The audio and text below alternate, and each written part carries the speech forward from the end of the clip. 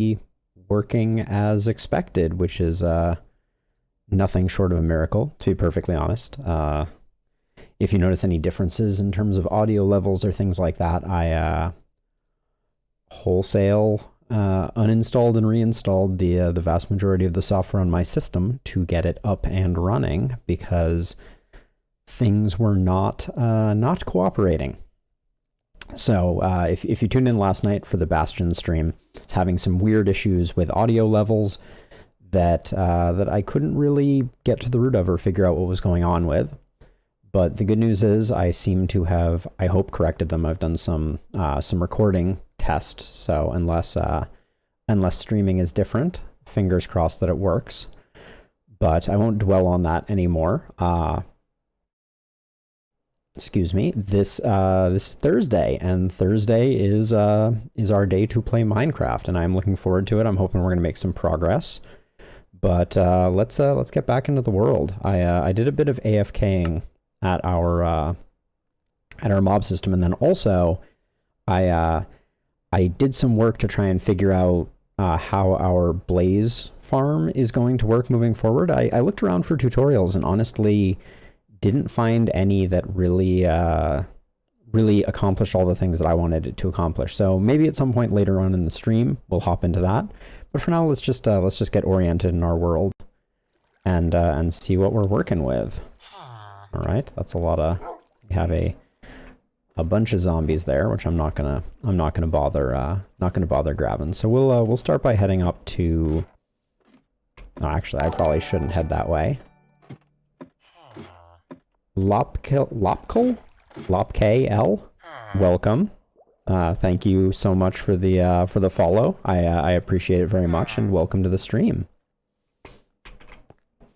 So to orient everybody, we've been rocking a pretty underwhelming arsenal of armor and tools and things like that as of late.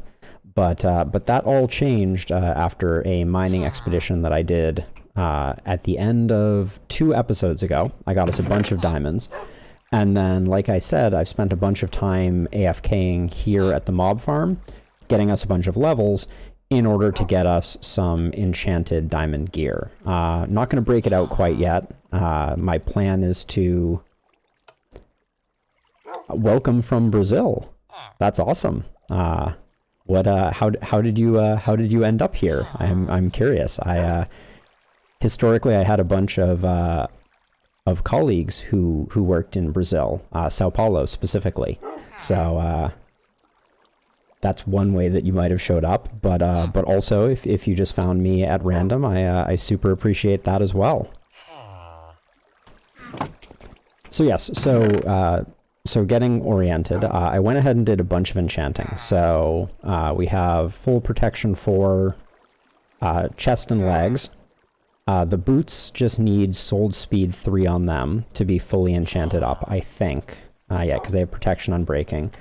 Helmet needs respiration and aqua affinity, so lots of work left to do there. The sword, I want to have sweeping edge on it, just to make mob farms easier. So basically, if you think about this row here is stuff that is done. Although I think these tools are done now too, so we'll move them up. We have our efficiency 5 Silk Touch Unbreaking Pickaxe, Efficiency 5 Fortune 3 Unbreaking Shovel, and Efficiency 5 Unbreaking 3 Axe, which I used books to upgrade them the final level.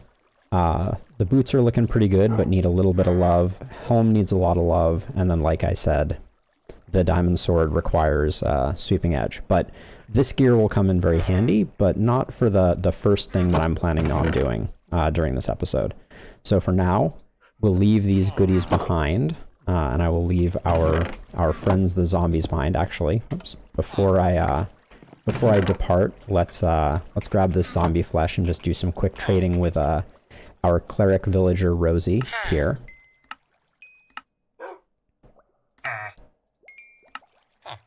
Gotta collect the diamonds when we can. All right, ooh, we locked the trade, not bad. We had let a decent amount of zombie flesh accumulate, apparently. And then for now, I'm gonna bring this bed with me, because that will figure into what we are doing next. Welcome, Buffalo Doge. I don't know if you just hopped in, but to give you the quick catch up, while I've been cooking dinner over here and doing laundry and things like that, I went ahead and crafted and then enchanted up a nearly complete set of diamond armor. The things that we're waiting on is we need aqua affinity and respiration on our helmet.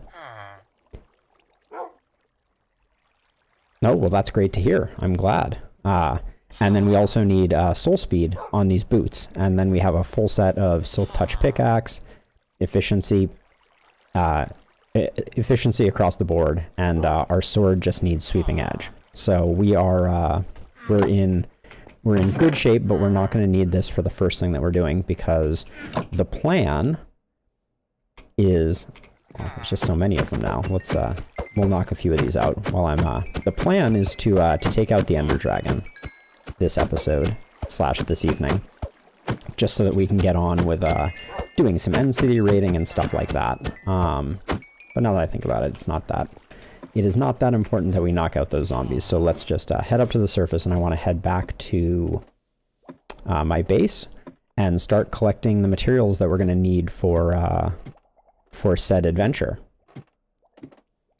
So the Ocean Monument is definitely more challenging than the End Dragon fight. So we'll probably save that. Ooh, we'll moonrise up the tunnel. We'll probably save that for once we are... Oh yeah, absolutely. So the difference between the Ocean Monument and the end raid on the End Dragon is that Endermen only get mad at you if you look at them. Whereas Guardians and Elder Guardians are kind of like naturally aggressive. So you really, I will go in for one of those fights when I have kind of full diamond armor or potentially full netherite armor, aqua affinity and respiration, all the good stuff. Yeah, I would say Ocean Monuments are among the toughest things to do. So, okay, a couple things that I wanted to accomplish here. First and foremost, it's time for us to graduate to having an ender chest or two, which is a big step in the right direction for us. So let's get those going. There we go.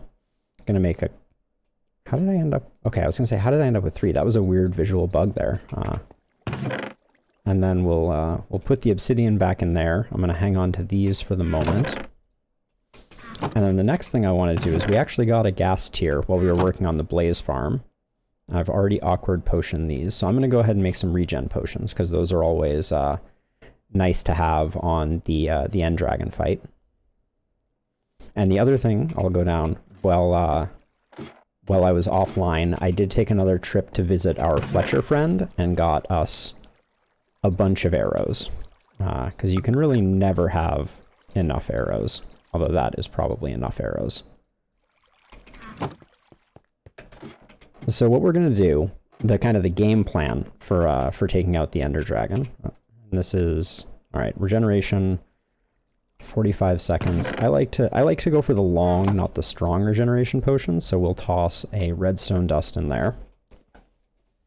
Yes, I decided it was time to make sure that we had a surplus of arrows. And then the other thing that I want to do is, do we have some melon slices in here? We do. So I also want to do a round of instant health potions, and I will make those splash potions. We won't need our fire resistance potion, but we will need nuggets that we can then convert into glistering melon. And we will also need some more bottles. And I'm going to make a bunch of bottles because we are hopefully going to come away from this with some bottled dragon's breath as well. So I want to have... We don't need a lot. I don't use them a particularly great deal, but the only way to get them after you defeat the Ender Dragon is to respawn the Ender Dragon. So, oops. And I want 3 of these. Yep. All right, so let's see. So we're going to go and put these in here, grab a nether wart to start. And then after the nether wart, we're going to go nether wart, glistering melon, and then glowstone, and then gunpowder. And so if we put these into the hopper in this order, that will get us some splash health 2 potions. Now we're also going to bring a bunch of iron with us, because we're going to make a bunch of iron weapons and tools and things like that, that we're going to have in a chest over there in case we don't make it.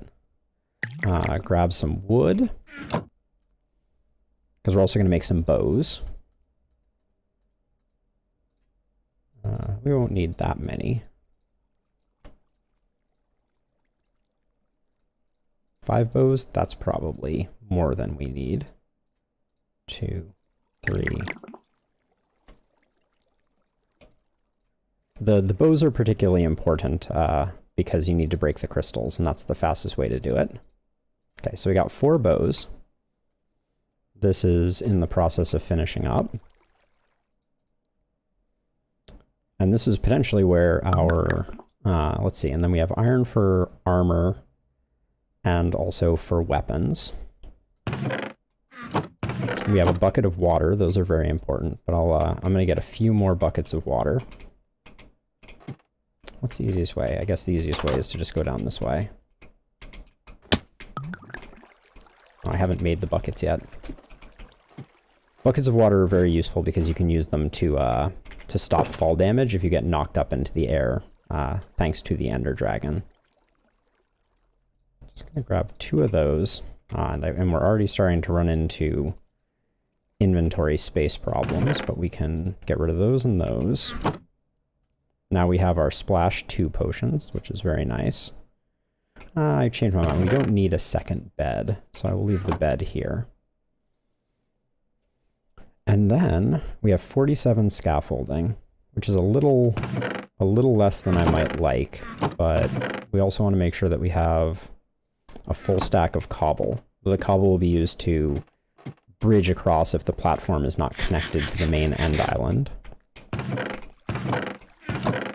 So grab that. Okay, we don't need the glass anymore because we have the 18 bottles.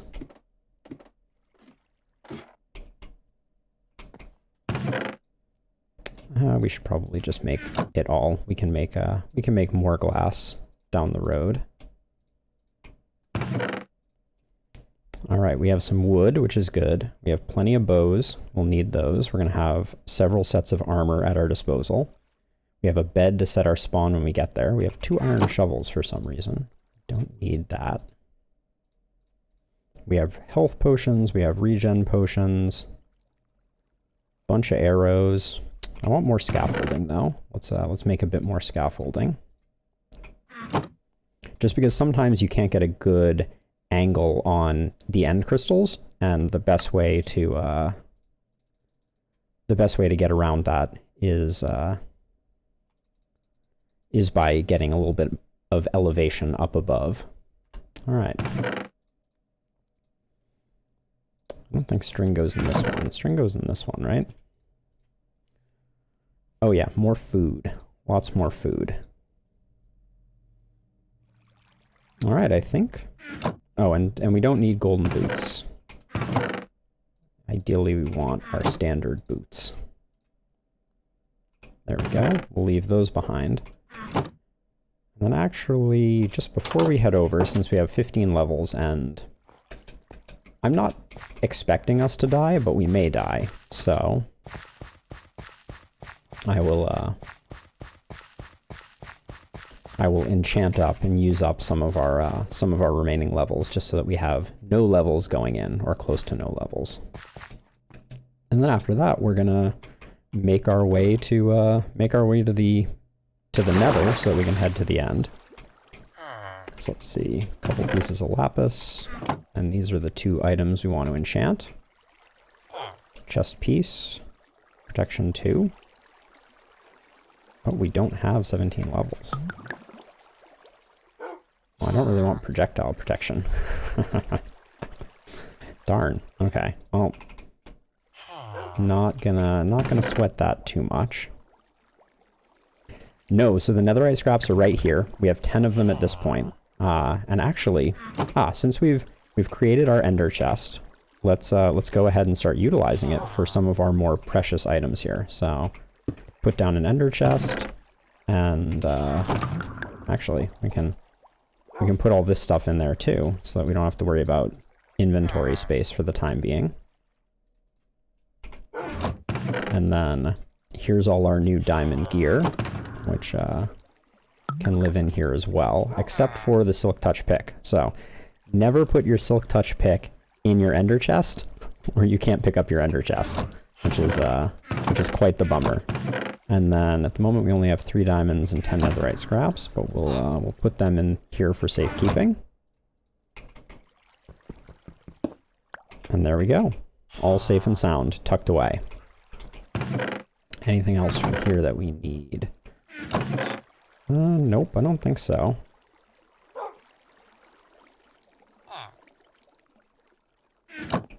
Where am I going to put what?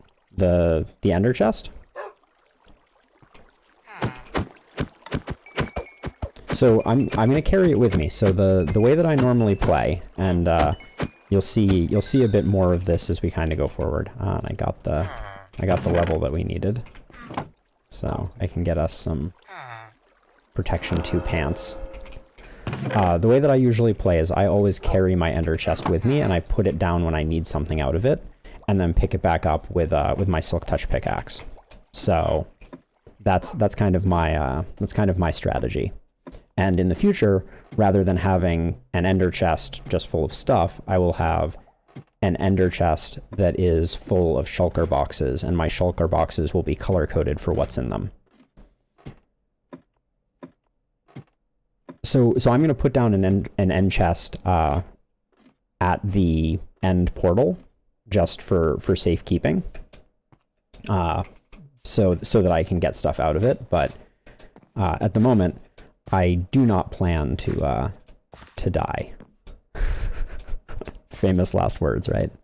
But actually, I think now that you mention it, since we're going the ender chest route, I will. I do think my base needs a permanently installed ender chest just in case. So I will leave one of the 2 ender chests here. We're really running out of space here a little bit. For now, I'm going to put it here, and we'll figure out how to patch that hole in the future. Well, actually, do I have a stair with me?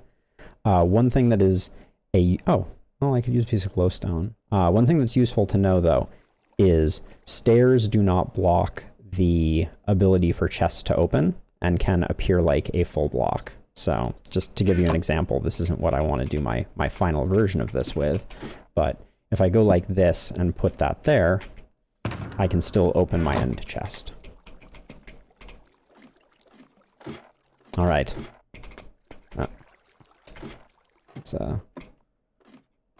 Let's make haste. Don't need the jungle stairs, but into the breach we go. And I do have wood on me. Yes, good, because we're gonna need a little bit of wood to make some additional tools.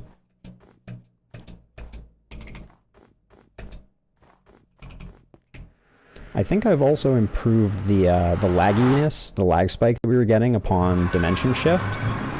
Yeah, that's much better. There's still a little bit of a hitch, but I tweaked a bunch of JVM settings, so hopefully things are significantly friendlier. So for those who haven't seen it, we have created a path to travel through the nether to get to the end. So that's what we're going to do now. I think I have my hostile mob sounds down at 0, which is always risky when you're heading through the nether. You don't hear those ghasts saying they're terrible things. So let's get that up just so that I can make sure nothing crazy's going on. No wither skeletons are trying to sneak up on me or anything like that. Oh, I hear a blaze gunning for us. And so another thing that we may discuss at some point here is our blaze farm, which actually I don't want to go to our blaze farm right now. But after the last stream, I spent a few hours kind of working on a new design for a blaze farm that I will I will share with everyone if they are curious. I wasn't able to find any kind of tutorials for exactly the type of blaze farm that I wanted, so I ended up designing something, and I'm really happy with the way that it turned out. But it's definitely going to be a little bit before we can build it in this world. It requires a little more resources and is a little more complicated than what we have currently.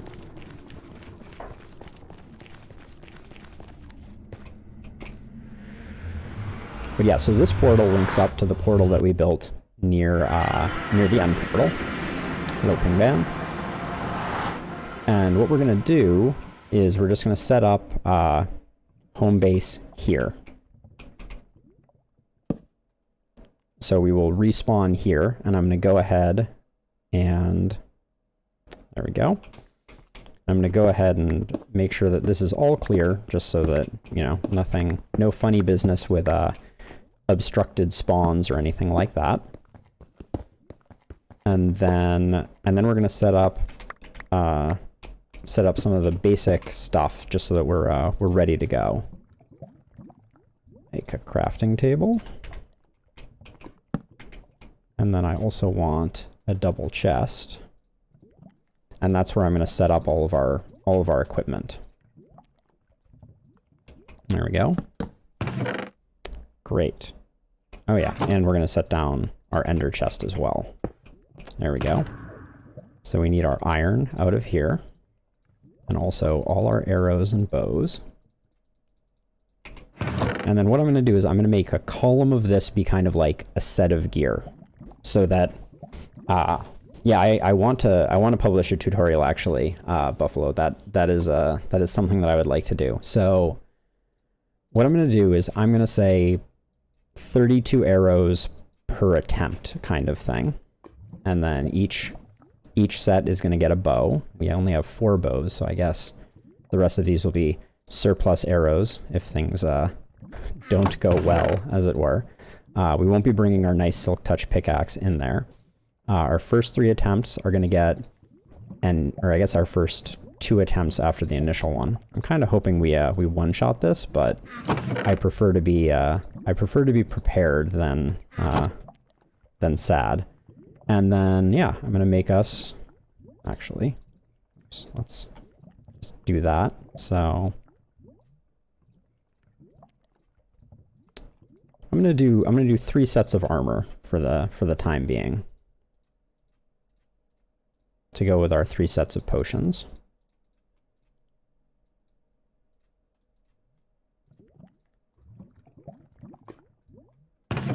And what this will mean is that if, I guess our gear sets are too large, so we're gonna have to make them go sideways. Let's see. Okay, chest, chest, chest, chest, boots, boots, boots, pants, pants, and then we need helms.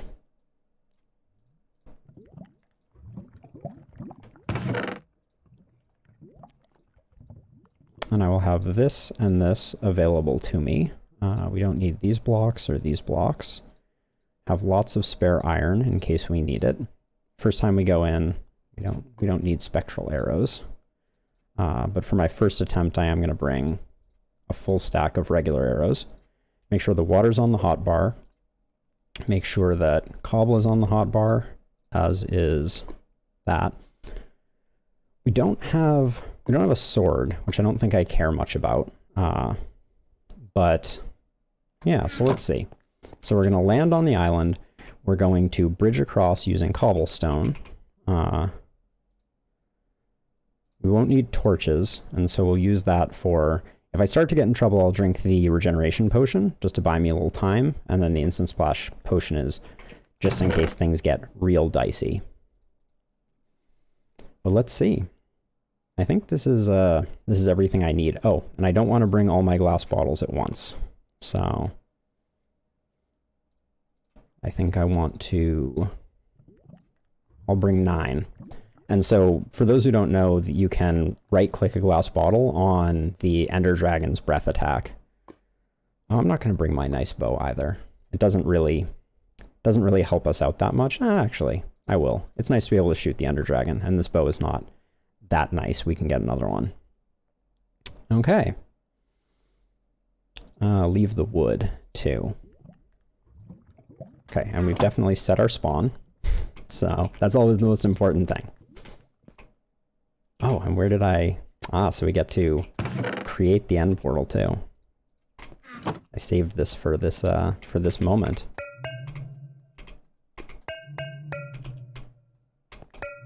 This is where we see if I counted right. Spooky. All right. So this is mostly a test of aim, but let me take a quick sip of water, and then we'll dive into it. Here we go.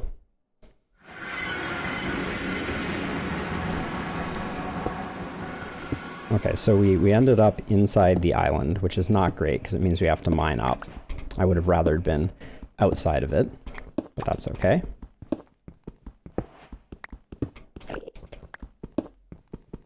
And the most important thing is to not look at Endermen.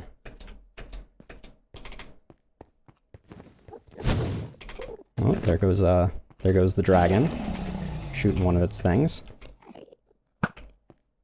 Okay, one down. Almost close, but not quite. So let's see. So let's get a... Looks like we have some nice low ones, which is good. Good shot again. I thought about getting some... a little short. There we go. Now for these ones, there's a little gap you can shoot here. Oh, gotta move.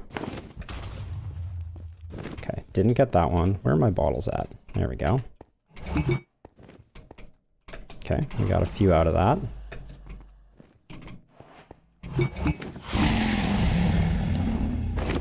Just keep moving.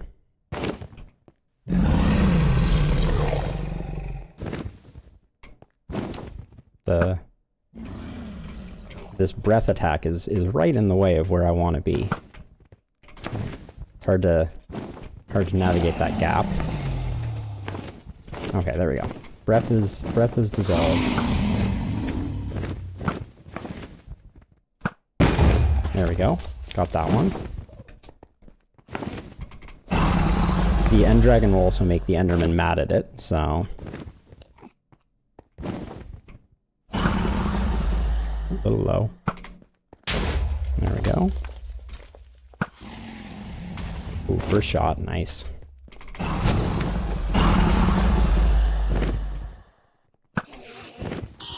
Oh, I think I might have looked at an Enderman there. Are they mad at me? Nope.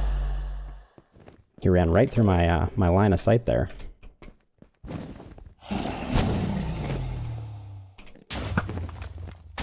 Got that one. Ooh, that one was close. Almost got it. We got that one. Nice. We still have four bottles that we can use up. So let's try and do this real quick. And then we'll have to check to see where the rays are coming off of the which towers are still active, basically. Hardest part of this fight is avoiding looking at the Enderman. If you don't look at the Enderman, you're gonna be okay.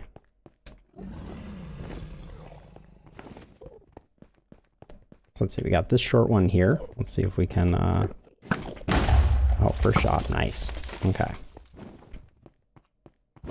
Okay, we got that tower there still to go. Let's see what we can do on that one.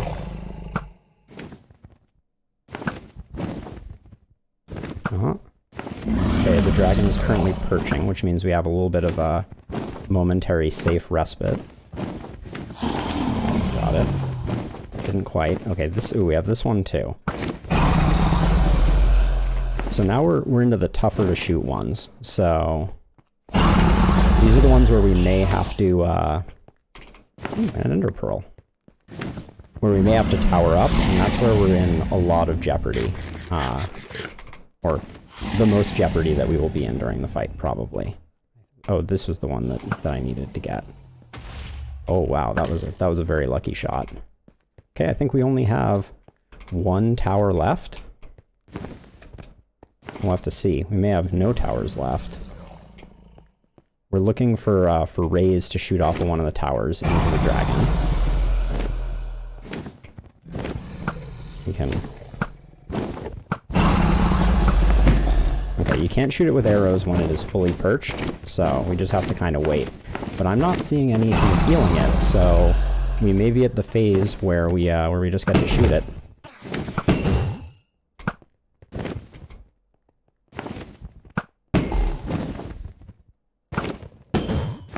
Practice our bow skills.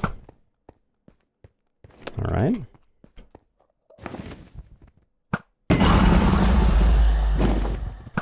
All right, it's coming down to perch again.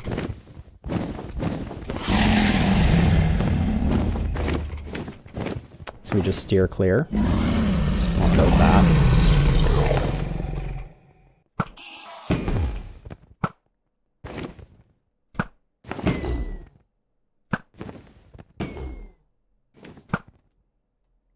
There are significantly faster ways to kill the Ender Dragon, but this one is pretty safe. Nope. He zigs when I expect him to zag. The other thing we can do the next time he goes to perch, I've never tried this before, but from what I've seen from other players, you can go down into the basin. So the dragon, it lives in the end. This is the dragon's home, and we're kind of being a jerk and coming to its house and attacking it. But yes, the dragon is the primary inhabitant. The dragon are these very tall all black guys that are called. Oh, gotta move. That are called Endermen. So the dragon is the Ender Dragon, and all of these dudes with the purple eyes are Endermen.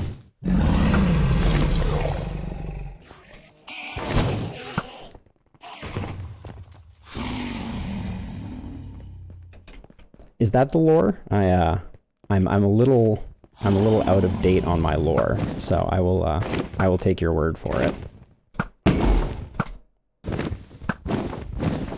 So unfortunately, when he's fully perched, I can't shoot him with arrows. There he goes. And now I definitely can. Am I out of arrows? I'm out of arrows. All right, should have brought more arrows. Well, we're gonna try some melee strategies then. I think if I wait for him to perch and then stand down in this bedrock dish, I can. Right now, I'm just collecting some ender pearls. The Ender Dragon's doing all the hard work. Let's see. Oh. I think I was too late. I'm gonna try anyways. Okay, so we get down here. And I think... Yep. I can...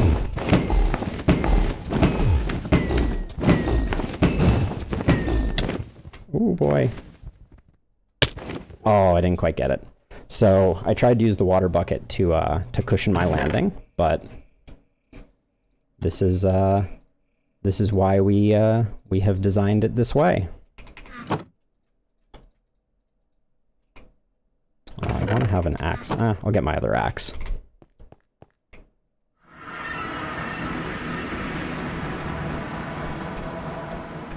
That's where feather falling comes in so handy. But the good news is, we weren't carrying a lot of stuff, and all my stuff will just be kind of here hanging out waiting for me, so...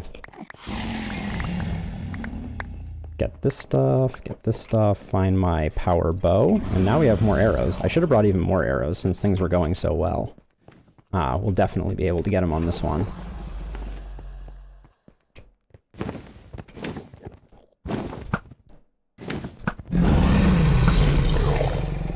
I didn't get there quite fast enough to get under him this time, so...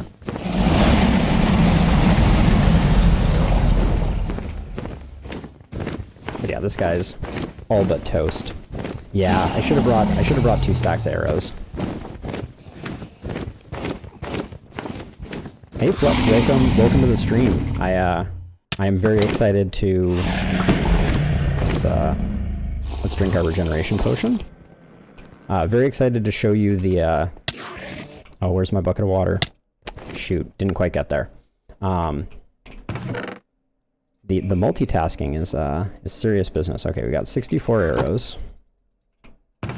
Let's grab that. Yeah, Fletch, I'm very excited to show you the improvements I made to the Blaze Farm that we were working at during the last one. This is not an expansion. This is the normal standard end game where you travel to the end after finding a stronghold and defeat the Ender Dragon. There's something to be said for the fact that that streaming makes everything more difficult. My attention is just slightly divided, but we'll get it. Not worried. Okay, we have our good bow. We just got shot at, so let's get over to that. Find this guy, and...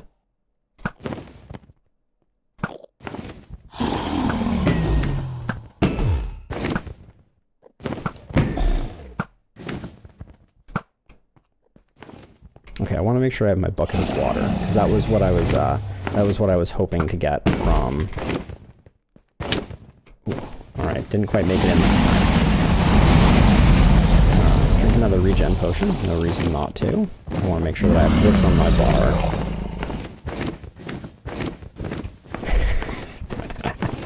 This is the way, right? Got everybody, everybody's like, oh, I have an important question at the most pivotal and difficult moment. Alright, he's going down. Bye-bye, dude. Alright, not the cleanest Ender Dragon fight you'll ever see, but it was an Ender Dragon fight. And it rains down experience, which I will now go collect. Usually get about 60 levels from besting the Ender Dragon. And there we go. All right, so now I can take a moment to to talk about where we are and what's going on. So this is the end dimension for those who are not familiar with Minecraft, and only these tall, slender-looking gentlemen called Endermen spawn here. Except for the dragon, who I just defeated. And once you defeat the dragon, it creates these things, which are end gateways, that will allow us to travel out to the far reaches of the end in order to raid and plunder end cities. They are reminiscent of Slenderman, actually. I believe the creator of Minecraft, the original creator, Notch, did suggest a lore-based similarity between them. But yeah, so we will shortly, at some point in the not too distant future, travel through this portal and head out to do some end city raiding, because I like to have my shulker boxes.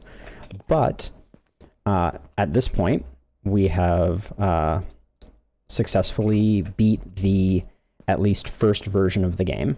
And if I hop through this portal, the credits of Minecraft will roll. The game is far from over, to be clear. This is like a very intermittent step on the process of truly beating Minecraft. There's no such thing. But yes, that's all she wrote. So yeah, so things that I was trying to say while I was also multitasking and trying to do the Ender Dragon fight. Fletch, I went to great lengths to redesign the Blaze Farm that we were working on, so it now does all the things that I want it to. So I'm very excited about that. We now have the capability to travel through the end, and we'll probably do that as a first step. I wouldn't mind doing some end city raiding tonight. I think that would be a fun next step. So we'll figure out our equipment situation, reorganize some things, and then probably head back out. But I figure once every game, this is a skippable set of credits, but I thought it would be fun to let it roll at least once. If you can read any of those, you're doing better than I am.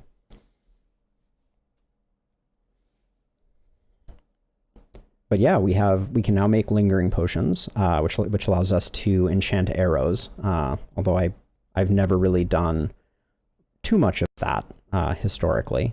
I actually don't know how long the credits for Minecraft is. At some point, I may give up.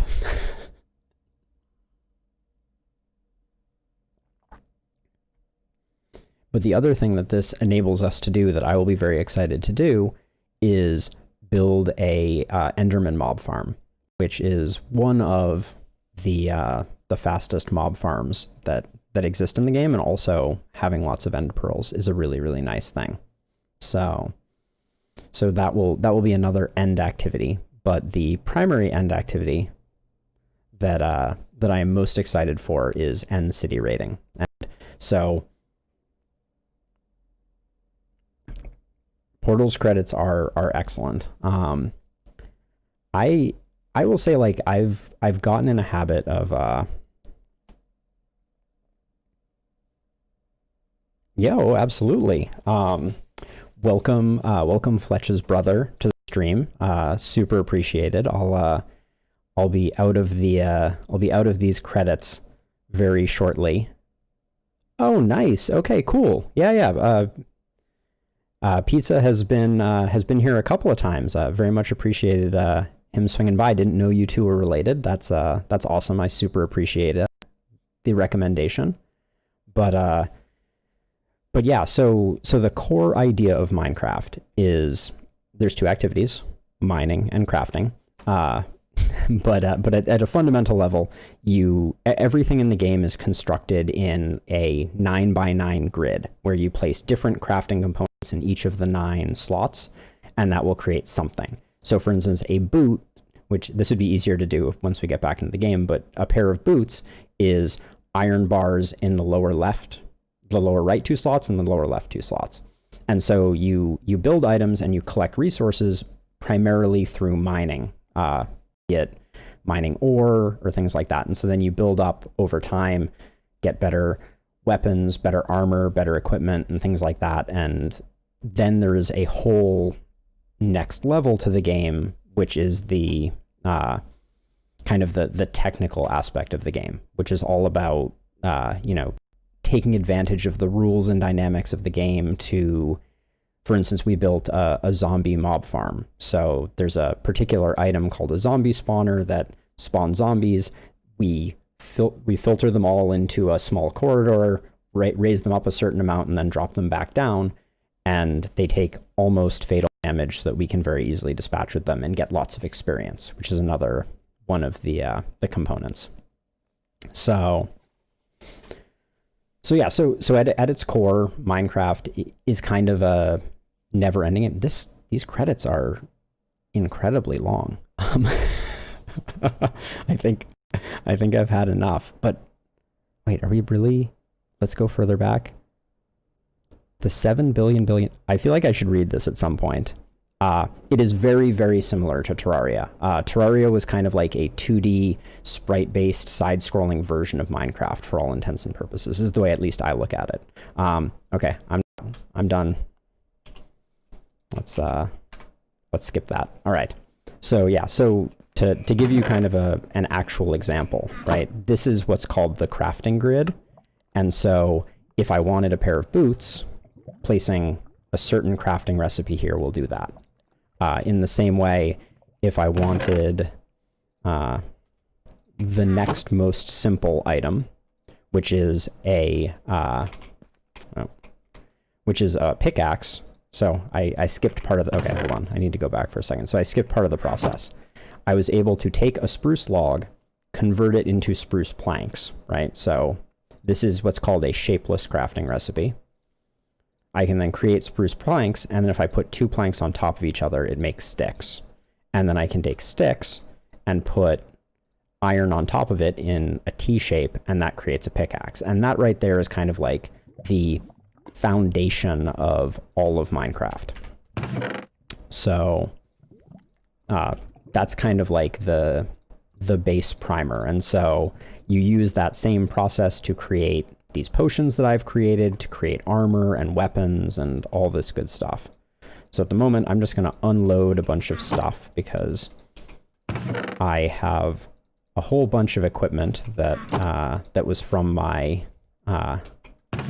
failed attempts at the Ender Dragon there. Yeah, so there is a recipe book that kind of allows you to find things. This did not exist when I first started playing Minecraft, and it was all kind of like, initially it was all kind of like intuitive, but really by intuitive it was more like everybody just kind of knew the base recipes, and as they were added. Yes, exactly. It's, yeah, there is no way other than watching the professionals. Let's see, we want these, we want this. Okay, and then the other thing to note is this is your inventory here, obviously, right? So these are the things that I'm carrying with me. And then if I open something like a chest, this is a chest, I can put a bunch of items into it. Yeah, all of them are very intuitive. Like if I wanted a ladder, I'd be like, okay, line, additional item. And there's a ladder. Some of them are not as intuitive. Like I'm one wood short, but like I always struggle to remember the shield recipe, which is, I believe, and I'm gonna forget it again. Is it this? Yeah, so it's like a V shape there, but I always think that it's this regular V shape. But different recipes, and as the game has become more complex, have broadened what is kind of like, quote, intuitive about the nature of the game. Let's see, we have our shovel, we need our pick. I want my diamond pickaxe again. Don't need the iron bars. Keep the wood. Put my shield back on. I don't have a chest piece right now. There we go. So right now I'm just kind of getting my inventory into the state that I like my inventory to be in, generally speaking. And then now I'm going to pick up... Now, this chest here is a special chest. This is an ender chest. And every player has only one ender chest inventory. So if I had 10 of these ender chests lined up in a line, if I opened any of them, they would all open to the same inventory. So it is a very useful way to transport your items and things like that.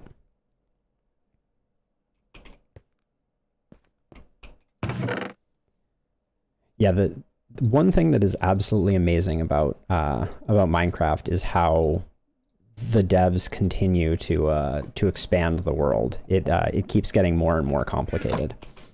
So let's see. So we've got this stuff. We have 67 levels. I think it's worth going and spending some of our levels because our end city raid may prove deadly, for lack of a better thing. So I just traveled through this, which is a nether portal, which is created by making a perimeter of obsidian, and then lighting it with a flint and steel. And the nether is more dangerous than the overworld, but we're going to head back to my base for a second, now that we've bested the ender dragon, and drop off some goodies.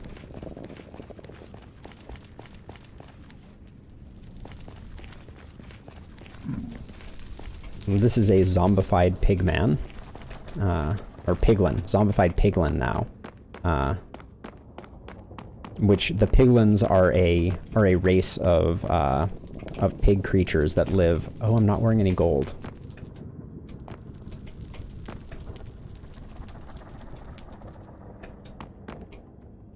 I wonder if I left gold at our oh, hello, wither skeleton. No gold here. We want to be very careful that we don't hit the zombie piglins, because if you hit them, they get very upset with you, and that's not good for business.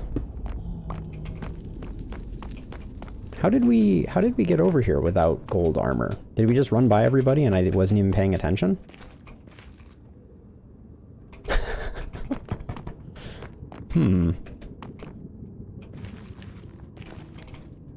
Well, maybe we'll give it a go. If things look untenable, I will turn back.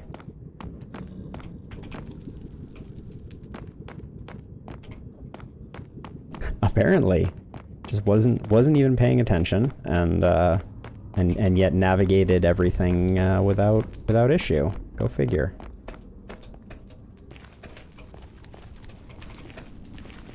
The return trip will never be as smooth. Oh, we got a blaze here. Let's get cover. Blazes are flying fire elemental type mobs. And in fact, while we're here,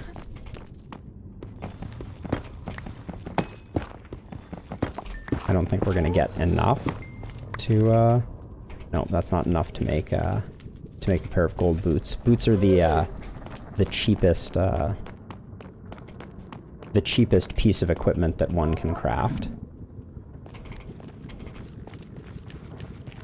And then this is our house over here that we built. And I don't see a lot of piglins around, knock on wood, so hopefully we can just scoot in without too much trouble. These guys shouldn't be too happy with me though. Hi guys. Yeah, they're not.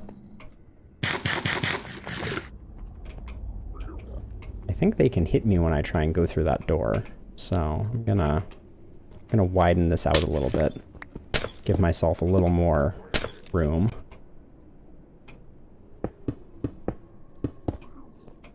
Better safe than sorry when we're sitting on 67 levels. But yeah, with that, we have successfully navigated back to this is our current home. We have a Christmas tree over there and a tiny little house on the top of a rather tall chunk of dirt and stone. Definitely the creative aspect of Minecraft is part of what keeps me coming back time and time again. The ability to kind of like envision and build something as beautiful as this dirt path. You know, some of my finest work, if I do say so myself. All right. Oh yeah, I would love that actually. That's a great idea. Buffalo Doge. Let's do that. Maybe that'll be our next activity after I offload some of this experience, so I'm not running around with my pockets full of cash that I can't spend. I was just thinking how many gold blocks I have. I think we're gonna have to get a little creative. We may have to go with like birch fences with gold blocks on the top of them. But I think we can make something work. One fun fact about Minecraft physics is traveling through a block of water completely negates your momentum and by extension your fall damage.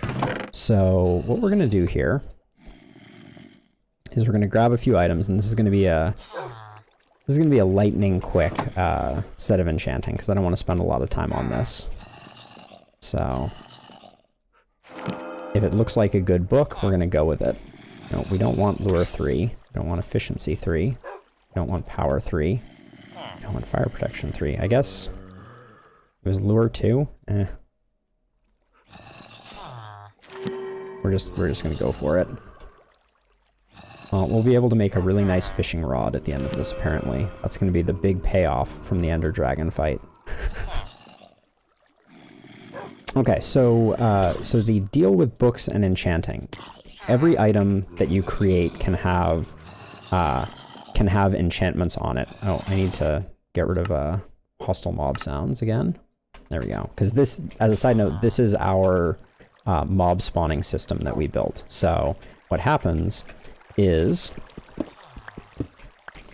this thing spawns zombies, and then those zombies land in a water stream, and they all get swept into a tunnel, and then there is a bubble elevator that raises them up 23 blocks, and then drops them back down, so they land right here, and they are near death, so I can just kind of punch them away and not have to worry about it, and that gets us levels.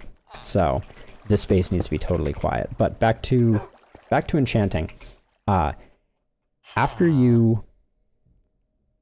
Yes, okay, so, oh, do I have any soul sand here? I don't think I do. Well, I'll have to show you this later, but this was another thing added in, I think, 1.14, but if you have a column of water source blocks on top of a piece of soul sand, it creates bubbles, and those bubbles will force anything in that stream to travel upwards incredibly quickly. So you can use it for item transportation or for mob transportation. So the mobs get swept up by the bubble column straight up like that very quickly. Then another water stream has them travel over 2 blocks, and then they fall back down and land on this square here. And then I have a hopper minecart here that collects all the things that they drop. Okay, so back to... I'm just going to create... This will be our work pick. That's a really nice get. Depth Strider, I think I already have that. Might as well do this. So right now I'm just putting enchantments on things. Number 2 is really terrible. I don't want that. So enchanted books are useful because in an anvil, I can say take, like I got these boots that are protection 4 boots, right? And I could take this unbreaking book and use the book to add the enchantment onto the pair of boots. So the resulting boots start out with protection 4, end up with protection 4 and unbreaking 3. So it's very, very useful, especially with good books, to store up levels and enchants via that mechanism. Protection 3 is fine. We just need to... sharpness 3 is a bit off from what I'm looking for.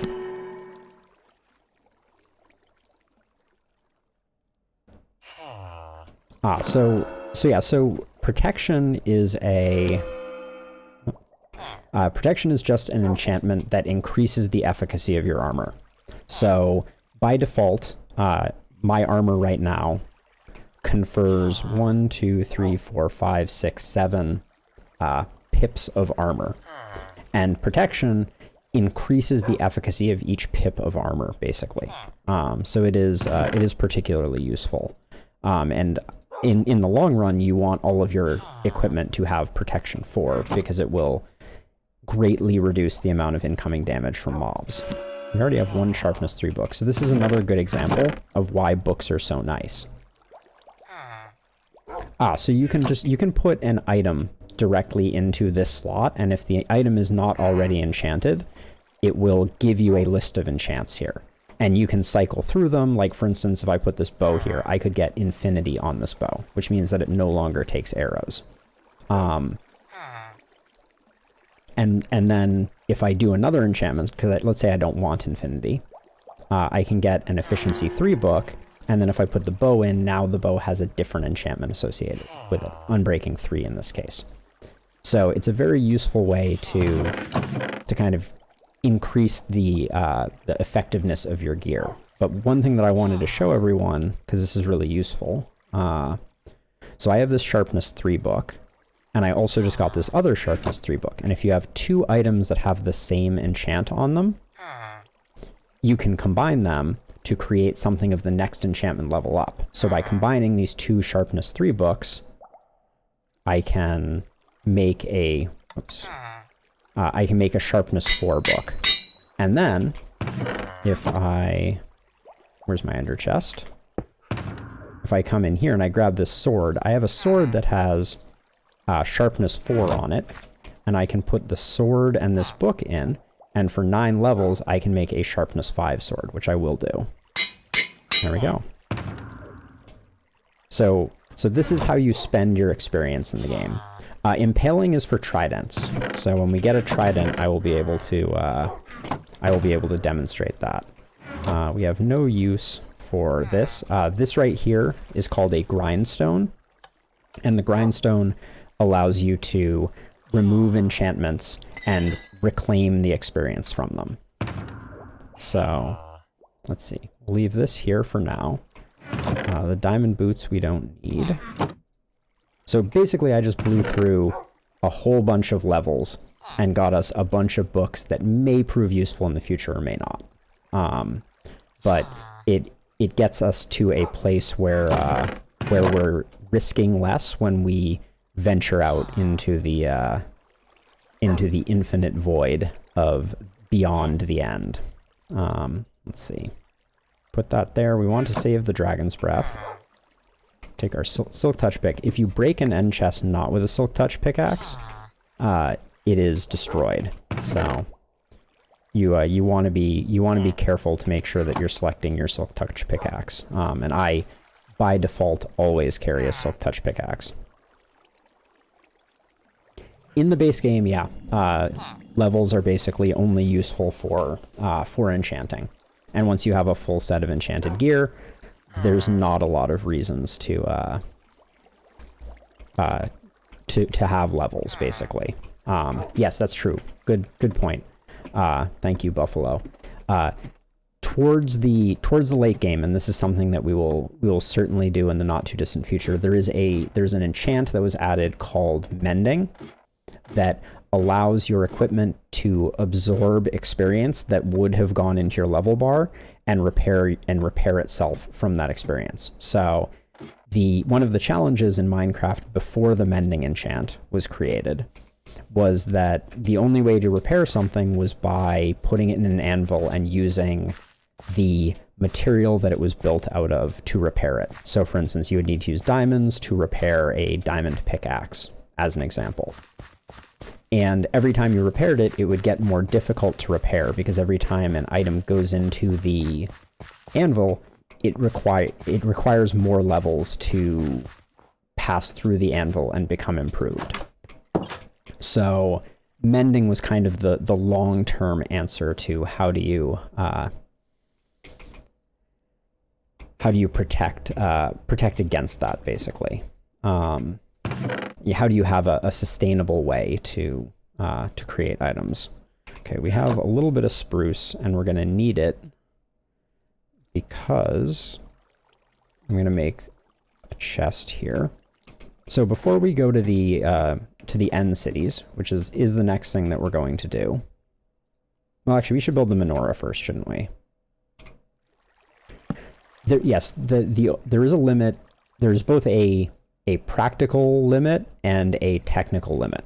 So the practical limit is items have there's only so many enchants that you can put on an item, and certain enchants are mutually exclusive. Like, so for instance, my boots here have protection, unbreaking, depth strider, and feather falling on them, which is a lot of enchants, but it's actually not all the enchants I want for my boots.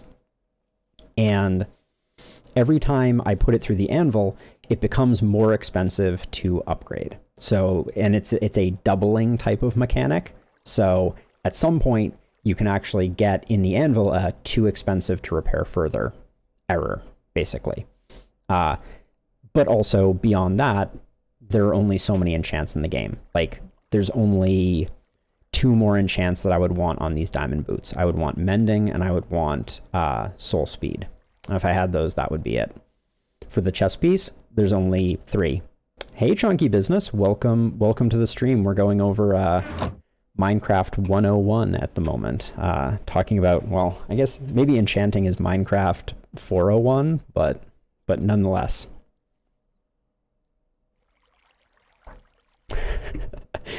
There is no n log n experience growth, sadly, for items. Okay, so let's think about the menorah that we're going to build.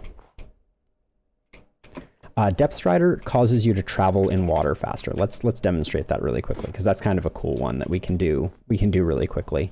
by breaking out our new boots. It is, in my opinion, an absolute requirement if you're going to be... oh wait, I went to the wrong place. If you're going to be raiding an ocean monument. So, if I grab my boots here, we're gonna hop down into the water. And you can see this is how fast I go in the water. But if I put on the depth strider boots, you can see how much faster I go. Significantly faster. Let's not drown too much. So yeah, so depth strider radically increases, I believe, both swim speed and walk underwater speed. So it's quite the quality of life improvement.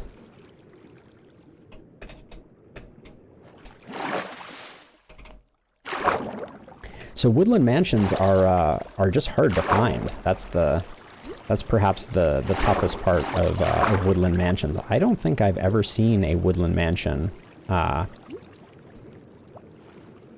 ever. So we'll have to go find one. One other thing that I did though. So for those who don't know, every Minecraft world has a seed, which is the random string that determines how the world is generated, right? This particular number is why there was a tall stone mountain here, and it informs the generation of the entire world. And so you can put that into various like online atlases and find out where things spawn and things like that. So another thing that we have for a future stream, we won't do it in this stream, is I put my seed into a site called Chunkbase and found out that we have a double skeleton spawner about 1,000 blocks from us. So at some point I'll want to make a skeleton farm and we can make a double spawner, which is fun. But okay, we're gonna build a...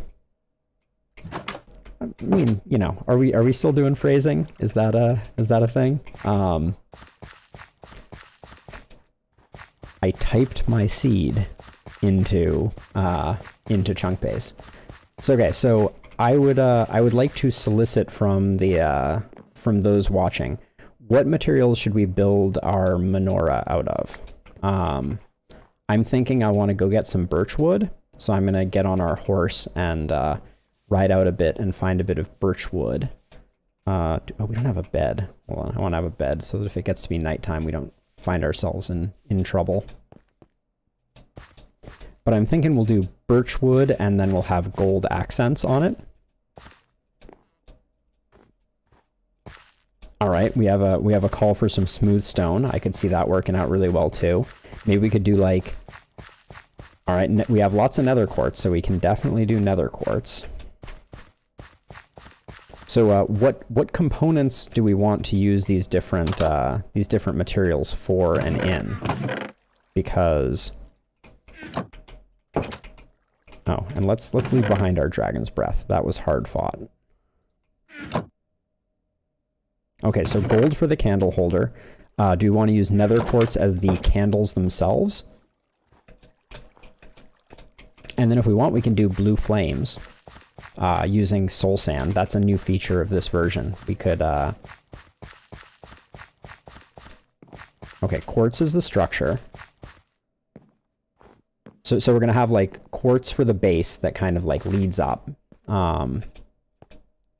Okay, and then blue for the flame. And then,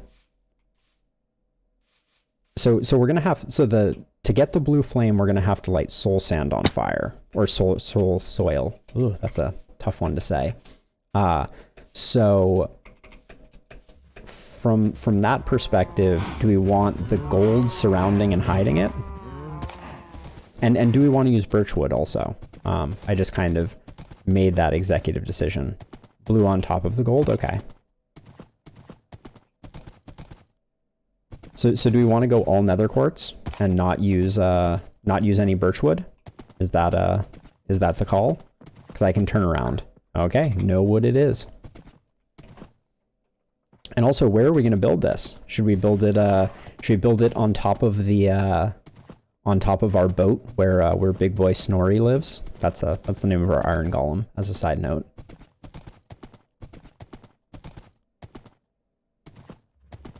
Okay. Let's make that a plan.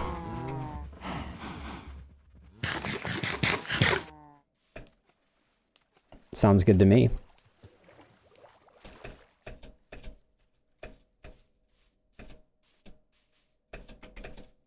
There are a lot of peaks, though. We may have to be more specific. Let's see. So up here, maybe. I think this is where our iron golem is living. Is right here. Yeah. So why don't we put it right up there? How's that sound? Give me plenty of opportunity to fall to my doom. Okay. We have a plan. So we're gonna need a bunch of nether quartz. So I'm just gonna go we have a bunch of nether quartz in the nether, so I'm just gonna go there really quickly and pick it up.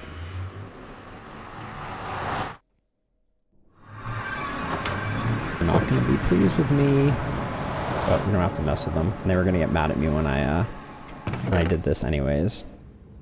All right, this will give us a stack of nether quartz blocks. That's a lot. So, and then I'll have to fix that at some point. That's not particularly pleasant looking. Oh wait, we should grab soul sand while we're here too.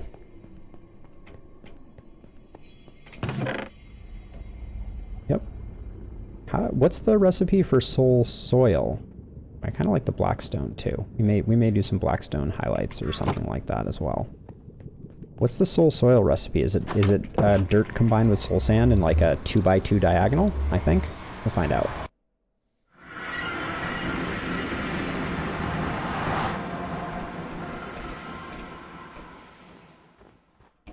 And then we'll need gold, and we'll need a flint and steel.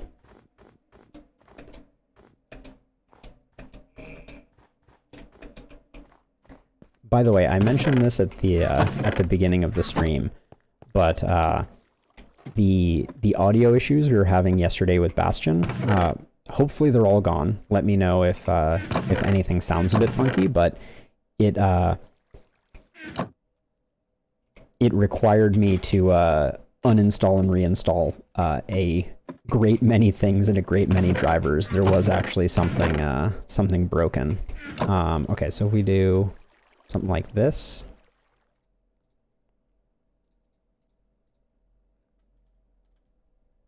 Oh, that's what I was gonna guess soul soil was. Let's see. Okay, maybe it's a 9x9 crafting recipe.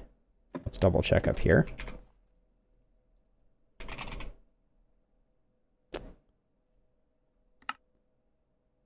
Oh, we could also use soul torches. Okay, hold on. Minecraft wiki time.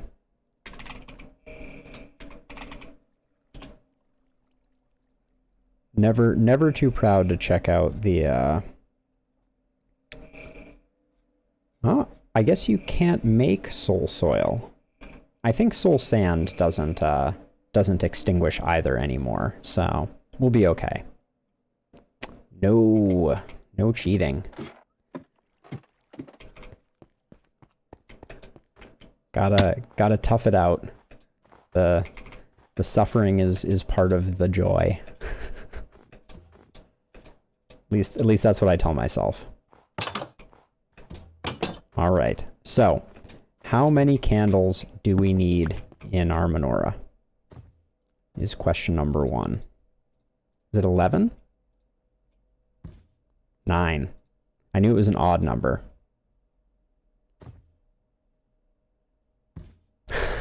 Oh, I see. I see what you're saying. That is fair. Okay, so we're gonna go with structure being nether quartz. So it's gonna be 9, which means we're gonna go. Let's go up 3, and then we'll branch off, and we're gonna have 1 in the center. So 1. This is 2, 3, 4. Did I get that right? Yeah, I think I did. Okay, 1, 2, 3, 4. Oh, I was off by 1 on this side, I think. take a step back to take a look at how this is going so far. We have our scaffolding, so we're gonna be able to get back up. So this is our starting point. I think I want, hey buddy, how you doing? Looking sharp. Is that 7? Did I miscount? 1, 2, 3, 4. Yes, it is. All right. Is this high enough? Do we want to have more on the sides?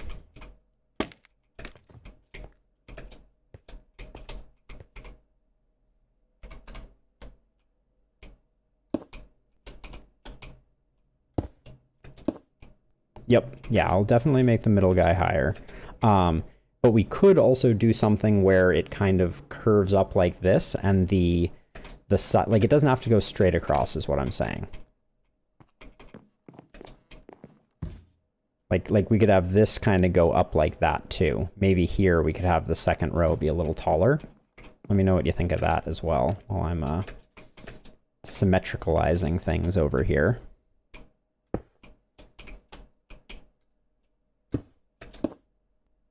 Okay, so we've gotten it this far. So then if we used soul soil, oh, I didn't bring a flint and steel. I even said we needed one. All right, hold on. Let's double back for a flint and steel so we can test out our blue flames. And I also wanted to make some quartz steps as well so that we can do some tapering and things. So let's see. Here's our grindstone. You can use a grindstone to convert blocks into stairs.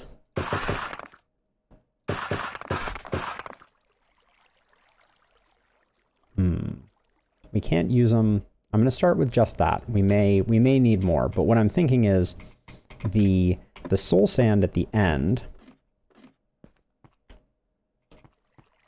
Yep. Yeah. So if we did it that way, we would have less candle bits on the far end.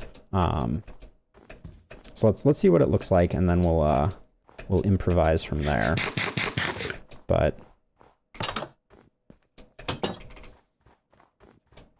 so what I wanted, I didn't get my flint and steel. That was the whole point. Hold on, I'm just gonna find a patch of gravel. Maybe. Flint over here. Is that gravel? That's too far. All right. I'm hanging my head in shame as I run back for the thing that I just said that I needed.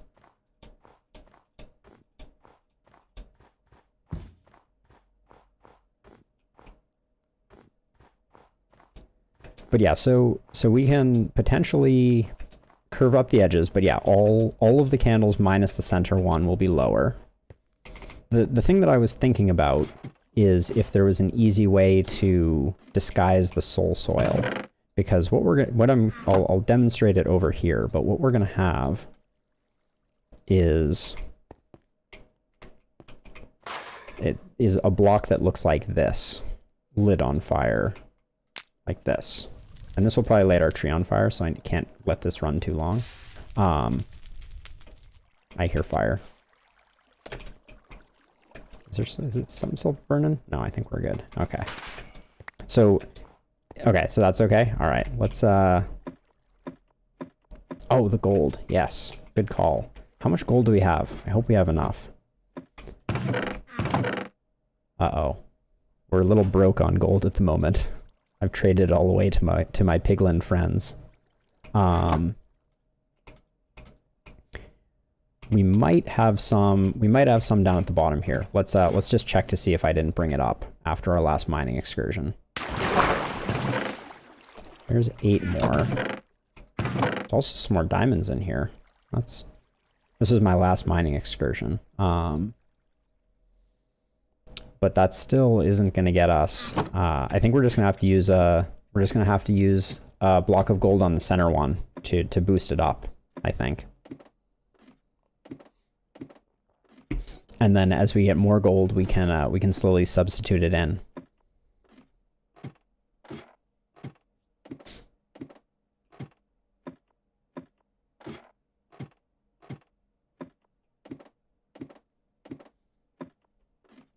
I know.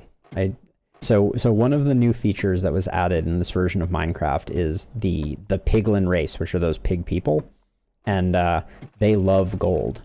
And so for the first time in the game, yeah, I don't think the tree is on fire. Doesn't look on fire. We could also borrow some of the gold from the tree and put something else in the top of that ornament. Did it burn a little bit? I don't think it did. Let's double check though. Nope. I think it's still looking Christmas tree-ish. All right. We have most of the things that we need. We can put placeholder blocks in place of the gold blocks that we would like to have. We have a flint and steel. We have our soul sand.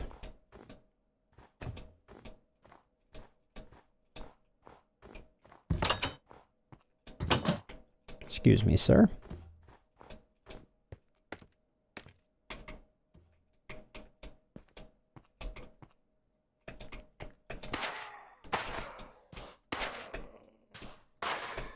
This is the middle one, so for the time being we can do something like... Where'd that soul sand go? Is that too much taller? That might be too much taller.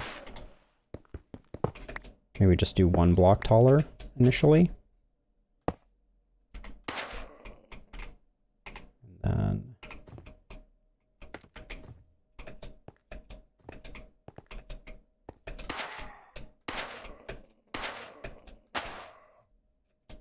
So let's take a look at this before I start lighting things.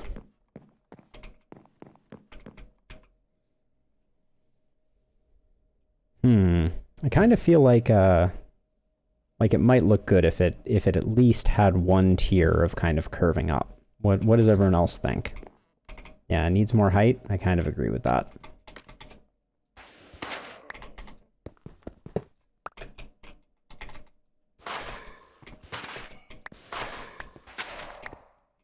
Soul sand has the property that it slows you down if you're walking on it. So, okay, so let's see. So, if I'm looking at this and trying to decide how to curve it up, let's have these ones stay at the lowest level, and then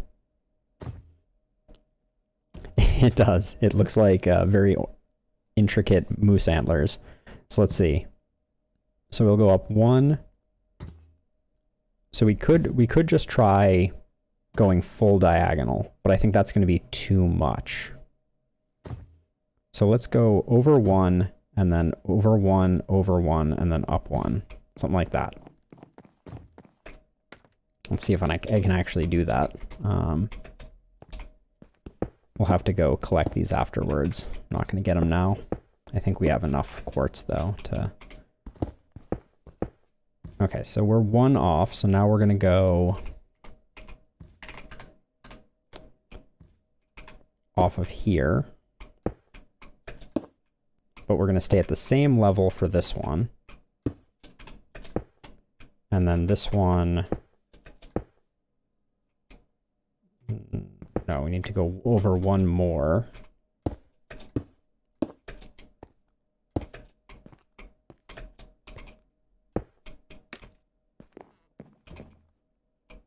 Okay, so this one needs to go up 1 more. But does that shape look more? I'm digging that one more. Let's drop our bed down before a skeleton decides to shoot us off a cliff.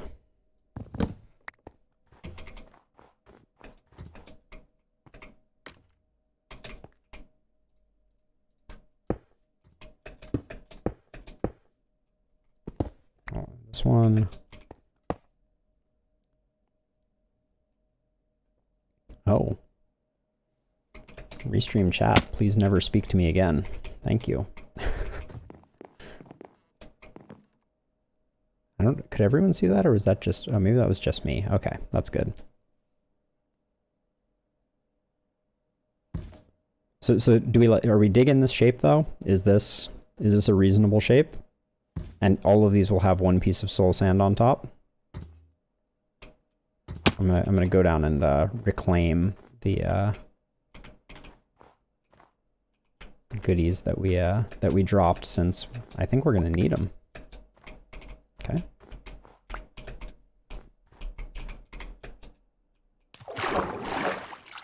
Wow, I dropped a gold block down? I am just living dangerously at the moment. Okay. I think it looks pretty good from here, though. A line of quartz. Completely and totally unremarkable.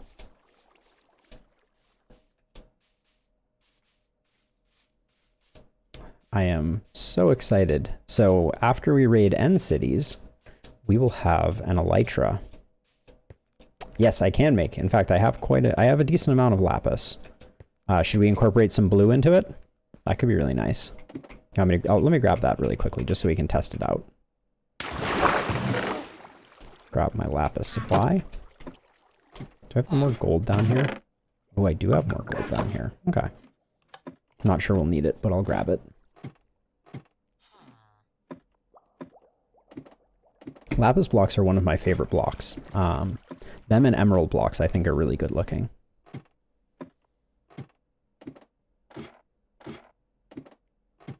Maybe we could put some blue down towards the base.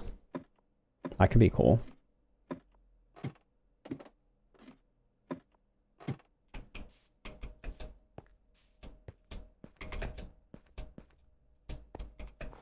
Yeah, I think the curved version, it's still got a bit of a moose antler vibe, I'm not gonna lie, but I think it's growing on me a bit more than the straight across version. So let's see if I can remember the pattern well enough to make this symmetrical. It's always the hardest part.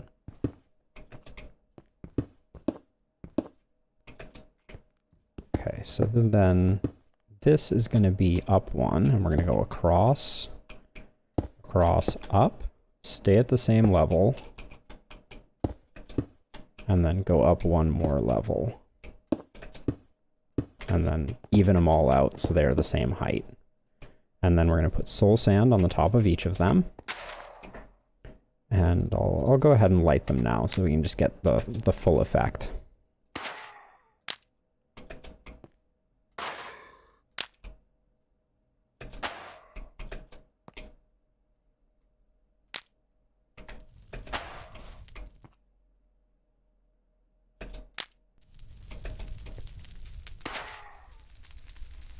Oh, should I start lighting them over again? I figured I was late to the party, so we can redo the lighting if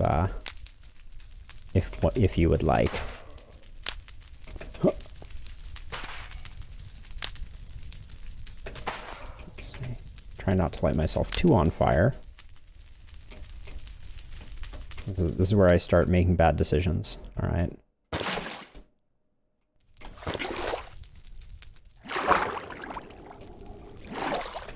There we go.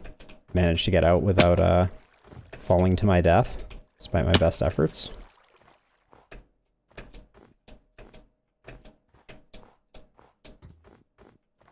Did I not get the symmetry right?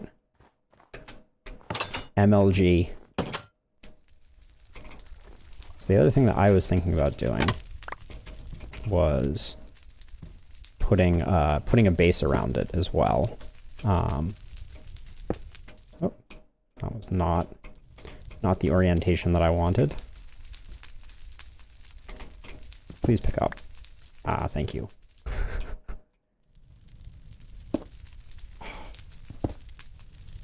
We got it once, we didn't get it a second time. All right, let's go get that.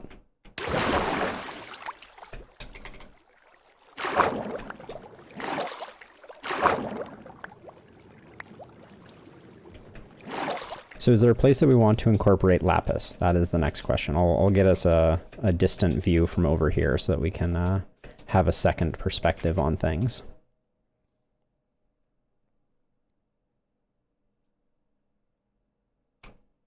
I will leave it up to the viewing audience. This is what I'll show you what a lapis block looks like. That is a lapis block.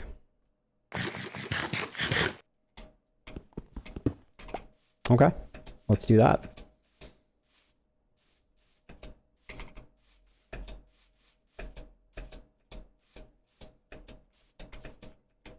So we could put lapis below the gold.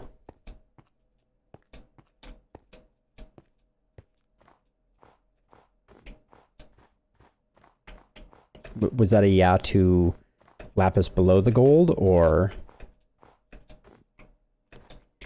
the whole thing being lapis? I don't think we don't quite have enough lapis for that. We only have 13 blocks of lapis, so we would need to I'm gonna come over here and scaffold my way up from here, I think.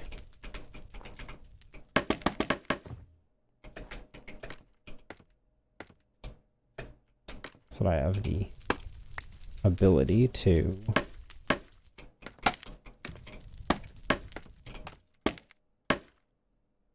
oops, lost one.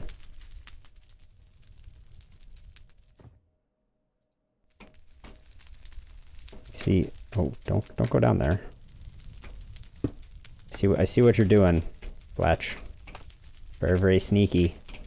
You're taxing my resources to their utmost. Or trying to, at least.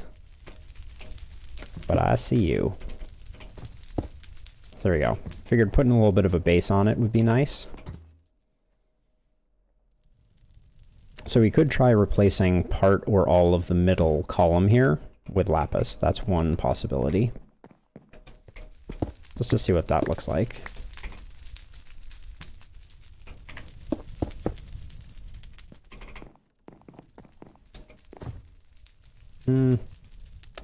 I think if we were going to do it this way, I'd want it to go all the way down. So let's try replacing these two before I claim defeat on that one.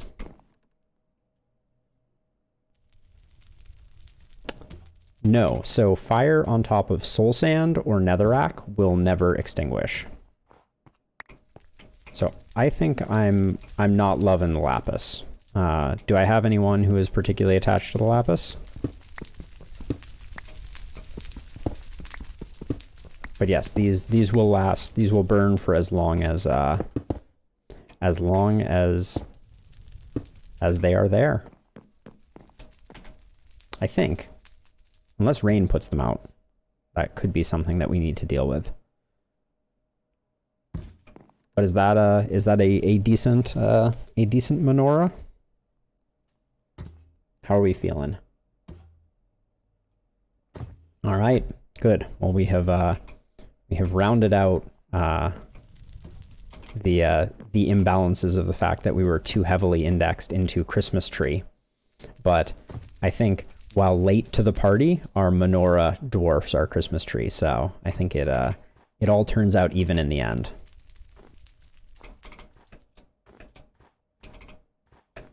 A fitting way to celebrate the last day of Hanukkah.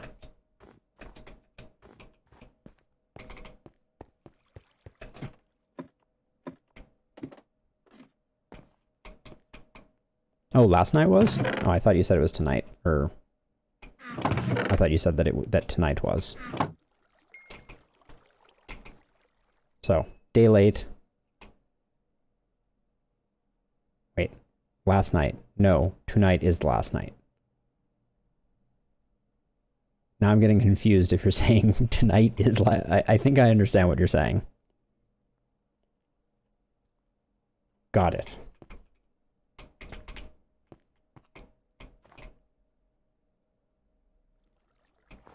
Ah, now I understand. Now I'm picking up what you're putting down.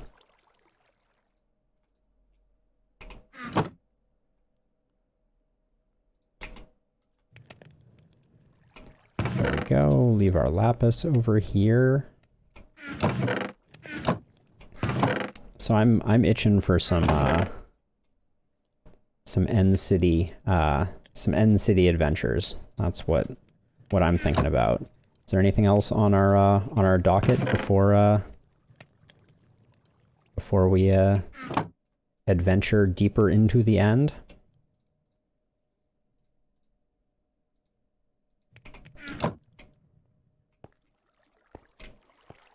See what it looks like with the sunset. That's a pretty awesome looking shot right there. Not bad.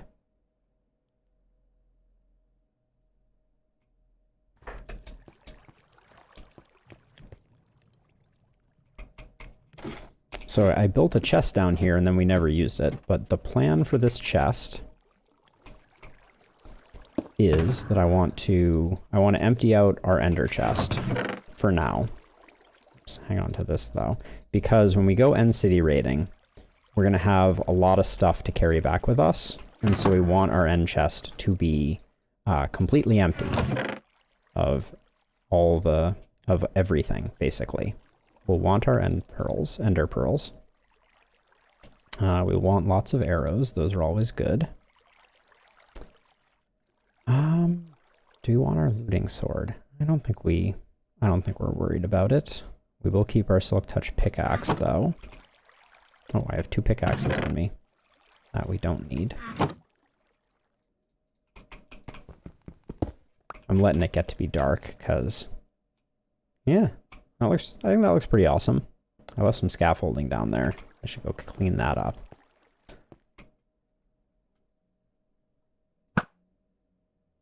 Gotcha. Well, gunpowder too. We're gonna need that.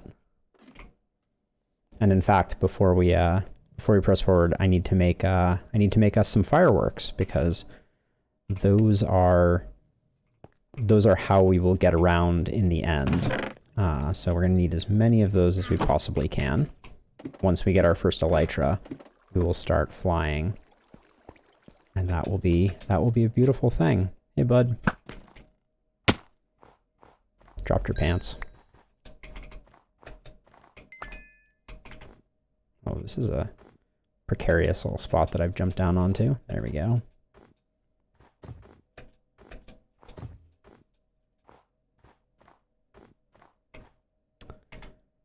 What is the so the Festivus pole? That's an easy one. I'm happy to accommodate.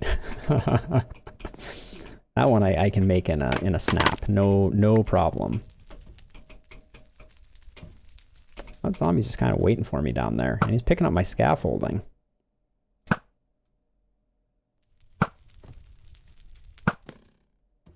right, we got him. Let's go get our scaffolding.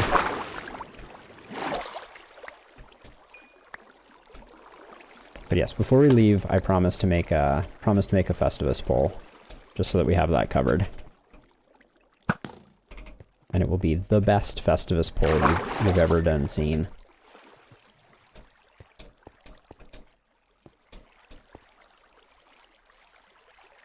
By the end of tonight, though, I'm going to be able to fly. Let me tell you, this is I have never been so excited about anything. The game of Minecraft radically changes when you get your first elytra. It's a beautiful moment. So I'm heading over here just to get some sugarcane, so that we have paper to make rockets with.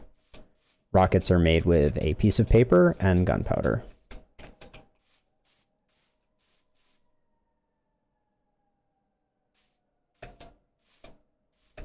Feats of strength, is that the Festivus game that is there was feats of, was there also some type of combat, or was it just feats of strength?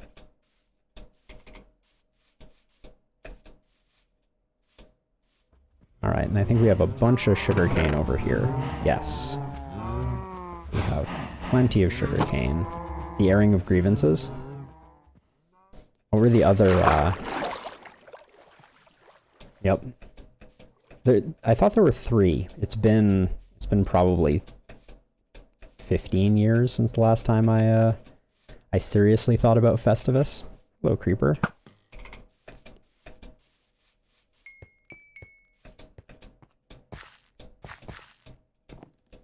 I'm gonna put the Festivus pole out here on our gorgeous dirt highway. I think it spiritually matches the holiday. This is the dirt walkway for the rest of us, as it were.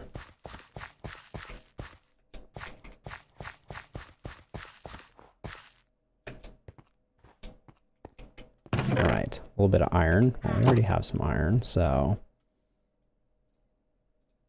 There we go. Get some iron bars.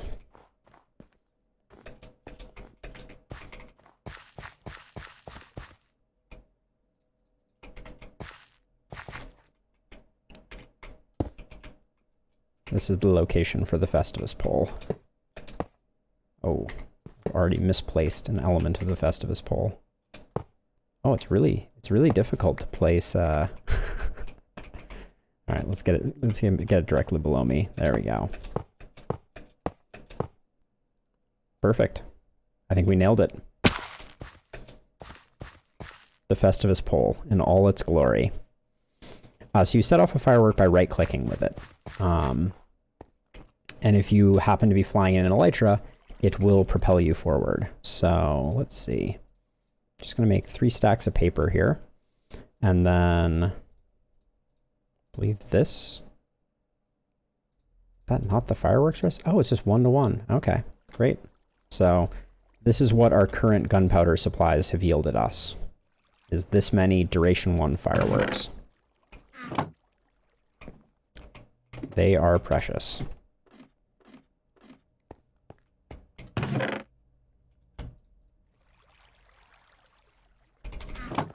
The Festivus Miracle. Just look at it. It's so majestic. All of the effort we put into these other holidays, right? And all along, the Festivus pole was just waiting to be created. All right, so for now, I don't need the fireworks on me, so I will put the fireworks in our ender chest as they are very valuable. We need wood. We don't want to depart without wood. That's a certainty. We need more iron though, just in case we have to recreate things. But I think it's wood, and then we skedaddle. The rest of the end is not that dangerous. Famous last words and all that, but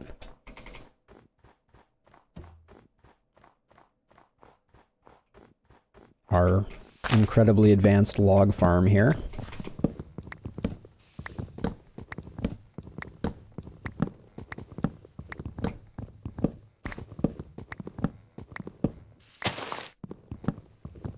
The only thing about this log farm that is a useful trick for those looking to get started in the world of Minecraft is tree generation. So trees generate from saplings, and when a tree grows, it checks the vertical space above it to see what of its growth formations are valid for that space, right? It won't grow, at least normal trees won't grow through things. So what I did was I created a stone ceiling that prevented the trees from growing too tall, because when they start to grow tall, they start to have branches and things like that that make them particularly difficult to harvest. Whereas with this configuration, it's very easy. And now if we let these leaves decompose, they will yield saplings and we can replant.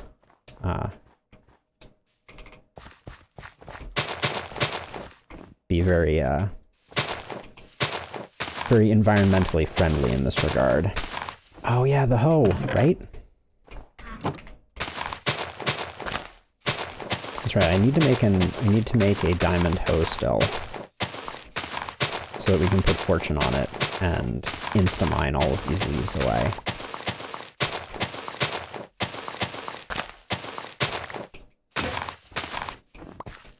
How many saplings have we got in here? 5? All right, I think we're getting real close to having replanted it.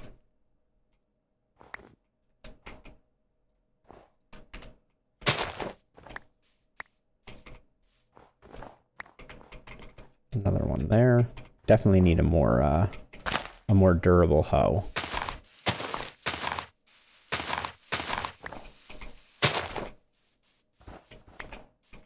There we go. All done. All right, so that will regrow. Don't care about that. Not going to take that with us. We like to have lots of wood. Should have dropped off the iron bars somewhere. I'll leave them in this chest. This is how you end up with random spots with things in them. bring a bed with me. Let's head through the nether. Again, not wearing gold armor. We'll see if it bites me. Famous last words again? Question mark? Hello, my piglin friends. So, just in case. We'll probably make it through just fine. I keep saying that. I'm really tempting fate here. There's no doubt. I'm claiming that there's nothing to worry about. Someone shooting a bow at me? That's really worrisome. Yeah, there was. One errant arrow could have sent me careening into a lava lake. Oh, we got a magma cream. We're not gonna fuss about with.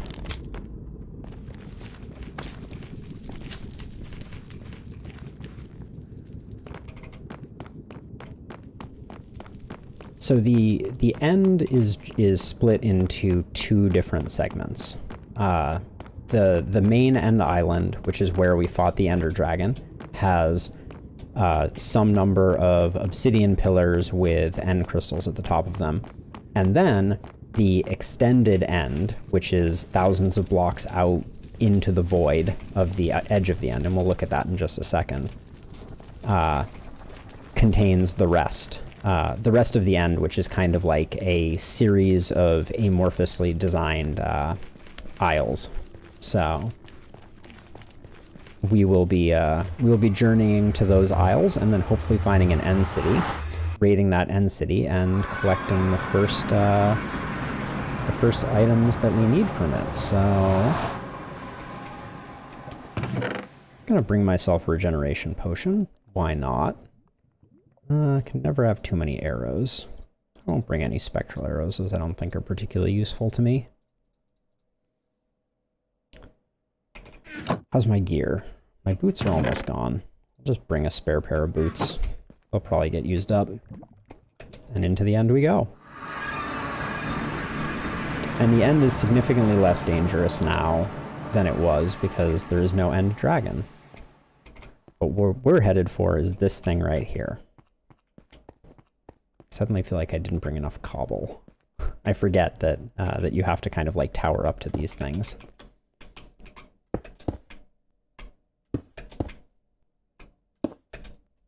Oops.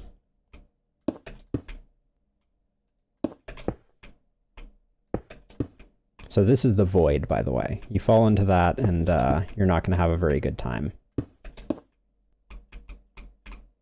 So your hands start to get just a little sweaty when you're bridging off into the void, but we're going to be doing a lot of that today. All right. Yeah, this is going to be like almost all my cobble gone before I even get out into the end. That's not great.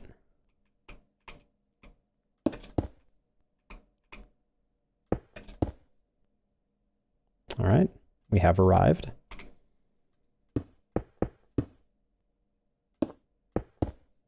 Like to make a little platform around this.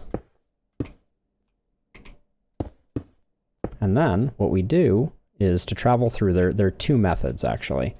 One is you can throw an ender pearl through, but the other, and this is pretty handy, so we'll demonstrate this, is whoops. You can actually get yourself into a crouching position by using a trapdoor. So we'll create a trapdoor. And then we put the trapdoor here.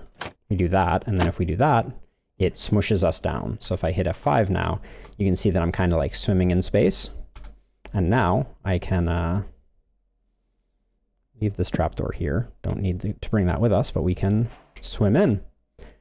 And just like that, we are now at location 800, -600. And wow, we are on, this is a terrible place to start out. Holy cow. All right. So normally you end up on like a big island like that, not a little island like this. So we can ender pearl across, which is what we'll probably have to do. because I'm not going to waste blocks on all that. It's a little bit of a far throw. I'm going to try and get over to this little island here, or most of the way to it.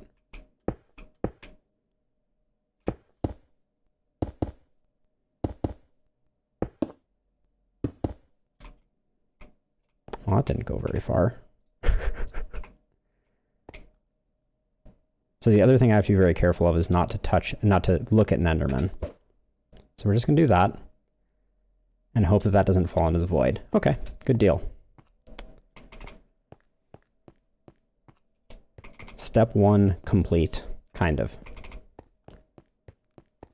These are chorus fruits, and they're kind of cool. The white pods will grow additional chorus fruits, but they grow in kind of this this type of thing, and then you can break them, and they break upwards, and you end up with chorus fruit, which can be used for things. But what we are looking for, and in fact, we should I should have written down the location of, well, we're not going back to that gateway regardless. So there are gateways all strewn throughout the world.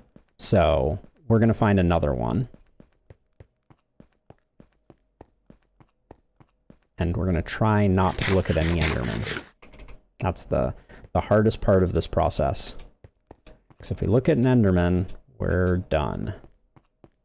So what we're looking for are end cities, which you'll know when you see them. They're big buildings with purple rooftops and stuff like that.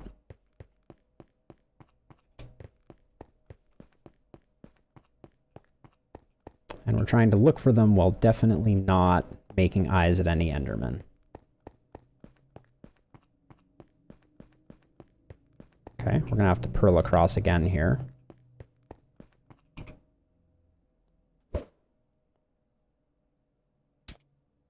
Okay. So we haven't talked about it yet, but the item that I am using are called Ender Pearls, and they are dropped by these Endermen. And you throw them, and wherever they land, they teleport you to. So they are incredibly important to successfully navigating the end, among other things, but also just very handy in general.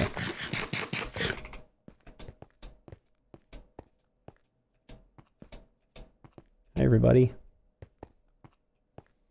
So we're just we're going to rotate on kind of a slightly off-center diagonal. The end cities generate generally on a Y line throughout, like a Y coordinate, no, not a Y coordinate, a Z coordinate through the world.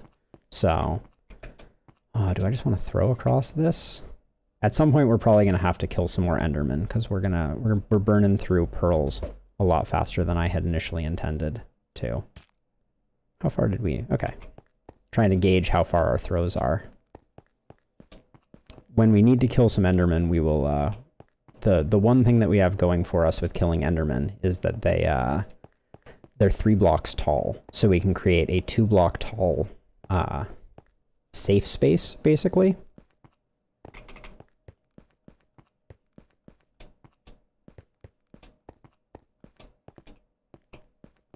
And then we can stand under it, and we can lure Enderman over.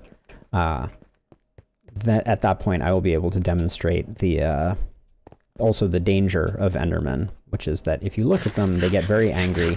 They make a terrifying screeching noise, and then they run at you, potentially teleport at you, and try to murder you. So they're not the friendliest of guys, but they are passive until you look at them. And by look at them, you have to look at their face, their head hitbox, basically. Anything else will not anger them. Like, you can look at their feet or their hands or their arms just fine. And as much as possible, I'd like to conserve Ender Pearls, but we're just looking for a large structure. These chorus fruits, we can bring some back with us, potentially, and grow them back at the base also. And you can use them to create the blocks that the end cities are built out of, which is called a block called Purpur. and it is purple. Is that just like a funny, that's just a funny floating island. Okay. We have some interest. Oh, there's our first end city. Not in a very convenient location though, is it? Okay, this is a relatively safe throw because we'll get on that ledge if we miss. Plenty of space. All right. Oh, so this is our first end city, but it is very very small, which is unfortunate. So to get flight, we are looking to get an end city that is that has a boat associated with it up in the sky. And this one does not have that, but we will get to see, hello Enderman. We will get to see at least the mob that primarily inhabits the end city, which we could see for just a moment there. I think I'm going to go over to this island over here and loop around because this is kind of a far throw.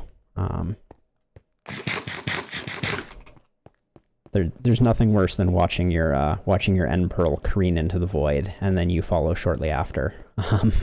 That's a bummer. The other thing that we can do is we can start mining up some end stone to bridge across some of these gaps, but it's a very slow process comparatively. Okay. Do that. So if I zoom in on this, those right there are one of the things that we're here for. Those are called shulkers. And we like shulkers because we can make shulker boxes out of them. And shulker boxes are an essential aspect of the end game because they allow you to store a great deal more stuff in a much more compact space. So we will want lots and lots of shulker boxes. But yeah, this is a very disappointing end city. But it should give us a good handle on what the Z coordinate for our future end cities are. So when they're closed up, they can't be damaged. So you have to wait for them to open up, and then they teleport around too. So they're a rather annoying to fight bad guy. When they die, they drop those, which is exactly what we were here for. We found our first city. All right. So now we need to find that one that just teleported. Do I still have hostile mob sounds off? I think I do. Yep. It helps a lot in finding them to be able to hear them. So there's a bit of a parkour puzzle that you potentially have to navigate in here to get into the body of the structure. You'll see this one is very simple, but there are significantly more complex ones. But these guys, as you just heard, they fire little homing projectiles.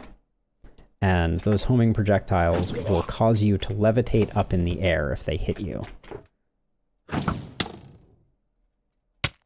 Like this. So now I'm floating. And you have to be very careful because if you float up and you don't have something above you, you can float up really high and fall to your death. And I can block them with my shield.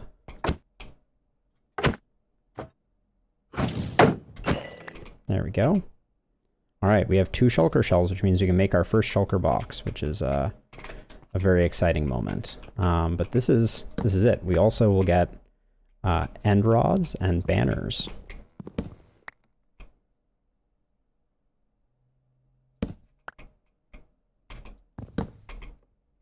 Didn't get that one. We'll find lots of potential banners. We'll break out down below and get those.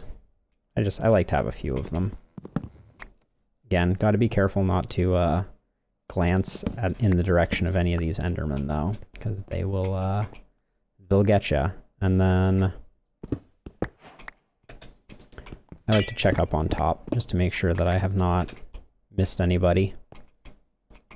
Because until recently, shulkers were a non-renewable resource. The number of shulkers that spawned in an end city was it. The latest patch that is not yet live has added one more mechanism for getting shulkers. A shulker will generate a copy of itself if it is hit by one of its own bullets. I hear one. I think it must be down below on the outside edge down here. Yep. Oops. All right, he got me. I'll just wait. I can wait.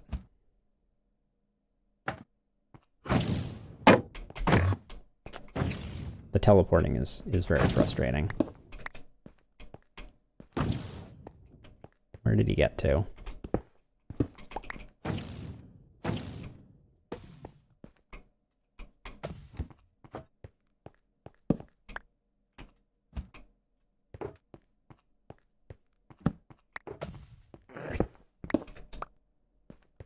We will see lots and lots of shulkers during this excursion. I blocked that, I swear. All right. But so that is this one cleaned out. Oh, there's an extra one that came up and around. I wonder if that was from him or from someone else. But anyways, that's our first end city done. I think. We'll take a look from the outside to see if we missed any shulkers or anything.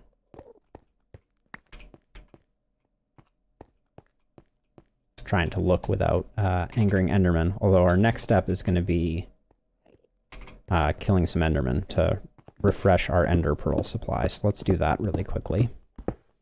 And to do that, we will need a new axe, because our current axe is old and busted.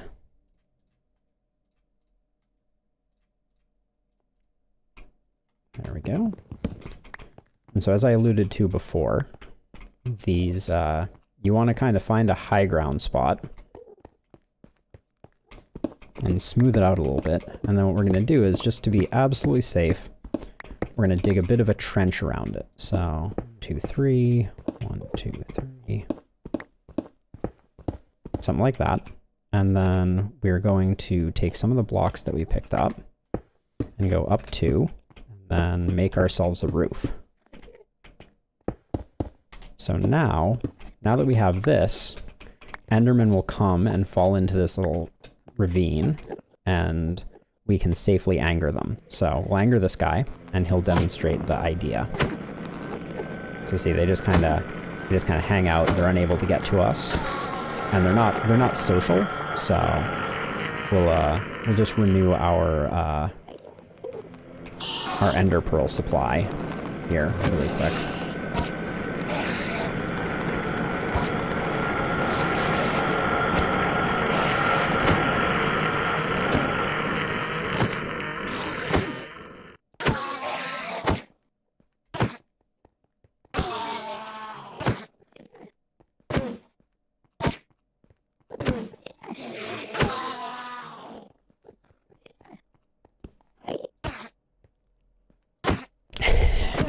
Yes, the Endermen are not to be trifled with. That much is for certain. All right, we're back up to 5 Ender Pearls. Let's get a few more here. But yeah, they get so mad.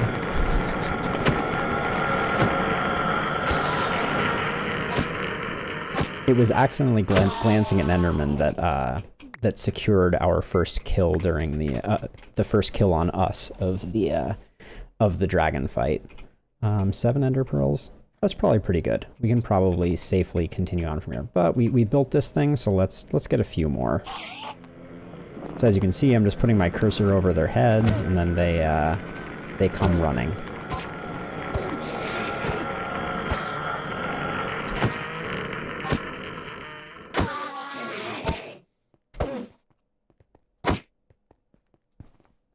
And boy, do they want to cause me bodily harm. All right. Always good to double check to make sure that there's no latent ender people who really want to get your goat. But with that, we are going to head in, I think we came from that way. So we're going to head kind of this away. Did we? No, we came up on it from this side. Okay, so we want to head negative Z. Okay, so we're going to head this way. So as I mentioned before, the end cities are generally located on a particular Z meridian. So we want to stay around 1500 negative Z. You can see the coordinates in the upper left corner of my screen. And we're going to try to navigate across islands via using that as kind of like our North Star. Oh, actually, wait, no, because our Z direction, hold on, I may have just made a mistake. We want our Z to remain constant, so we want to go positive or negative X, excuse me. All right, now the brain is working. So let's go negative X, I feel like. So we're going to head that way. Back from whence we came. Exactly the opposite of what we just did. There's one other way to look at Endermen without angering them, and that is to wear a carved pumpkin on your head. Just another little pro tip there. The problem is it creates a silhouette of a jack-o'-lantern face on your screen that makes it basically impossible to see anything, Enderman or otherwise. So I generally don't go for that strategy, but I have seen that employed successfully. In the end, especially. Because, you know, it is difficult to be mindful of your crosshair location and make sure that it never crosses over the face of an Enderman. And that's, if you don't remain vigilant on that, you get a little sloppy, you're in for a bad time. There, my friends, is a boat. So this is it. This end city here, as predicted, around Z1600, is where we are going to get our first elytra. That is very exciting. So I have a few thoughts about how to... Oh, is there a very large gap between us and it? It looks like it. Oh, okay. So we're gonna have to do some bridging. We can't just we can't pearl across this one. That is a large chasm. So I'm just gonna take out my pick and start working on generating some end stone. Oh, there's another one over there. Wow, we are rich with end cities. That one is not looking particularly promising because it lacks the boat. We really want the boat. The boat contains the elytra and the dragon head. So the dragon head is aesthetic only, not particularly useful, but the elytra is the whole reason we're here.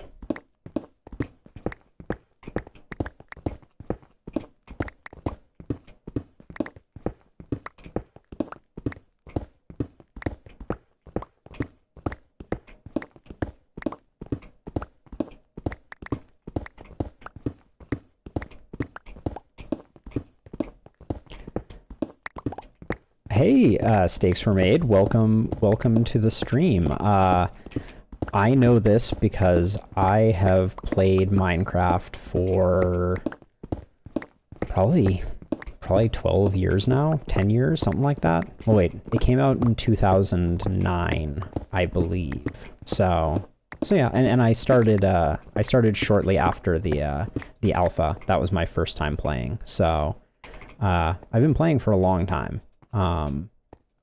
And have kind of like grown up with the game. Okay, so we could just pillar directly across. I have 128 blocks of end stone, which is probably enough to get across.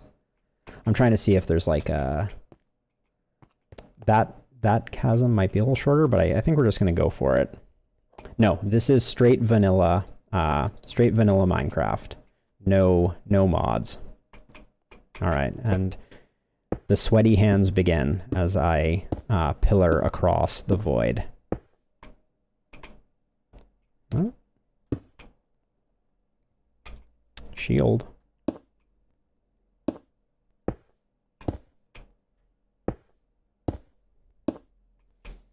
The mental stress of being like, okay, what can I let go of, what I can't I let go of? Because if I mess up and I let go of the shift key, I plummet to my death and we have a very bad time. All right, how are we doing? We have a long way to go. Stretch the fingers.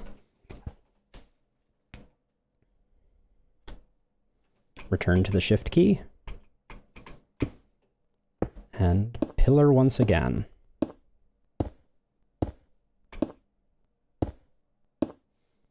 Do do do do do.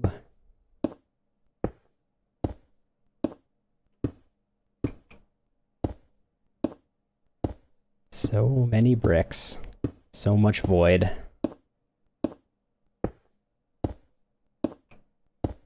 Okay, we run out there. Take a step back, take a look. All right, we may not actually make it on, well, we have 3 stacks, so we'll definitely make it. I was hoping to have some to pillar up, because there's a couple different ways you can go about tackling an end city. Once you have an elytra, it becomes significantly easier.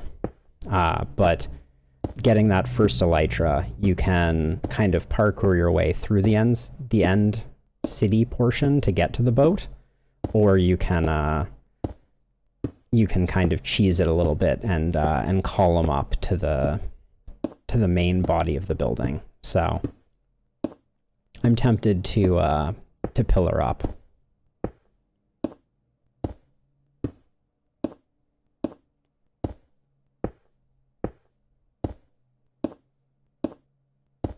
It's mesmerizing, block after block after block. We're probably getting pretty close now, if I had to guess.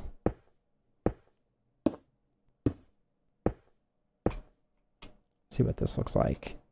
Yep, avoid looking at the Enderman. I'm going to pearl the rest of the way. I'm not proud.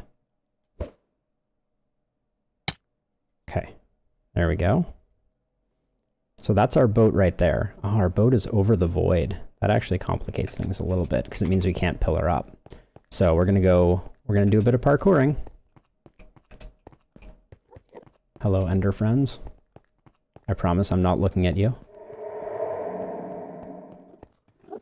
Minecraft has great, like, random creepy noises that show up out of nowhere, too. Okay, there's always 2 shulkers waiting at the, entrance. And if we're lucky, they don't teleport. Oh, bad timing on that one.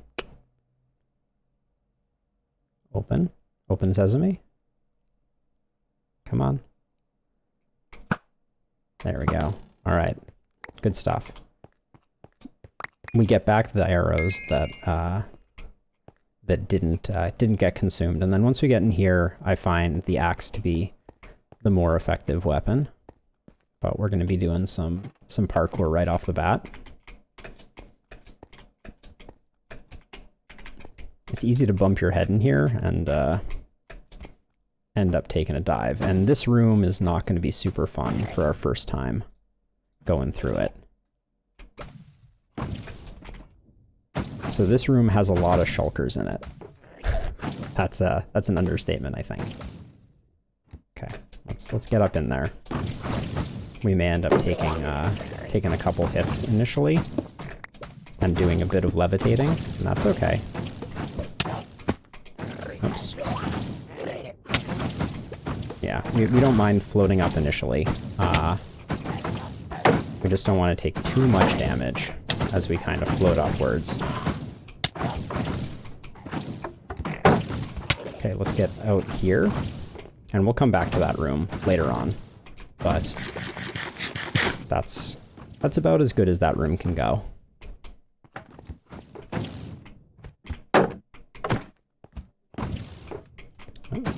Make sure we're not...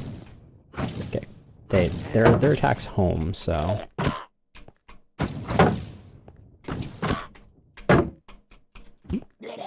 So we want to remain vigilant. Oh, there's quite a few in here too. Wow.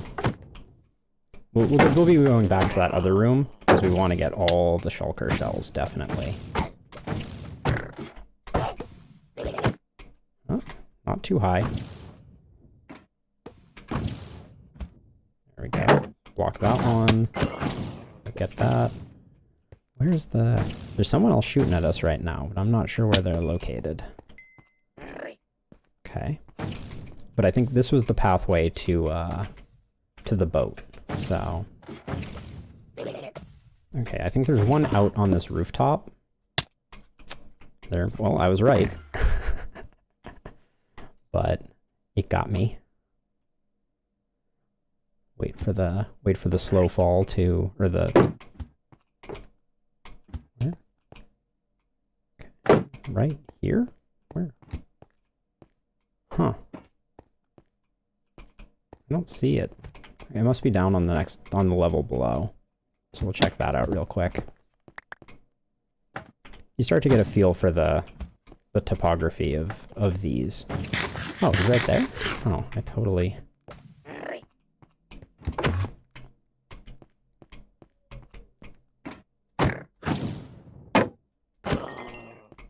There we go. All right, now we can head upwards again.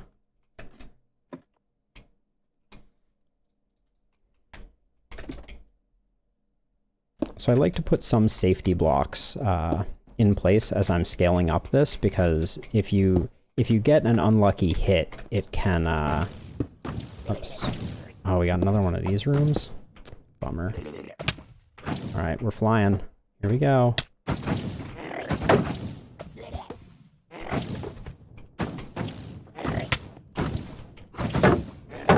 So the strategy is... Oh, our shield is almost broken. That's actually very bad. We need to... Oh, and there's an Enderman there? Yikes. Alright, don't look at him. Get out the door. We need to make a new... Uh-oh. Oh, we may fall to our death. Yep, we're in trouble. Shoot. This is a bummer.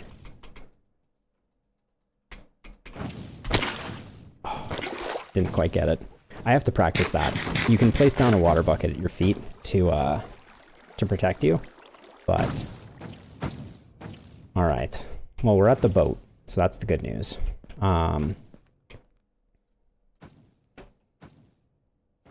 We're gonna kill these before we travel across, because you don't... Like I said, the most dangerous time for shulkers is when you're out in the open. The Enderman kind of threw me for a loop there. Okay, I'm locked in on this guy, so I just have to time it correctly. There we go, one down. A little low on that one. Got him once. Got him twice. Okay. So that we shouldn't be getting shot by too many of them. So now we can start pillaring across the void again.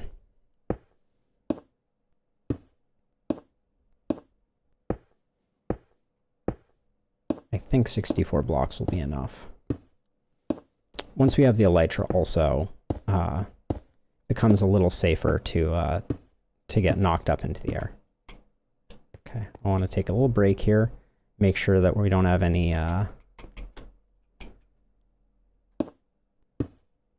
shulkers shooting.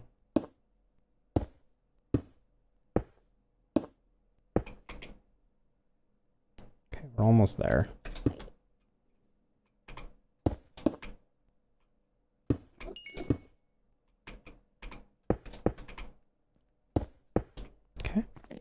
Good stuff. Let's get inside before too much bad happens. We got some instant health potions, and that right there is the final boss for the elytra, which generates behind him there. That's the elytra right there.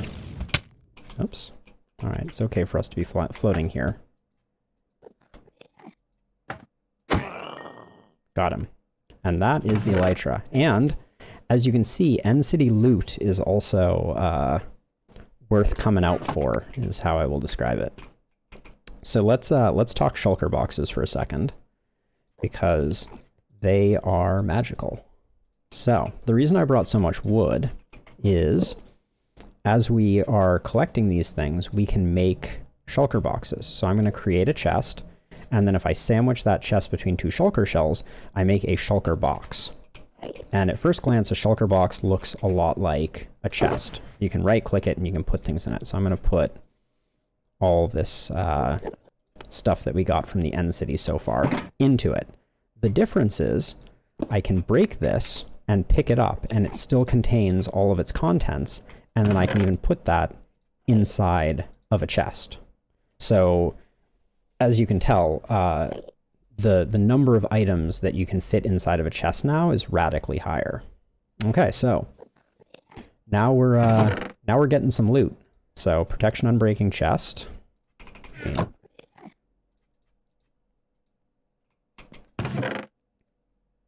We heard you like boxes in your boxes, so we put shulker boxes in your chests to something something something something something, I think. Let's see. So we have our first elytra, which is a big deal. We're gonna go for a flight in just a second. Let's see, but yeah, now curse of vanishing. Interesting. So now what we're going to start doing is taking all of the goodies that we are collecting and putting them into shulker boxes, and then putting those shulker boxes into our end chest so that they are safe and sound. So let's see. So put down the end chest. And then this is, it's not full, but we'll break it out when we need to put more stuff in. Take that out, do that, and then there we go. Let's put the gold in here for now. We'll keep some of those, but I want some of these on my hotbar now. And then we have the big question mark of this adventure, which is, do I remember how to use an elytra, or am I going to end up falling to my doom? Exciting questions. Inquiring minds want to know. And then we have to get one more thing. Sorry, I forgot. Perhaps the most important component of any end city journey. We'll need more blocks. Well, we can use these ones, I guess.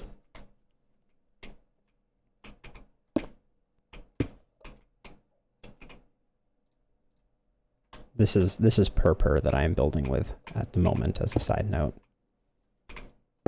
But on the front of each boat,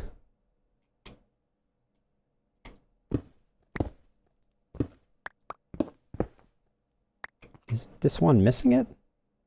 There's supposed to be a dragon head out here, but it does not. It very rarely doesn't spawn, so we may have missed out. Yeah, see, it looks like.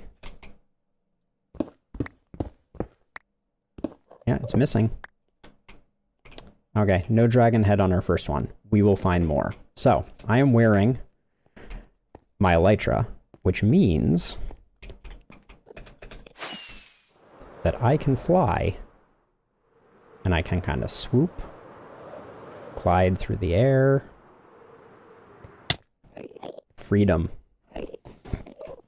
A beautiful thing. Now, we don't have an unlimited amount of rockets at the moment. We'll aspire to have an unlimited number of rockets, but we have just radically increased our mobility game for sure.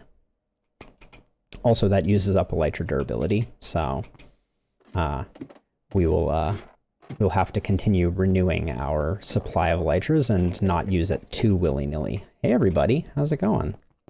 I'm really surprised there was no dragon head. What a bummer. All right, but anyways, let's get some more shulkers.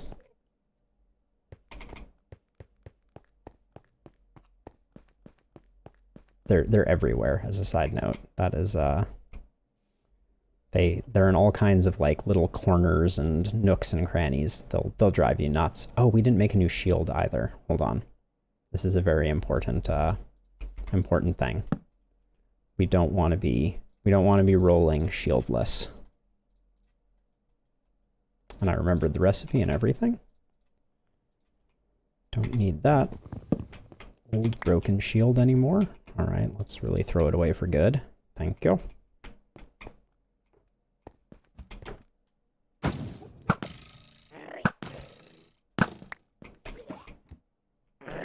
So we want to kind of approach this room slowly and see if we can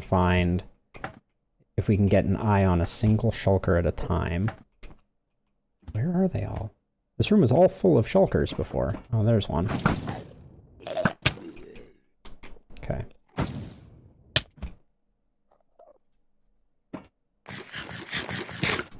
Gotta make sure that you keep your food supplies. Oh shoot. Alright, well we're flying again.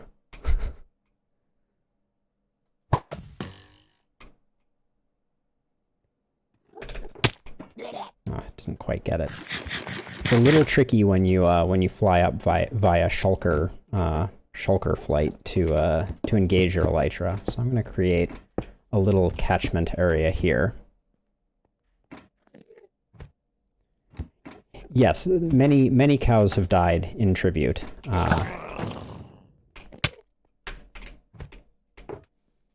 I have much more beef back home too, at the ranch. We have a llama whose job it is to oversee the cows. The llama foreman. Ah, there's one.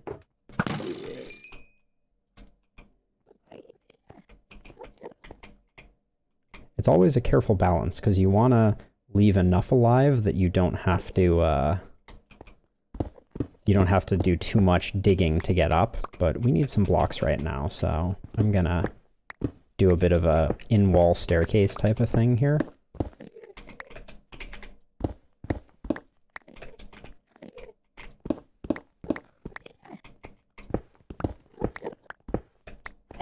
There's always a chest up at the top of this as well, with more goodies.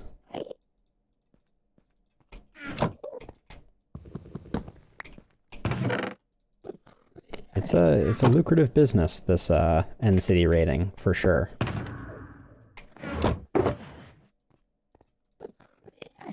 Oops, I want to keep that. Alright. We should probably make a couple shulker boxes to hold some of these different odds and ends that we're finding. That single slab doesn't need to go in there, but that's good enough.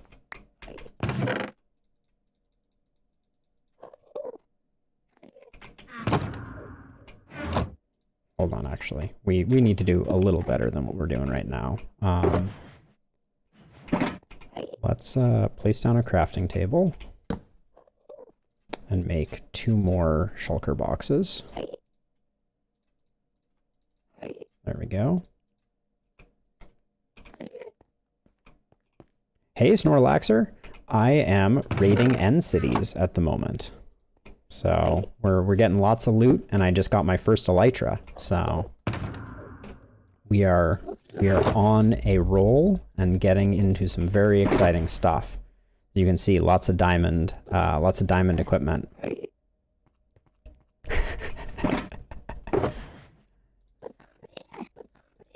I like the commitment to the bit. I can't lie. Let's see. All right, all of our iron stuff will go in this one, and then building blocks can go into this one.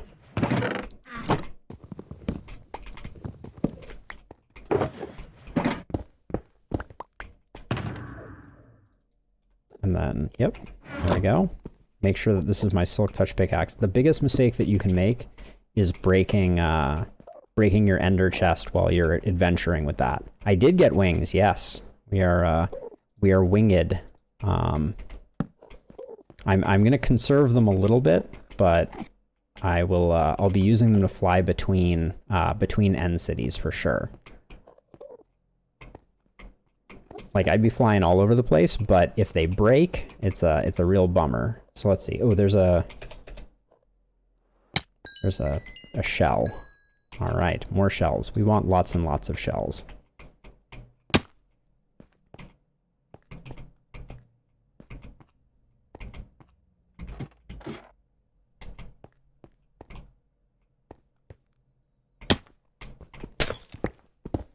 The Enderman. There are many of them. They are plentiful.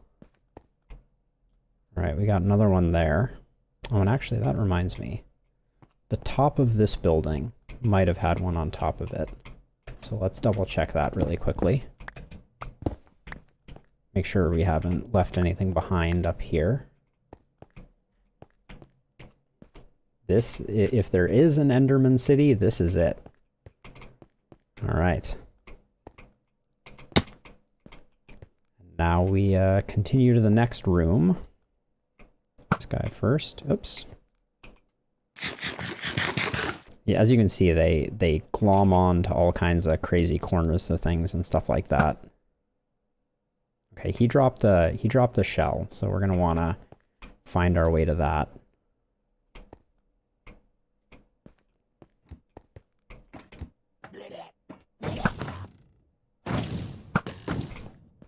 I'm gonna back up since I don't know where they're gonna be coming from.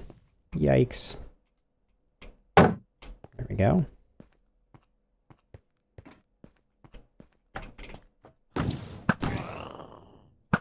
You can also shoot the projectiles, but that's a bit of a waste of arrows. Minecraft mods can be super cool. I was watching someone who just started a new modded Minecraft series, and it made me want to do that as well. So I might sometime soon, but not quite yet. For now, oops. Very, very sneaky projectile here. So it's one of the big mod packs that has lots and lots of mods. The person playing was this guy whose name is Direwolf20, who has been playing modded Minecraft for a very, very long time. And so he makes his own mod pack called the Direwolf20 mod pack. And yeah, it has Ender IO in it and Astral Sorcery in it. Lots of really cool mods.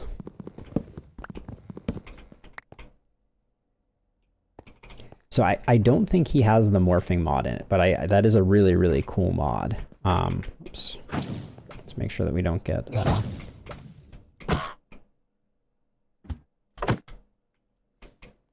The morphing mod is just so powerful.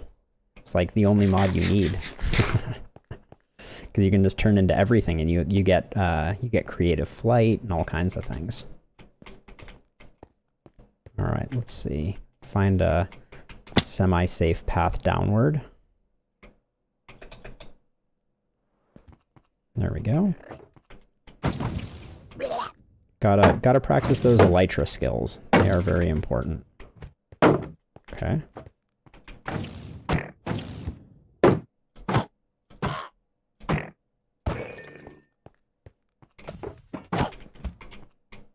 Is that how they've balanced it? Is there now there's like a process by which you have to get something stole before you can become it? Because back in the early days of that mod, you could just anything you killed became part of your repertoire of things that you could morph into, which was unsurprisingly very powerful. Anybody up here? Nope. Right, so yeah, so you kill one and then you're basically good to go. I'm looking for this this shulker, see where he got to. I always remember really liking the bat as a morph, because it allowed you to just to fly really easily.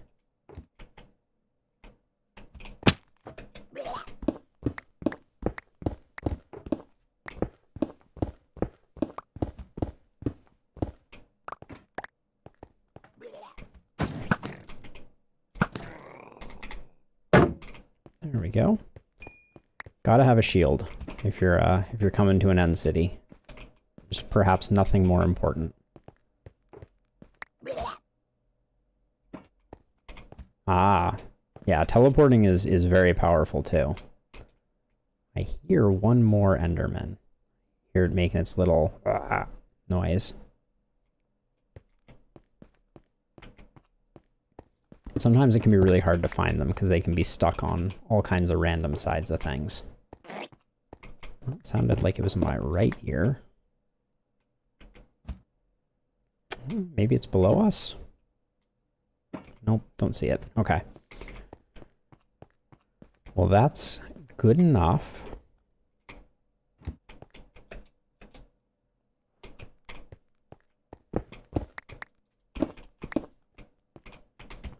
Where was... I thought there was a rooftop somewhere around here. Oh, it's further down. Okay.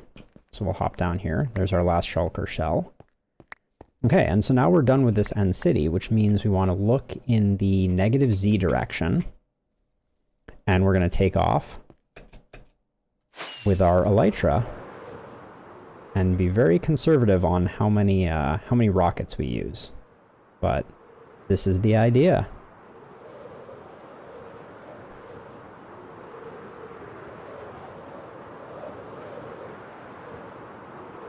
Kind of right click to get some speed going and keep your altitude. I think you press spacebar twice and that'll activate flight if you're using a morph. Because it's the same mechanic that's used for creative flight.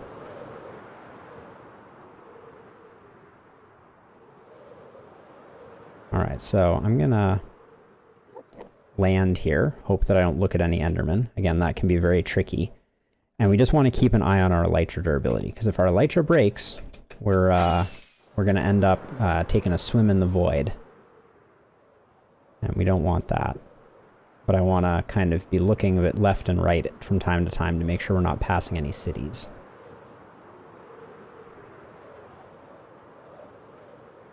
In survival mode, so that's what I'm doing now. So I'm wearing an elytra, which I got from that last end city that we raided. And I am firing off rockets, and the rockets propel me forward. So that's the main thing.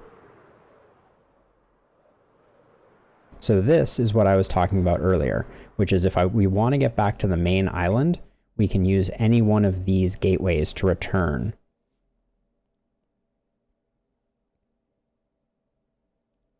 So with the morphing mod, flying is exactly like it is in creative. With the rockets and the elytra, it's a very different type of flight than what you get from creative mode.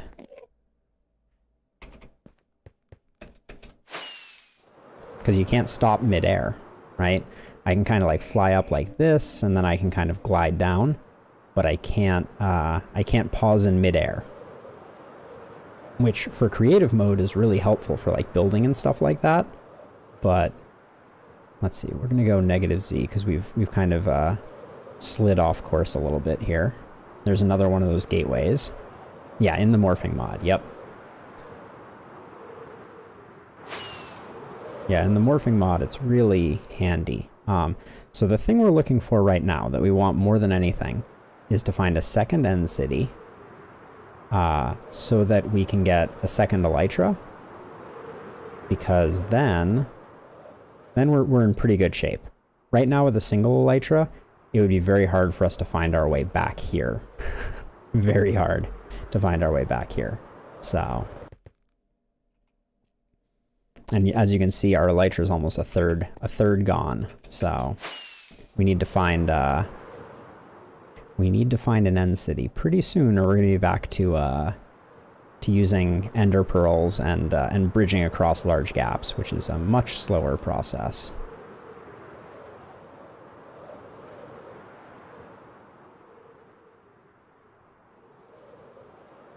So, oh yes, in the morphing mod, yeah. So in the morphing mod, you get the morphs even if you're in survival mode. And they grant what is generally referred to as like creative flight, which is the ability to fly like you're in creative, which is incredibly powerful, right? It makes a lot of things in the game just kind of like trivially easy. So that's one of the hard challenges of the morphing mod, is if you're trying to create a version of Minecraft that still has some challenge to it, the morphing mod can kind of remove all of the challenge if you're not careful.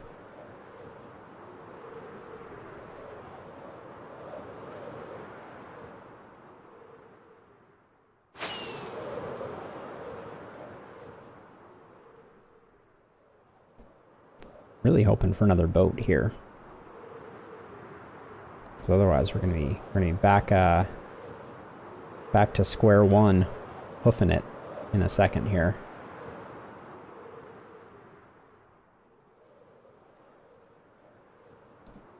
I'm gonna come to a landing here so we can check our elytra durability again.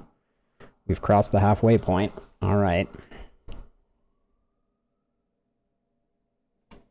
Yeah, there are a bunch of different biomes. They do not make a difference in terms of like end city generation per se.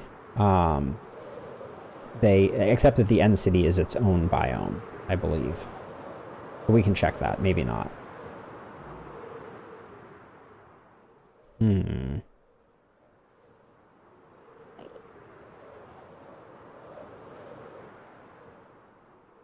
All right, I think we're gonna start taking it easy on the elytra and only crossing gaps. Yes, I can go back to the normal world. I'll need to find one of those portals that I showed you before. Oops, that was a bad launch. I would need to find one of those portals, and I will do that, but I don't want to leave until I get a second elytra, because having 2 elytras is very important from my perspective. Ooh. Uh-oh. We got a problem. We've got a huge problem. Oh, I don't have my bucket of water on my hotbar. We're dead. Oh. Yep. I looked at one. Oh. All right. Write down the coordinates real quick here. -6,000. -1,600. no table flip. We'll get that stuff back. The good news is now that we're far away, it will not despawn. But it does mean that we have our work cut out for us here. Let's see.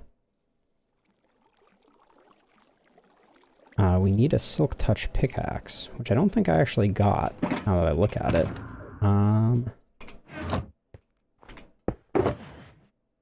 No, we didn't get a silk touch pickaxe, which is a bummer as well. Well, we'll do the best that we can. Let's see, we'll need that. We'll need that. We'll need that. Oh, here's my bucket of water that I was looking for. So that would have saved our lives. If our bucket of water was on our hotbar, that would have saved us. So the lesson to be learned there is always make sure your hotbars are properly filled. Okay, we still have some fireworks, but we're going to need to find another end city with a boat and go through that process again. So let's get on that. Get some beef.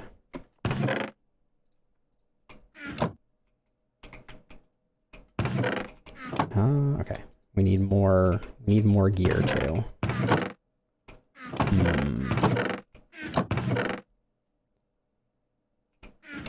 Trying to remember what else. That is an excellent Steve head you found there, Snorlaxer. And I do want some iron tools.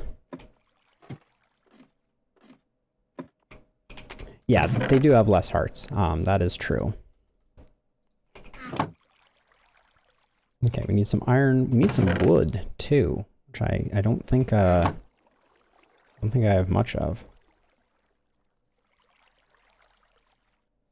The Ender Dragon is a lot easier in creative mode.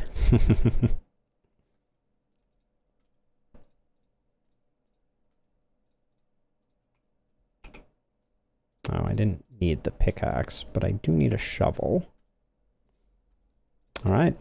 And now we make our way. Should I bring a pumpkin head? I may bring a pumpkin head just in case. I'll show everyone what it looks like, if nothing else. It's pretty funny.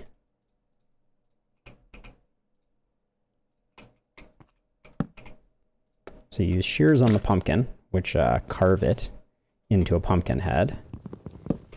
There we go. And then you can wear it on your head, but the world looks like this. So we don't like that very much. Actually, on my way back to the end, I will... on my way back to the end, there'll be plenty of iron armor and things waiting for me. So let's head back that way. I'm surprised I set my spawn to this point. Usually I leave it at the other point. So once we get another elytra, we're gonna fly to where we just died, which I wrote down as -6,000, -1,600. So we'll fly back there. Again, no. So items their despawn timer only is active when the chunks are loaded. And as soon as I left the area, the chunks were no longer loaded. So that's the trick. So they will sit there until I get back. So I can head back into the end and be far away and not have to worry about it. But then once I get the elytra, I have to make a beeline to it, and once it starts being loaded... Oh, I didn't bring a bow. That's a mistake. We will need a bow, definitely. Puppy dogs.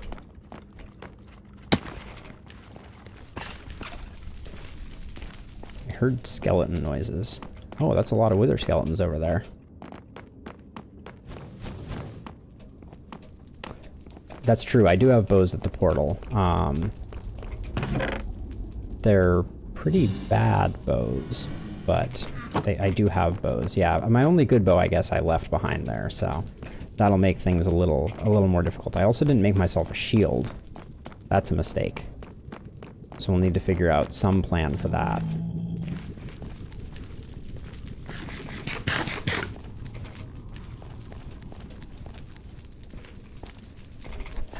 Snorlaxer, that emote is how I'm feeling right now.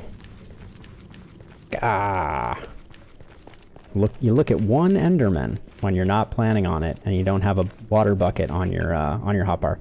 I left my water bucket in the Ender chest too. Oh, that's rookie move. I found it and I put it away. I know, I don't. Let's see. We're gonna make one, I think. But I'm gonna have to find a bit of water before we press forward. Lots of good faces. I'll bring a splash potion. Get rid of this, get rid of this. Keep that. Alright, let's find some water real quick before we travel back into the end. Oh, thank you. Respawn point is a good call.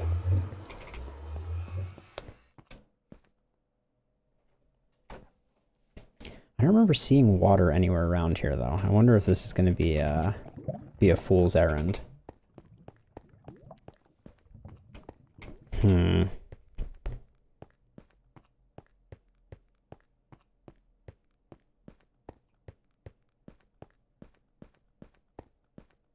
Yeah, I don't know if we're gonna find it particularly easily, so I'm just gonna head back in. But wait, so I left.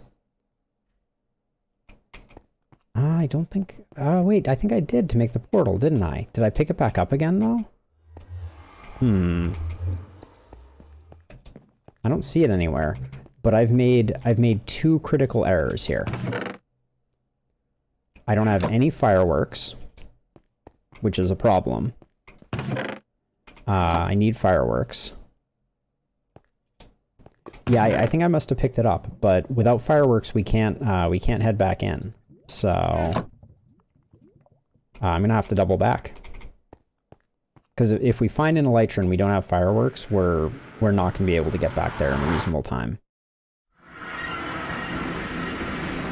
So unfortunately, back we go. Better to figure this out now than later on when things are truly dire.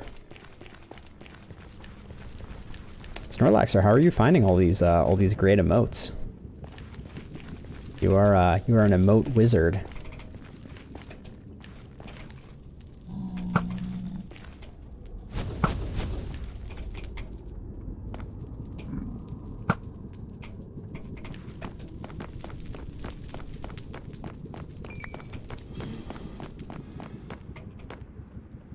I don't think I had a water bucket in here, but we'll double check. Oh, wither skeletons. Just my little hidey hole there has become a regular wither skeleton hangout, and that's not good for me.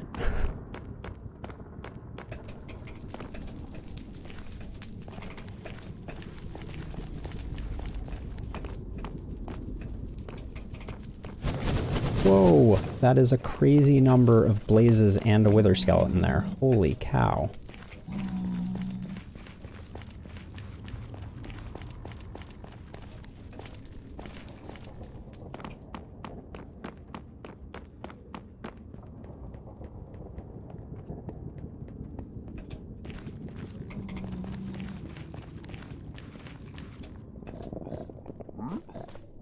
Hi, everybody. They don't like watching you pick up gold, but they also don't like you if you don't have gold armor. So it's a bit of a dilly of a pickle, as it were.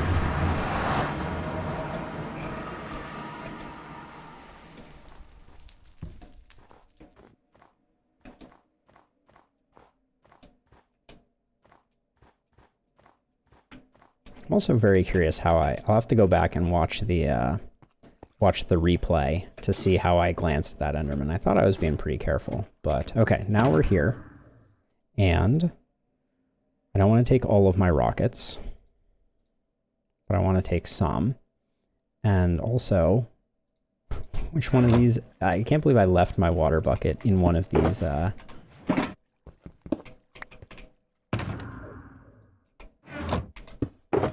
Yep, there it is. All right. Well, now we've got it. Leave all that stuff. We will have an end chest once we get there.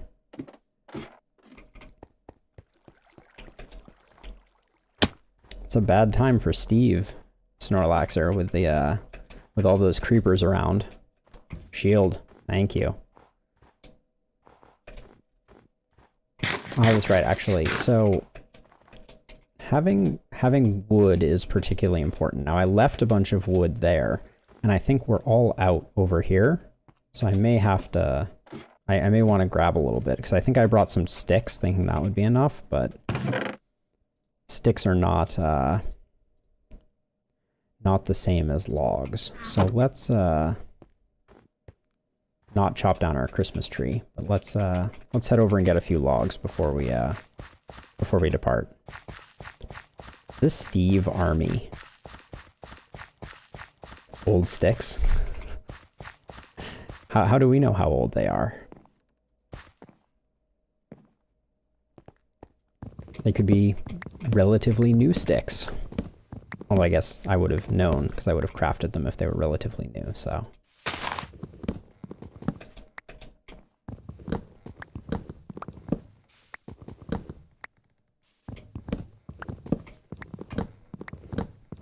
Clear cut in the countryside. Come on. One of those precious logs didn't make it down.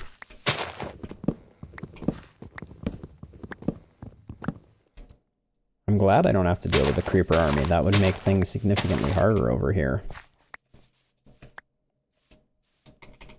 I've also heard rumor of a wither storm, which is a similarly terrifying prospect.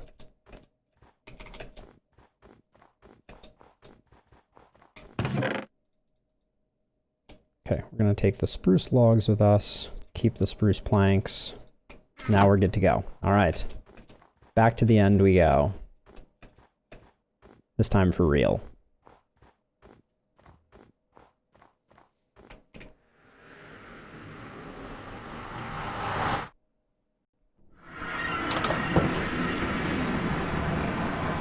Hello, gentlemen. My boated piglin friends.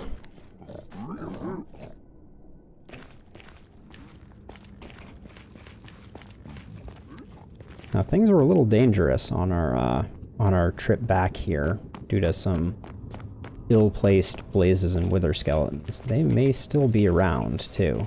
Yep. Thank you. I need all the help I can get at the moment.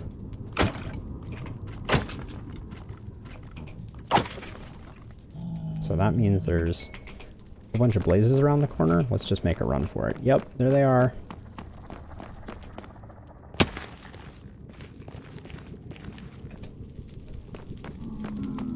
So the trick with Enderman, if you have the water bucket on your bar, which you always should when you're in the end,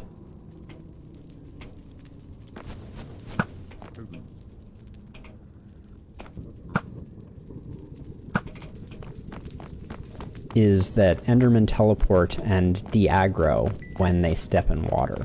So the trick is to place the water bucket at your feet. Hello?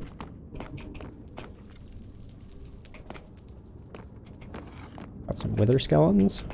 Come on down, bud.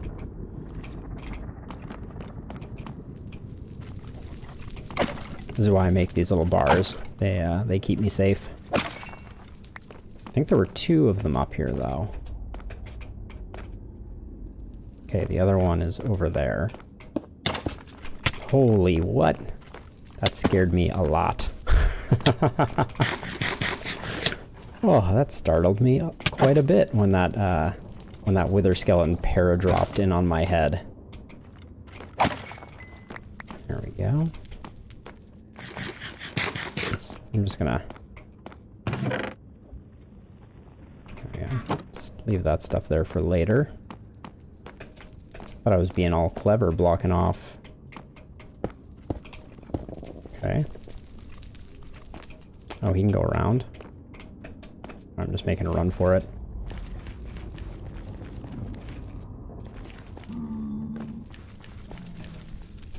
The entrance to this cave is too tall, so if I can get here, he shouldn't be able to follow.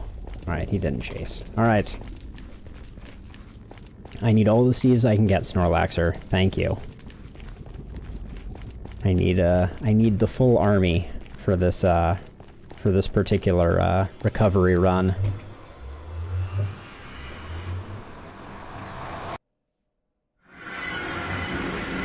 Alright, now I think we have all the things we need. So in we go.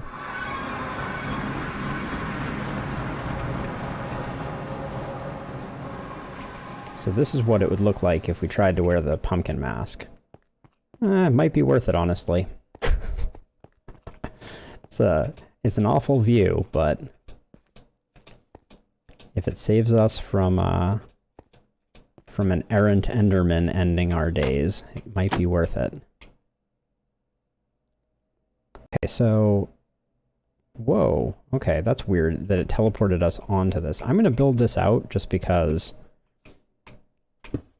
we should be able to travel through that and get to the mainland without...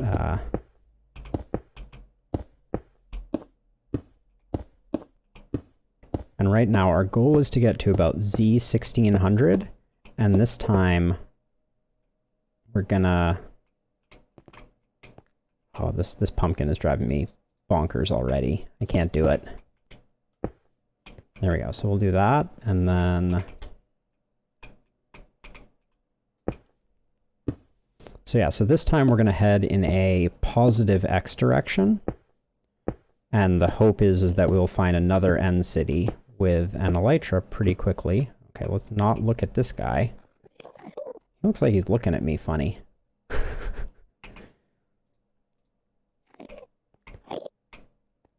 You're not mad at me, right, bud? Cool.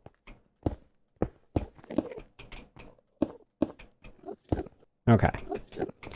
So let's head in the negative Z direction. Can't do the pumpkin. It's too much. It's too much.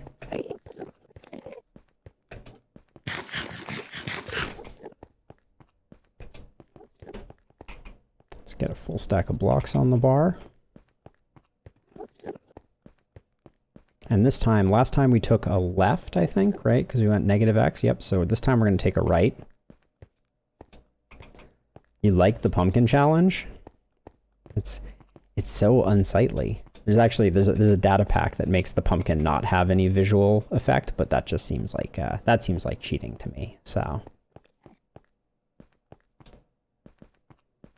I will don the pumpkin for the time being, despite the fact that it, not being able to, the nose part right there in the middle is just, it's awful.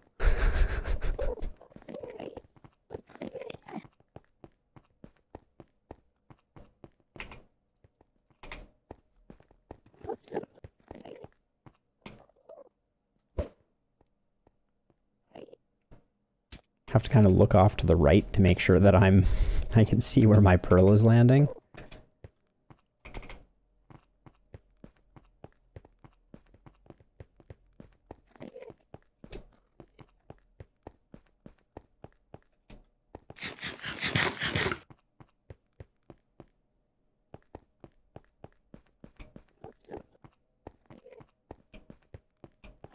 This is a wide gap to try to, I think I'm going to head over that way, because it looks like, oh, this may be a dead end. It's hard to tell because there's a giant pumpkin on my head that is obscuring my vision. But, alright, I'm going to block over a bit to this small one. And then I'll throw a pearl from there.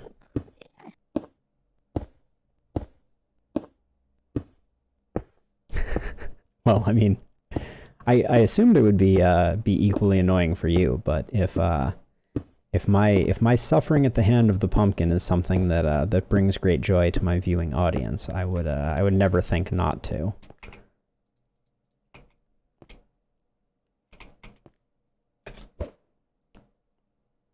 I hope that one makes it. Okay, good. It's annoying for everyone. Okay, good. As long as that's the case. We're almost at 1600, which means that we can take our right-hand turn. We're also probably going to have to stop and get more ender pearls at some point.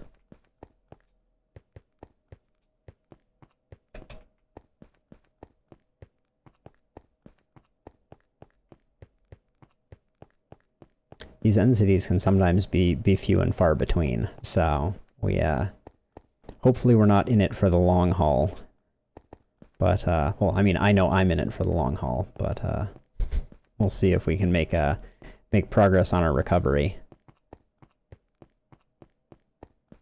So the reason you want 2 elytras at a minimum is this. So having a second elytra means that you know that if you ever die someplace and need to get back to your stuff, you have an elytra to fly there with. And then you can put that elytra back in your ender chest and know that you always have it. So my first end city excursion, I never leave without at least 2 elytras. Sometimes more if I get lucky. So far, this has not been lucky. So there are 2 ways. One is with mending, which we've already discussed before, and the other is with phantom membranes, which are dropped by phantoms, and they will allow you to repair an elytra as well in the anvil. I will be using the mending method, hopefully, but that means that chances are, depending on how well this recovery process goes, beginning of next stream or end of this stream will probably be villagers. Okay, I see part of an end city over there. That's a good sign. But it looks like a little one. Is it the little one that we originally found? It looks like it. I can't zoom in because there's a giant pumpkin on my face. Okay, this is an easy ender pearl.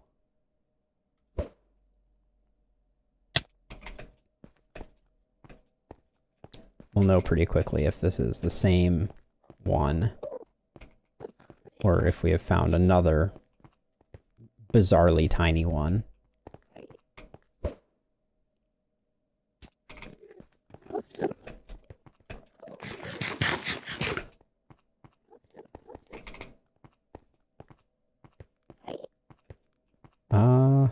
Somewhere over here I think we would have built...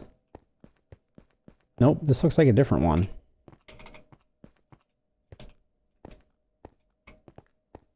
I think. Yep, okay, cool. So we're not gonna hang around and mess with this one. I'm going to write down its coordinates on a sheet of paper, and we will come back to it when we can fly to just get the shulker shells from it. So 1350 by negative 1465. There we go. All right. And now we continue in the positive x direction. Because we are here for elytras, and that had no boat.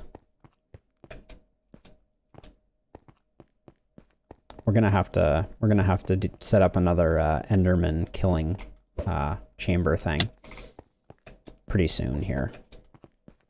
But let's press forward. Keep scanning the horizon.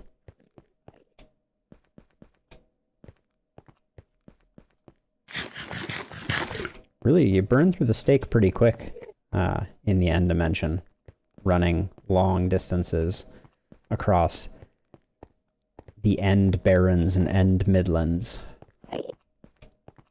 There's a more significant structure potentially. Let's see.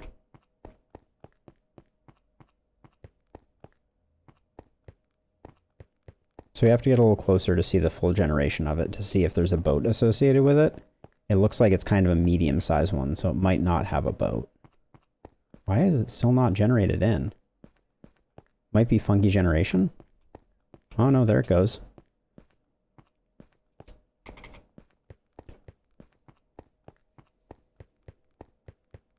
That looks like... Yep, okay, we got a boat. We're in good shape.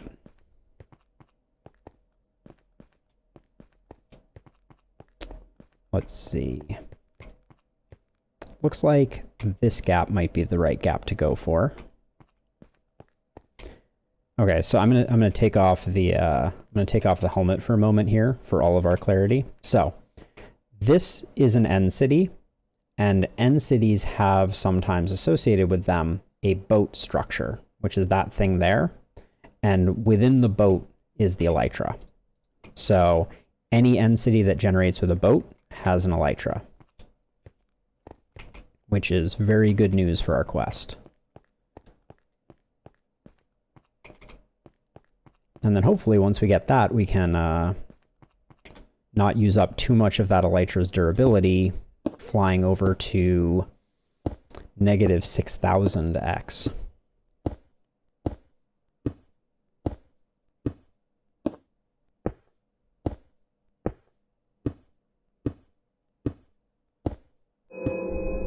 Creepy noise.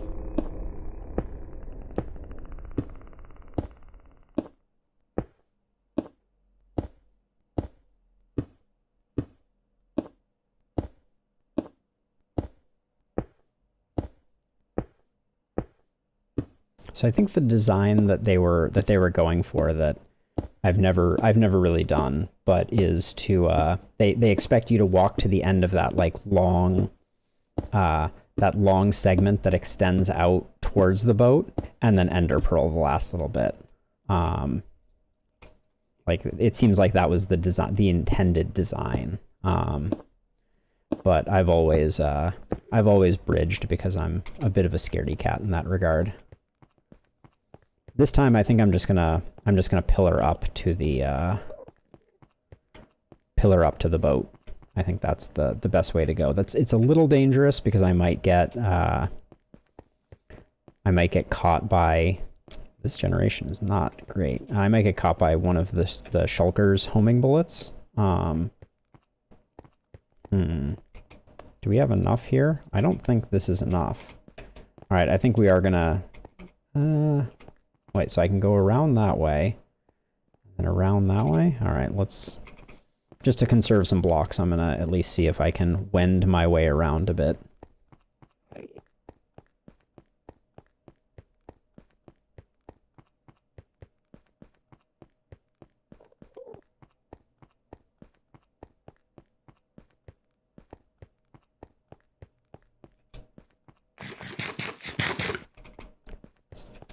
It's right there. It's just right over there. So close.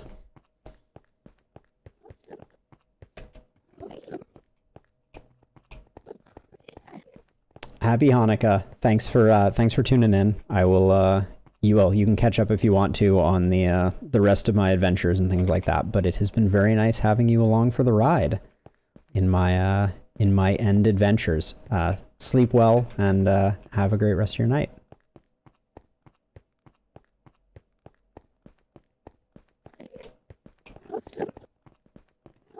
All right, here we go.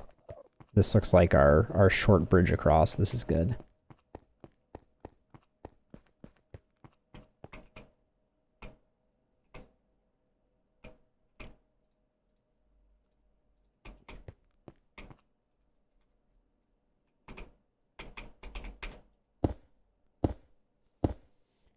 All right, so after we do this, we're going to have to really nurse this elytra and hope that we can kind of limp our way back to the place that we were so unjustly killed by that Enderman.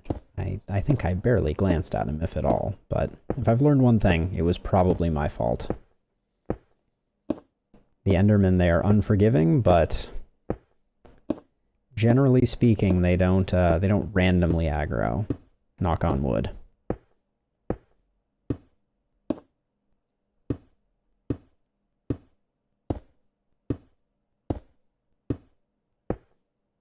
So one thing that we do have to be wary of here is that we don't have a power bow anymore, so the damage we will do to the shulkers is very low with arrows, so we can't really rely on that as a means to take them out. But this boat does look like it's relatively easy to access. So I'm going to grab this pick and start collecting a bit more endstone, so we can pillar effectively. And I should write down this end city is at 1760, negative 1892.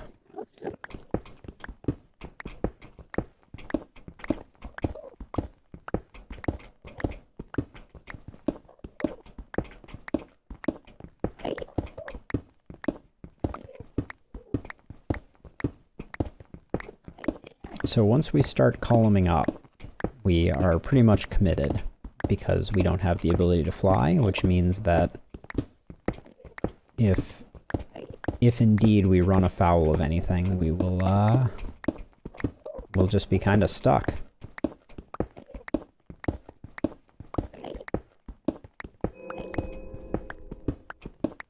So I want to make sure we have ample blocks.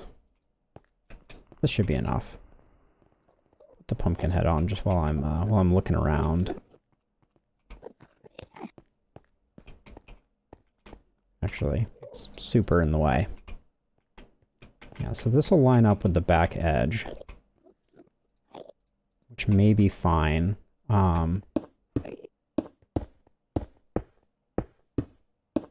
Although it may also cause us to be exposed to the shulkers that are on the bottom of it.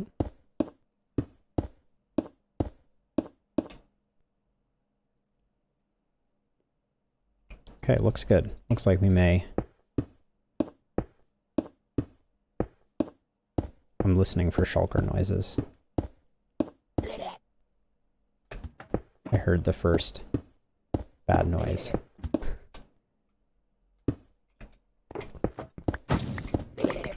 Alright, heading right in. Waste no time.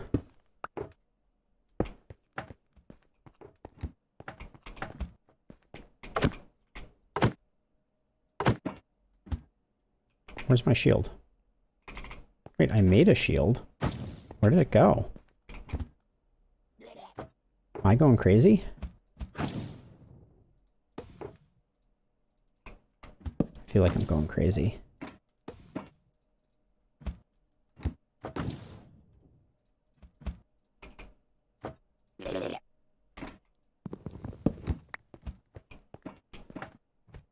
Okay, I do have rockets, though, at least.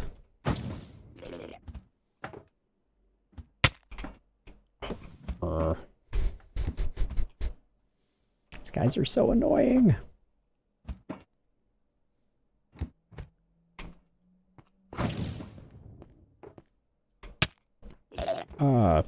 I disagree strongly. With that, too.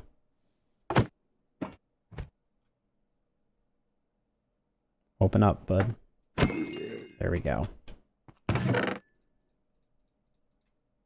Alright. Lots more tools. Some diamond horse armor. This is the most important bit.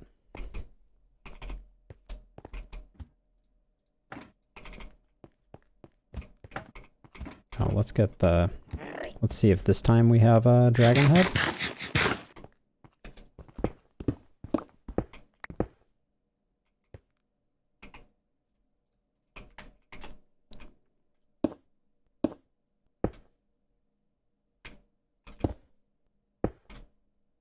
There it is.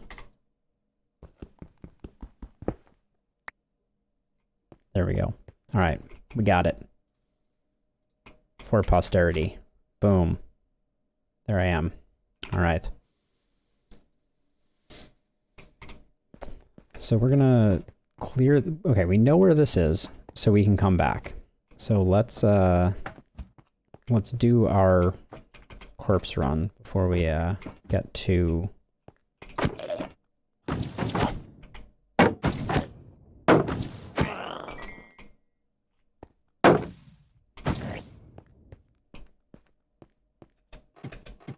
we can always come back here. We've written down the location. I'm going to try and conserve rockets as much as possible. We are wearing the elytra.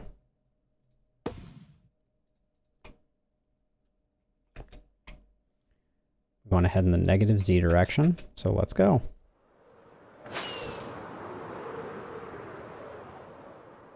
So we're going to take it real easy on the rockets.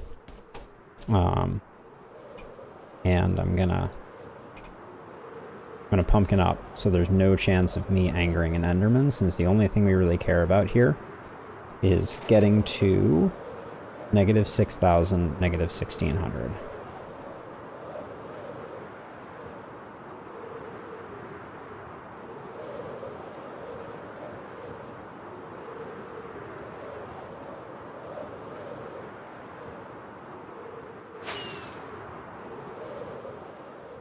Just kind of watch your Y location, and then angle down.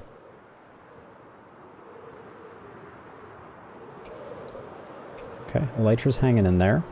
We've already traveled 2,000 blocks, which is good. And we're going to negative 1,600, so we can pretty much zero out our angle here.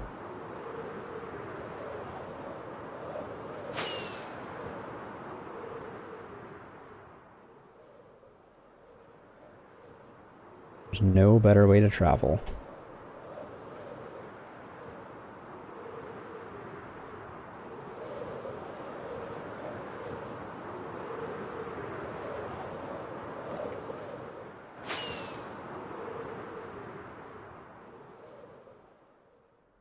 Was this the first elytra that we got? Yes, it was. All right. Onward.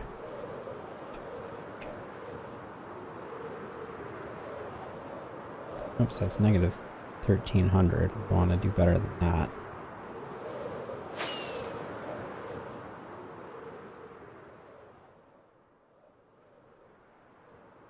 Negative 6,000 is a long way.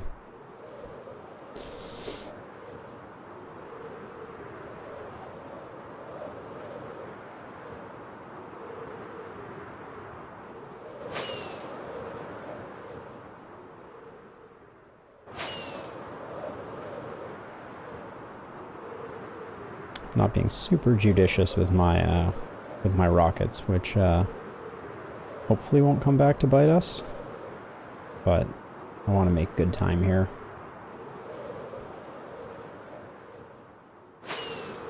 Pumpkin almost caused me to run into that chorus fruit stalk. Did we find that one before? Yeah, I think we did. Let's check our elytra durability. We're at a third, so we're definitely going to make it.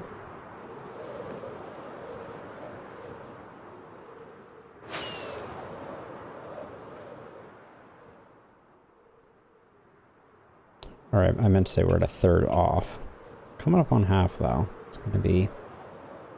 We've already traveled 5,000 blocks, so it's not too bad.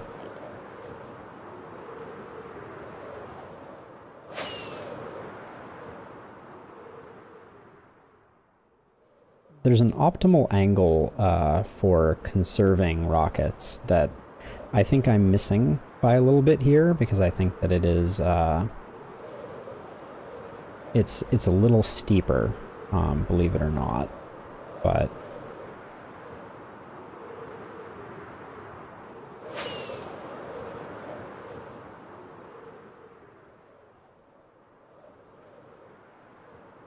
all right, we're at negative 4 of 6,000. Elytra's around half. Yeah, like a bit more down angle and then kind of swooping up and letting your momentum carry you up is I think the optimal way to go about things.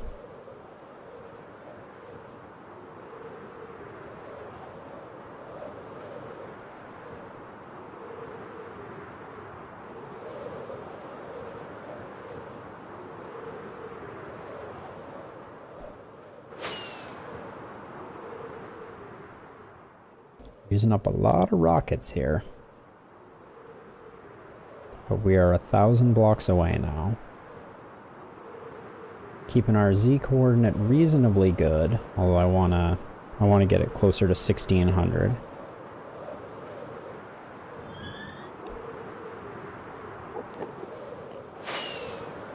That was a double rocket use. Didn't mean to do that.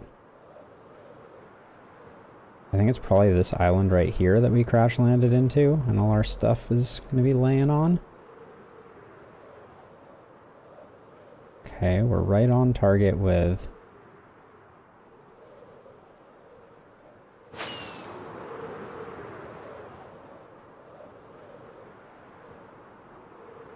Uh-oh. Here it is. Let's see. Gotta act quick here. Oh, this is perfect. Just put stuff in so we can pick up more stuff. Set down some chests. Just temporarily while we organize ourselves. But yes, success. We have corpse run. Gotten all our goodies back. Whew, all right. Success. Not harrowing at all. By the way, Fletch, are you still watching by any chance? I'm guessing you've probably left me on in the background or tuned me out completely, but if you happen to still be around, I would love to, oh, how would you feel? Do you have a moment for me to kind of show you what I worked on the Blaze Farm side of things? Because that was what, you were giving me a hand with that at the end of the last episode. I can kind of log out here and come back to the organization process that needs to be done here, if you're interested only. Otherwise, I'll keep grinding away over on this side of things.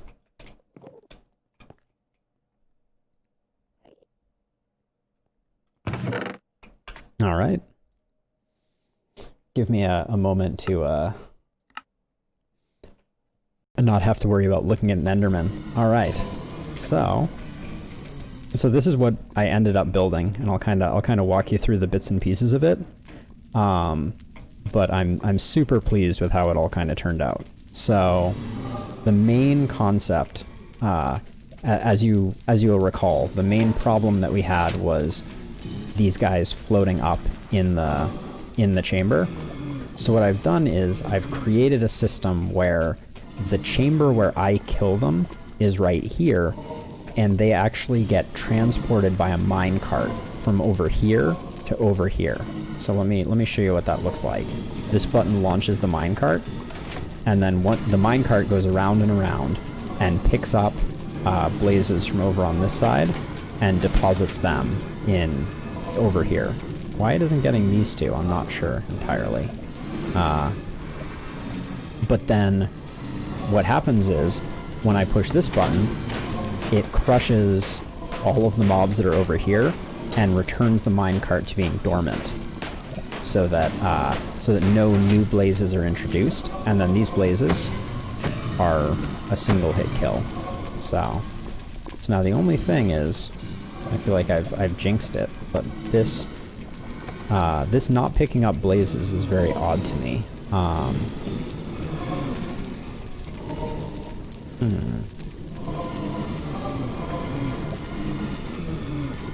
So previously it always would, and that's actually what this piston was for. So let me just break this block. Oh, well, now I've made a mess. Hold on. Despawn all the blazes. So the concept behind this part of it is when a blaze stands on this, in order for it to get picked up by the minecart, the piston would need to push it forward. And for some reason that wasn't working there. So I want to see if that happens again. So we have a block there, and then a glass block there that gets pushed into their head. So again, just to review, the blazes kind of come down this way, and then we have a 3-wide gap here that when the blazes enter into it, if they touch either of the pressure plates on either side, they get consolidated into the center. The trapdoors along the back here are to try to align the blazes as close to the front edge as possible in order to make the minecart more likely to pick them up.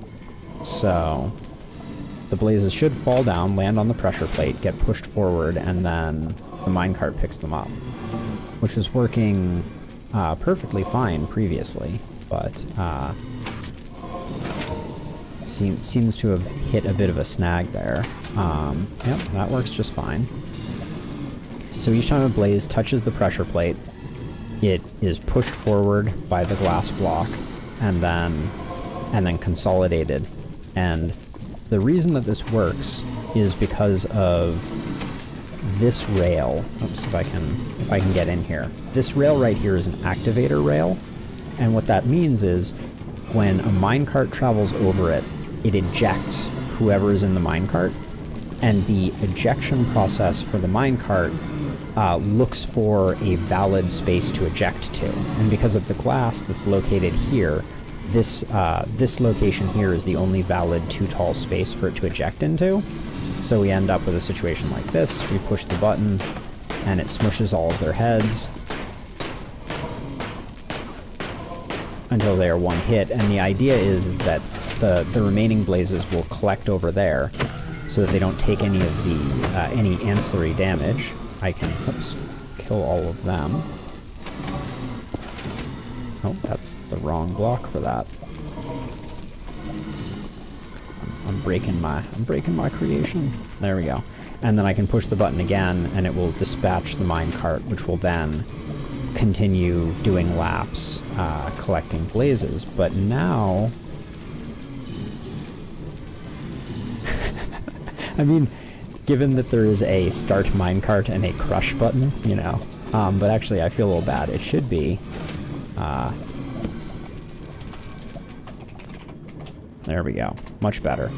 Now it has the proper pizzazz.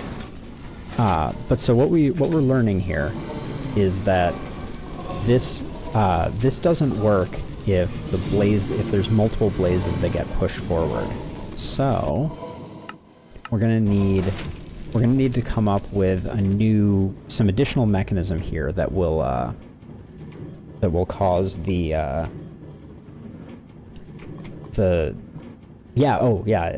so this is my favorite part of it, this right here. So the crushing is for a very specific amount of time, right? So the button toggles, the button sends a signal to this block that is then picked up by this, which is called a comparator. And this is what's really cool about it. A hopper, if I grab a hopper. So a hopper's normal job is when an item lands on it, it picks up the item and it pushes it in the direction of this this item. So to give you an example, right, we could do something like this. Something like this, where these hoppers, you can see, are pointing into one another.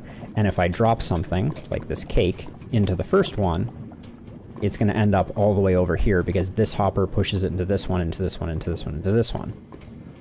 And so this setup here,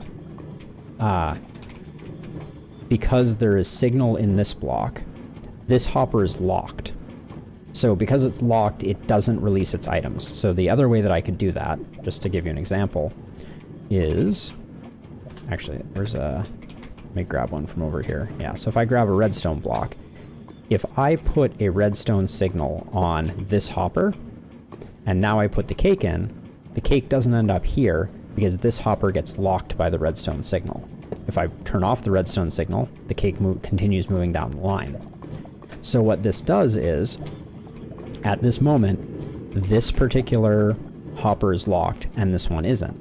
And these two hoppers are pointed into each other to create what's called a hopper clock. So when I push the button, it's going to unlock this hopper and lock this hopper, and then pay attention to when this hopper becomes totally empty, and then reset. When this hopper becomes totally empty, this comparator will register that it's empty, and then this will flick off again. So when I push the button, you can see the hoppers transferring items, which is the clock, and the second this becomes empty, you'll hear the piston. Boom. And then it resets the timer again.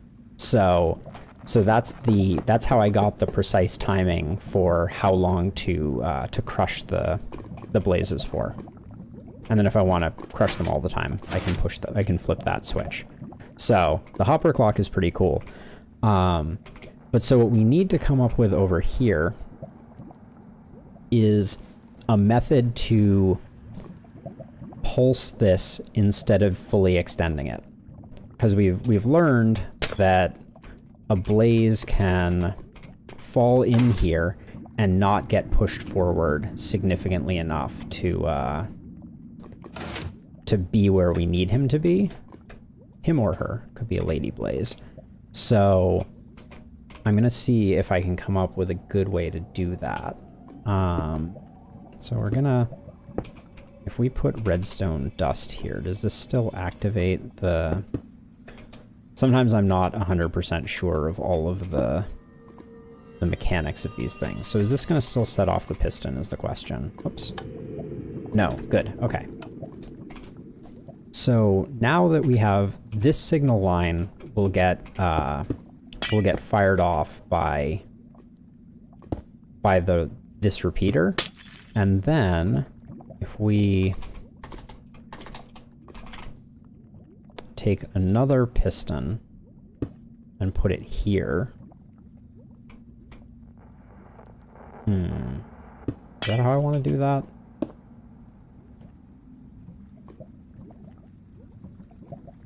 So yeah, a sword can, sword has an area effect cone in front of it. It does primary damage to one enemy and then less damage to surrounding enemies. So one of the advantages here is if we, let's just say we set this up kind of in an optimal setting, right? And I just like put a bunch of blazes here, right? And then I crush them all. And then I get myself a sword. One sword swing should kill all of them. They should all be at half a heart of life. And then when I come in here and go like that, they all die. So that's kind of like, that's kind of the optimal usage of things. All right, but I don't want mobs for the moment. So you could see when something was on that piston, it caused this to extend. So the first thing I want to try, just because it is easy, wait, that's backwards.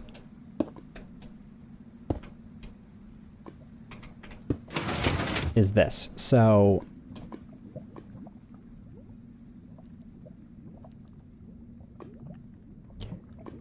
yeah, so the problem with that is that the sword will take durability damage over time.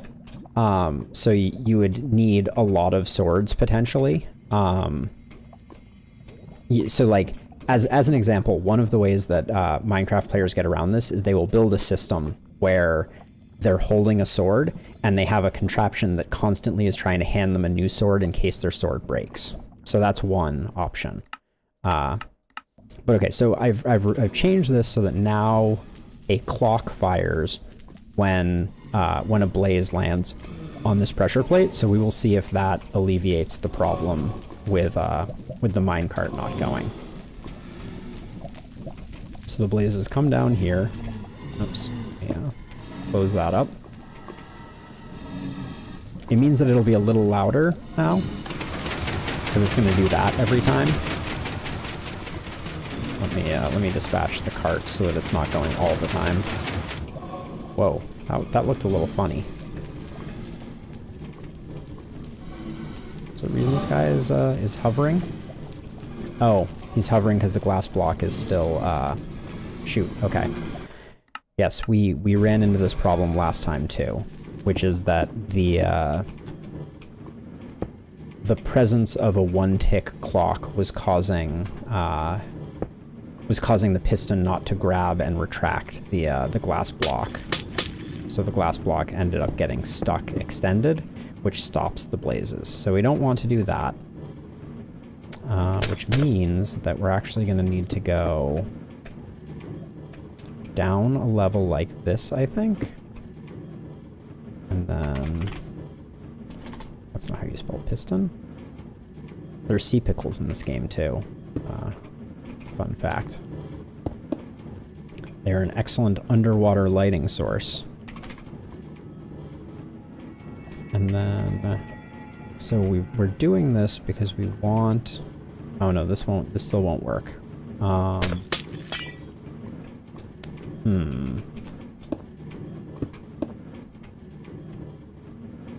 So what I'm combating right now is the redstone being here means that I can't place a block there, which means I can't place something on top of, I can't place something in this block space that is a full block.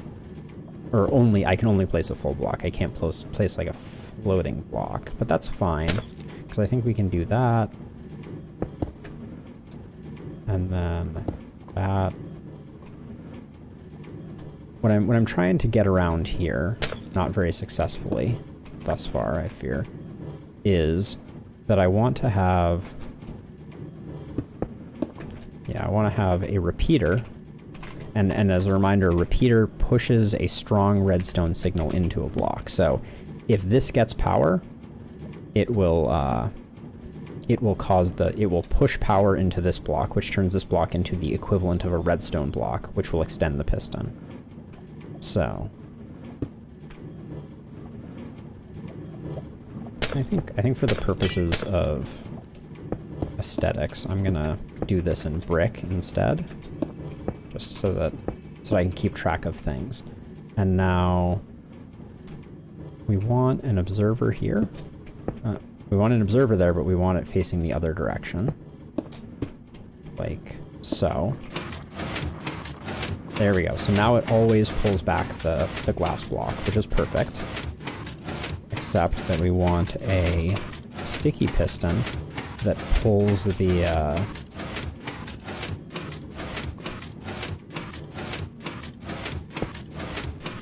yeah, so now if we fall in, this should reset the system.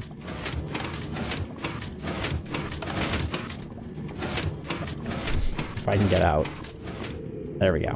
All right, cool. So that should solve the problem, because now the repeater makes the pulse emitted by this clock no longer 1 tick.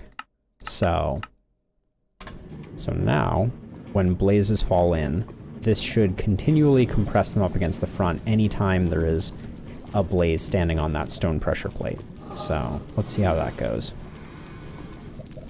But yeah, unfortunately this Rube Goldberg device is a little more resource expensive and not something that I am excited to at this very moment build in my survival world, so we'll have to wait on that. Good. Alright, so yeah, and we can see it turns off when there's no longer a blaze present there. So I want to stop the minecart because the time when we seemed to have a problem was when multiple blazes kind of like aggregated there. So let's give that a go.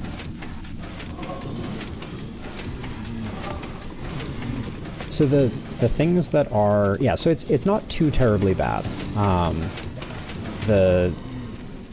There's definitely a bit, the pistons are a little expensive, because I don't have, so all of the pistons that we're using are what are called sticky pistons, and they require slime, and we don't have a sustainable source of slime quite yet, so that's the main thing. Like, for instance, this is an optional piece, but I added a on-off switch that dispenses lava to reduce the spawn rate of the blazes because the lava emits light. But that's an optional step. We do not need to do that, but turning that on and off toggles the spawner being active essentially. I find with these types of farms I rarely ever turn them off. But this is a lot of slime. There are other ways to transmit vertical signal, but that's the most effective. So yeah, okay, I think we have corrected the error that we had before. This seems to be working reliably now. And yeah, we can just push the crush exclamation point button. The minecart returns over here to be stationary. Additional blazes will now collect in this space. And then we can either punch them individually. Uh-oh. I need to stop doing that. I need to stop breaking that slab. Not that it's load bearing or anything, but yeah, we can punch one individually and it should die immediately. Because that's the other nice thing. If you have a crushing setup, there we go. And then we start the minecart again, and it should start picking blazes up, no problem. Not bad.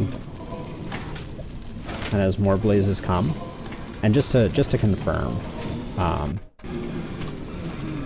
I can change my game mode to survival, just to confirm that there's no way for me to anger the back blazes, which was like our main problem before.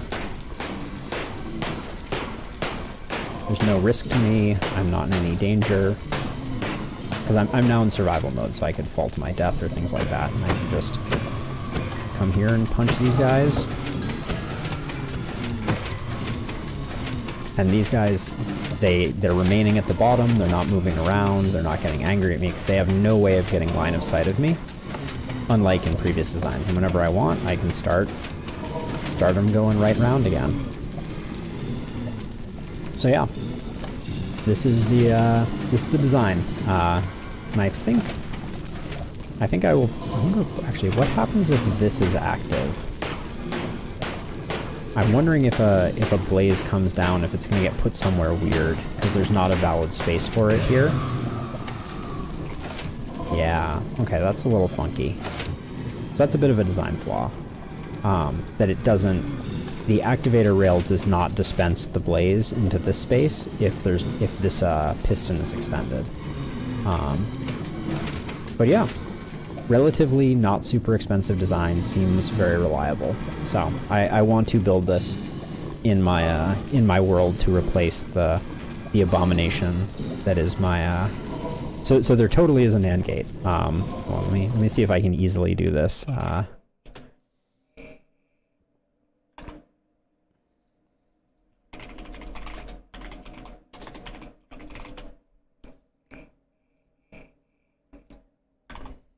let's see, where am I? Over here, and then I think I just want to press this button. Is this gonna work? Yep. Cool. All right, so this is all of the major logic gates. Oh, why is it? Oh, it's just taking a long time. So that is your most compact NAND gate right there. With these two levers being your two inputs, two repeaters, redstone block, two comparators, and yeah, only when both are off will this light turn on. So there you have it. Also your XOR gate, your OR, your NOR, your NOT, your AND. Redstone is fully a fully capable logic system. Go figure.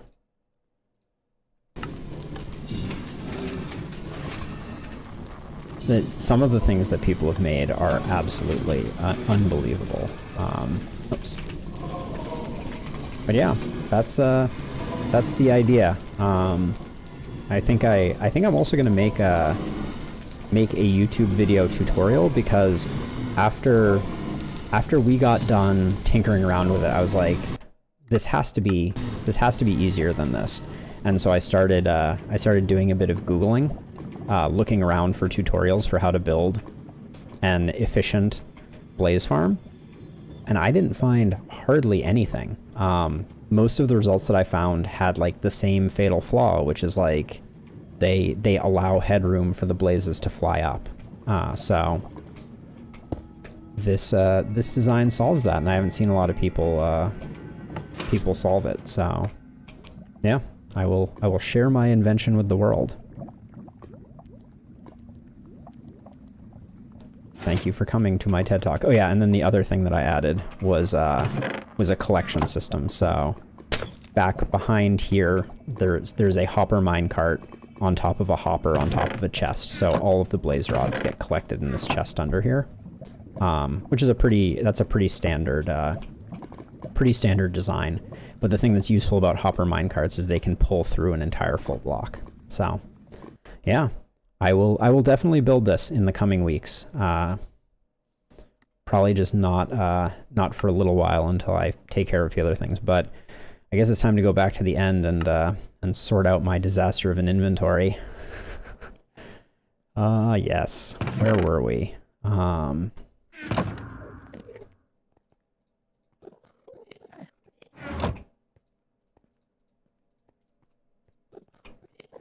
Oops. Not what I wanted to do. Okay, iron armor goes in here, diamond stuff goes in here.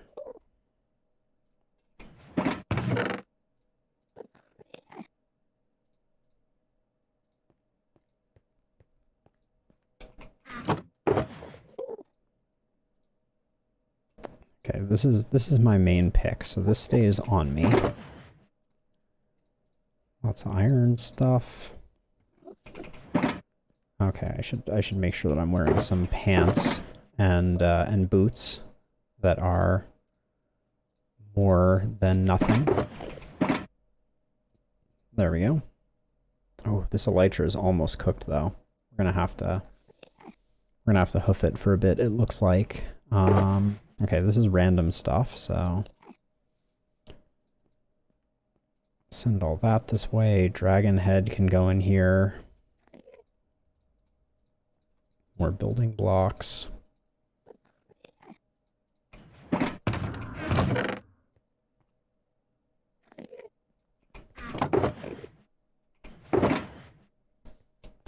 It's quite the haul, if you can make it out with it.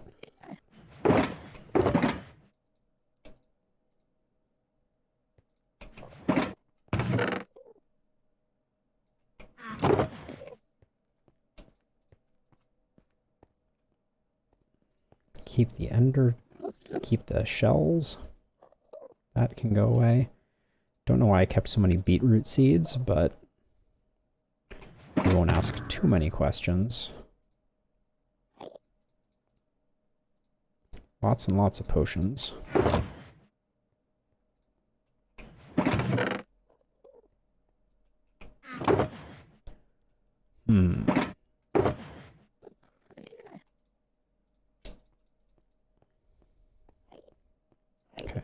want a stack of arrows.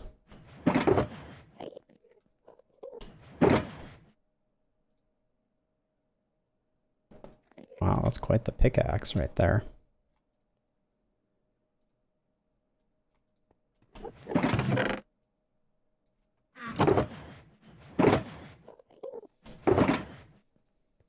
We probably won't find that much diamond gear, so I'll keep consolidating that into the diamond chest for now.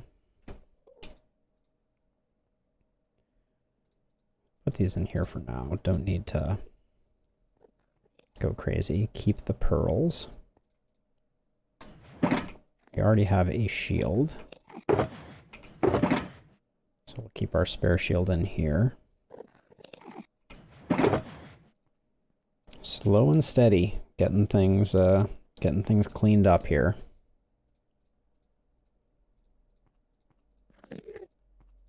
All right. Good enough. Let's start, oh wait, not good enough. Hold on, please hold. Need... I don't want fire aspect on my sword. That is a bad thing for here, because it will cause the Enderman to teleport, or the shulkers to teleport, which we don't want. Sharpness sweep. Wow, that's a nice sword right there. Shame it's made of iron and not of diamond. I want an axe though. There's an axe. Okay. So we can put an elytra in here. This is our silk touch pick. Good.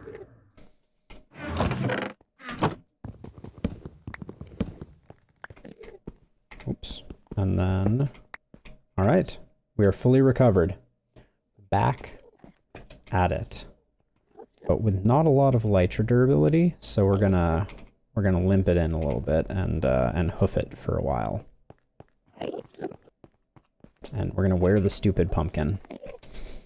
I don't even, okay, I made a mistake and I did not even keep a helmet, which I would like to have a helmet. I don't know why that tooltip is heading off the top there, but like normally I feel like it doesn't do that. I'll have to figure that out at some point down the line. Okay. Back to it. We know we have a pretty good end city in the opposite direction, so we'll come back to that at some point too.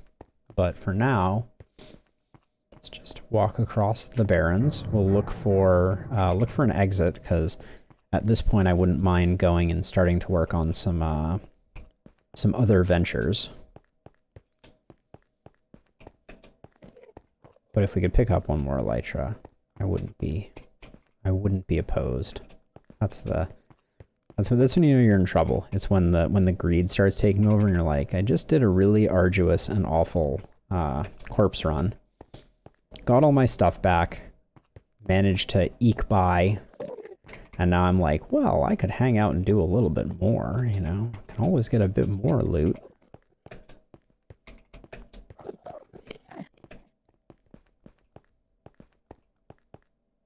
The greed is real. But 2 elytras, like I said, is a sweet spot. We put unbreaking on them, we put mending on them, and they last for a good long time and are relatively easy to repair.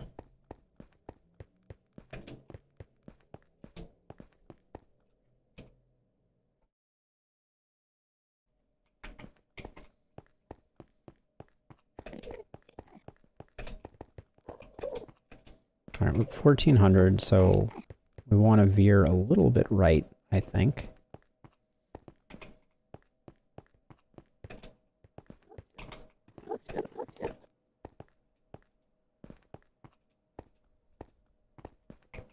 And we are wearing an elytra, so we can, at least for the moment, we have enough juice to do these little hops.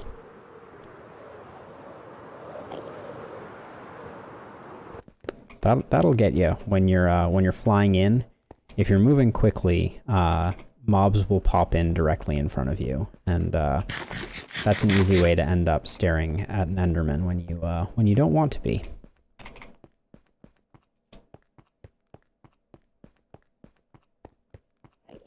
There's another end city. If it has a boat, we will certainly give it a once over. That's pretty far off the 1600 though, it does seem. Looks relatively large, but I don't see a boat capable section to it, so it may not have one. Still do it for shulker boxes though.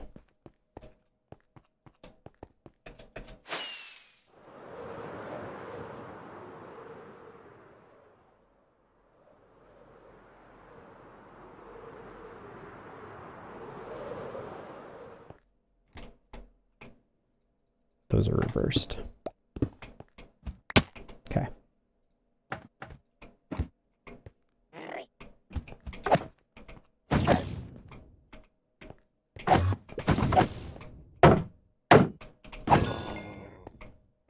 Okay. Where is the second one here?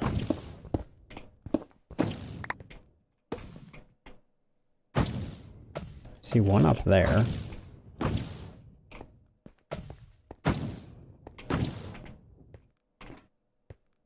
I like having blocks on my hotbar to avoid silly maneuvers like that.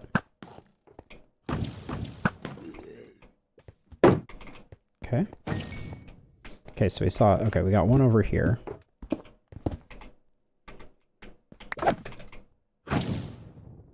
What?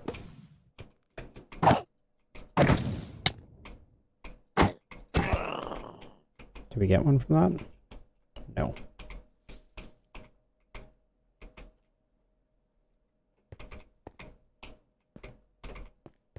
There's one up in the top of this, so we can try and work on that. Oh, why did that? That was weird. Alright, looks like it did not... Looks like it teleported.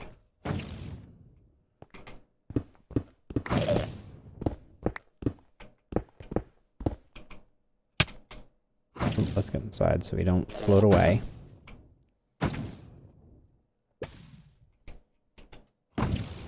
Unsure where this one is. The fact that they shoot around corners is... Ooh, that was almost bad. Might still be bad. Wasn't sure if I looked at an Enderman there. Very easily could have.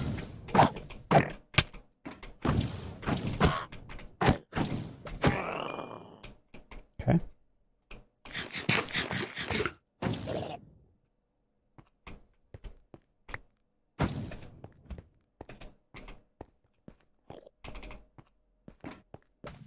Falling through that gap was not my finest moment. Oh, come on.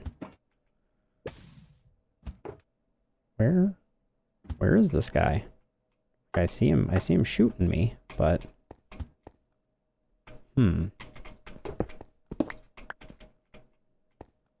get the feeling he must be out here.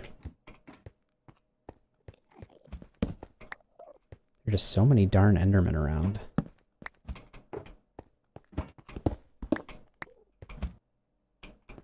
Okay, he must be on top of the roof.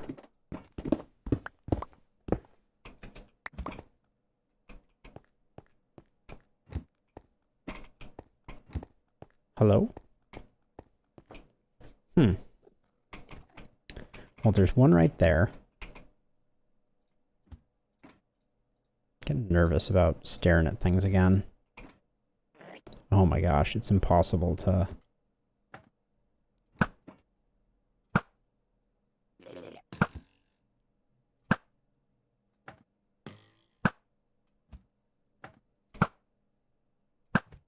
Okay, This is the worst. Gotta be able to see. There we go. All right.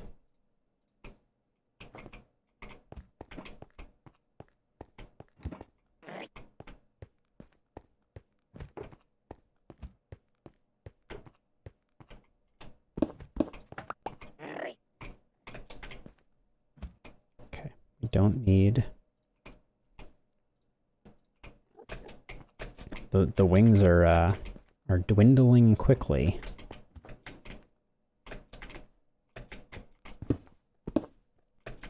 Is how it feels at the moment.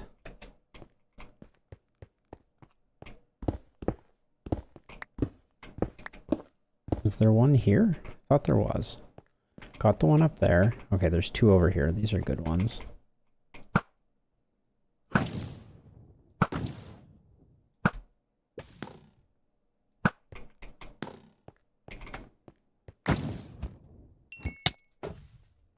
Oh, almost made it in.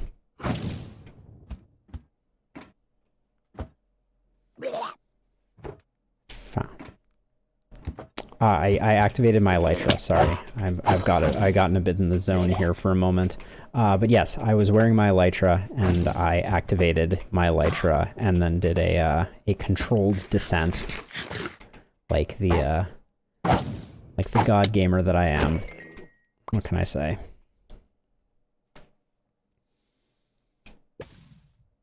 Yeah, the end is a little dicey at times.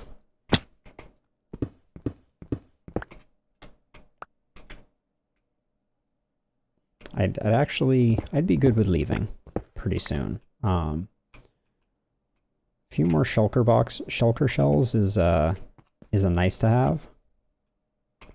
But then we'll skedaddle. Because I don't want to die out here again. That's the main reason. So as much as possible, I'm trying to conserve elytra exclusively for transiting between distant islands, because we're at 82 of 400 at the moment, which is not great. How did you get here? Oh, and then it immediately teleports again.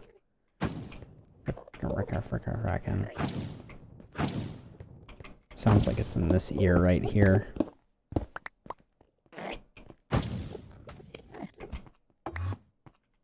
Just teleported again. I heard it.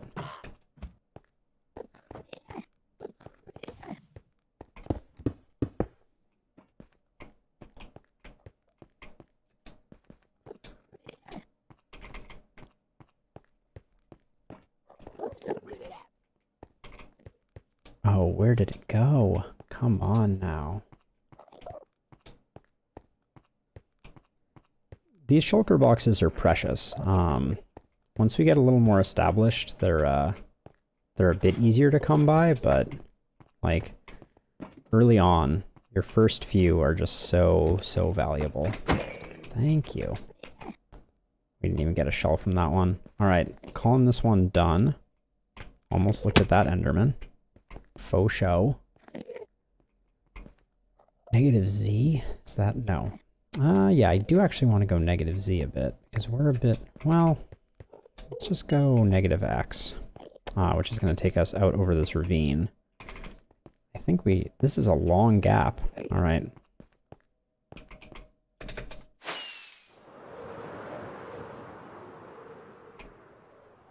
Put the pumpkin hat on. 73, 72. Yeah, it's basically like seconds of flight. We don't have a lot left.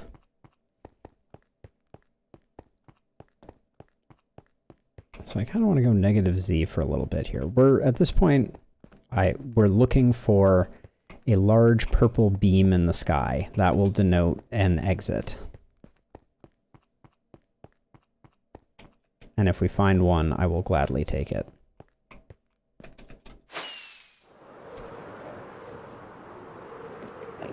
Using up precious elytra resources. We do have our second elytra though, so we are not we're not completely running on empty, but what is that down there? I think it's nothing.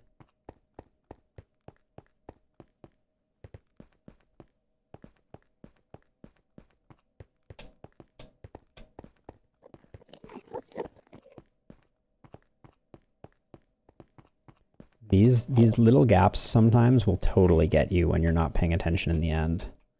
They'll just be walking along and there'll be like a very narrow gap, and you'll just bumble across it in all the worst ways, and needless to say, it's not a good time. So we've gotten pretty far off of the line that I wanted to take. Is that... It's not. I'm thinking about using a rocket to kind of correct that way a little bit. Well, we're gonna use one here regardless.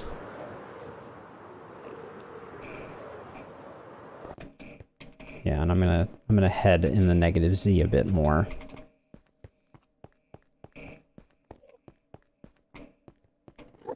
Because I liked being around 1600, and we're all the way down at 1200 now. All right, this is an ender pearlable gap. Easy. Ooh, there's another end city.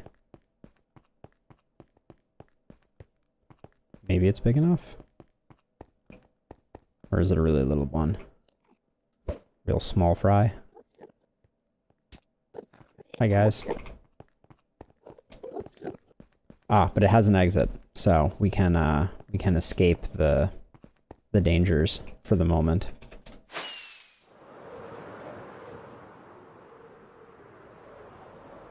Ooh, it's two end cities.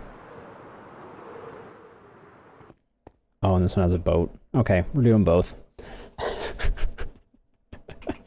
The greed, it sucks you back in. All right, our elytra is currently low enough. Is that shooting at me? So I'm gonna put it away in here. Put on this other one. It still has a bit of legs in it. And let's work on this little one first to see if we can get a few more shulker shells.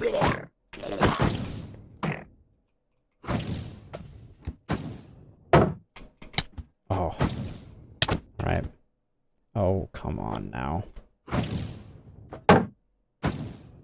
Ooh, my hit points are not in great shape, actually. I need to watch out.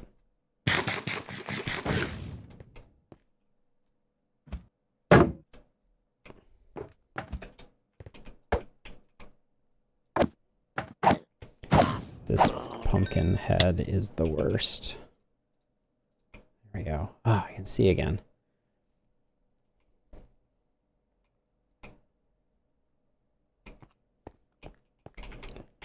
Not getting lucky on the shulker shell drops. Still only at 4.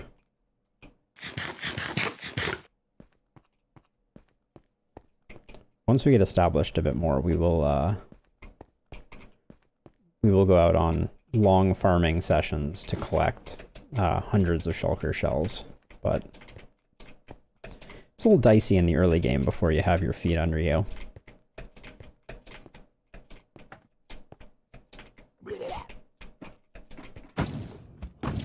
All right, into the breach we go.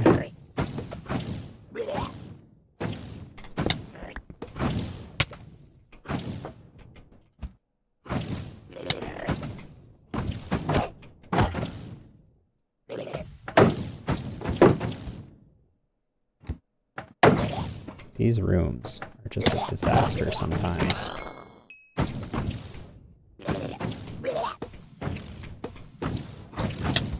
Take a moment to eat to make sure that we're not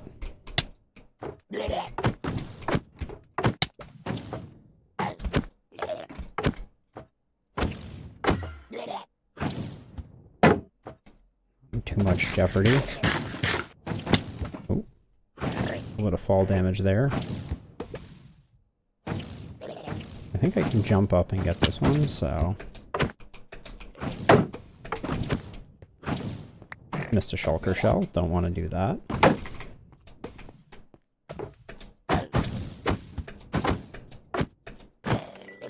Thank you. Oh, come on now. Couldn't just give me the kill shot on that one? Alright, where'd our scaffolding go?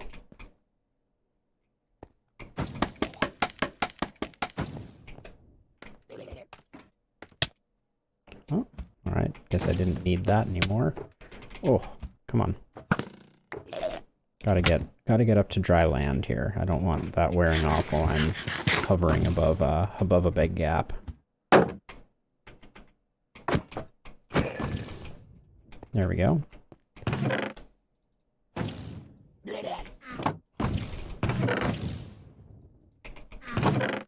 Alright, nothing to write home about in that one, it looks like. But we'll break these out and do a bit of organization.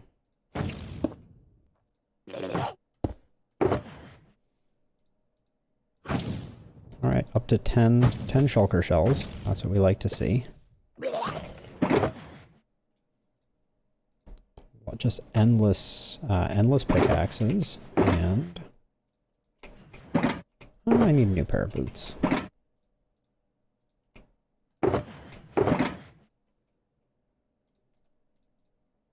Alright, we don't need both types of wood at the moment, so I'm going to leave that in there. Leave half my iron in there.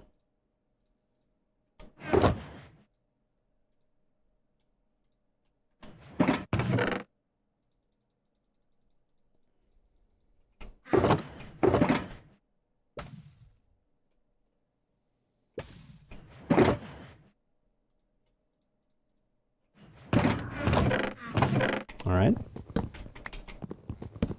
Good.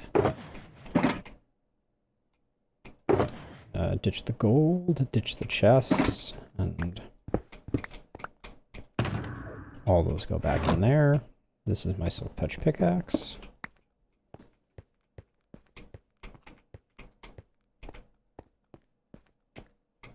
Okay, nothing else up here. And then we have our scaffolding that we can reclaim.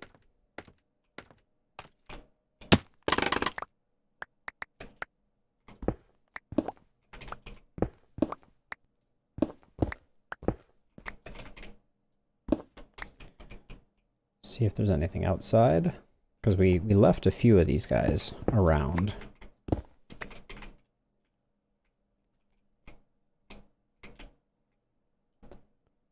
Don't see much of anything.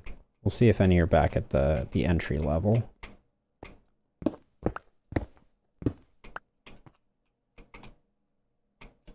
Not seeing any down there either.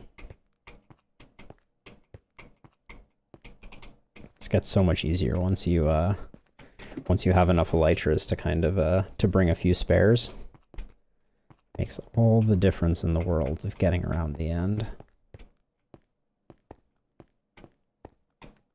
Okay, so we're gonna write down, I don't think I'm gonna get lost, but we are at negative 7938 by negative 1567. And we are gonna put on our pumpkin for safety reasons and head over towards this one. And we'll see if we can just work our way through this one quickly, maybe get a few more shulker shells and another elytra, and then we'll skedaddle.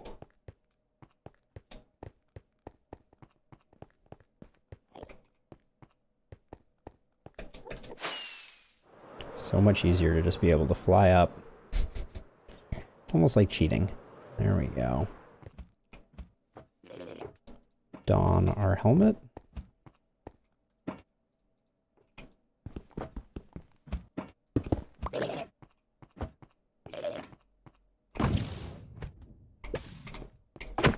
Actually, car. Oh. What?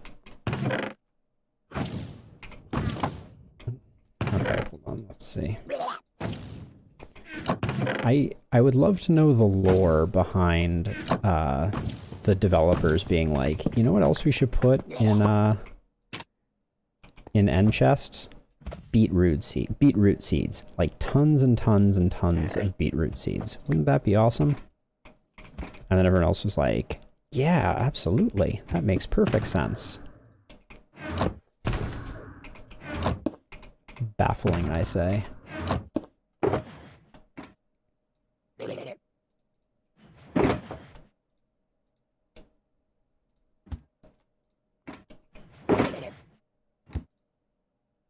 Mending pickaxe is nice though. That'll help out with things a bit.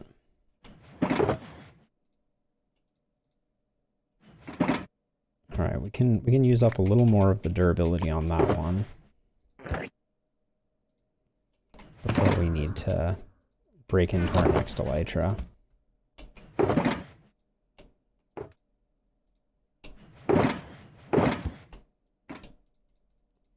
Lots of instant healing potions. Lots of shulker shells.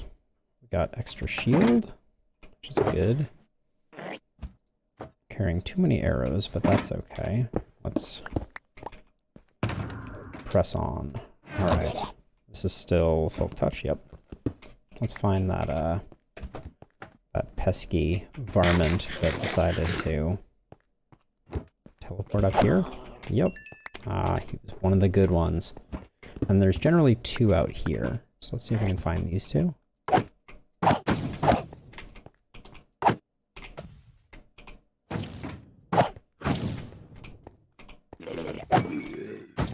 it fell off. Dang. We'll go down and get that one. But first we're going to try and find the one that's on the back of the boat here. Yep.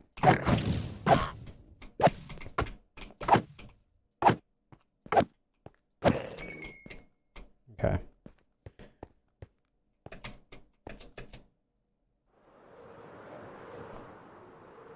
I don't know if I just looked at an Enderman. Felt like I might have. Didn't. Phew.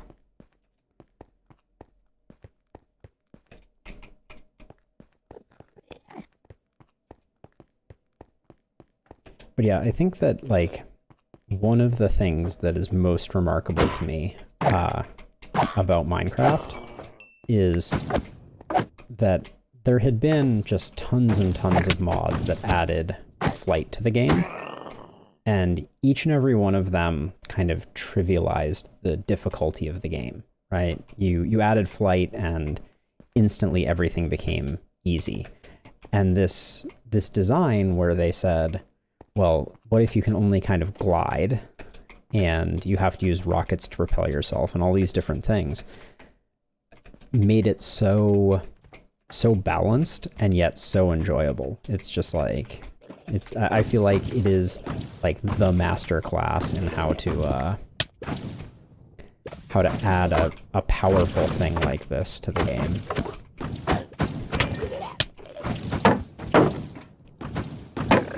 I'm getting pelted. I'm gonna wait for myself to fall. Heat up real quick.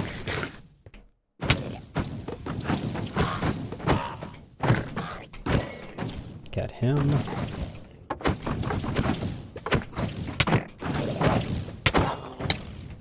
I'd like to find a place to land that is not all the way down again. Oh, I may not get that though. Yikes.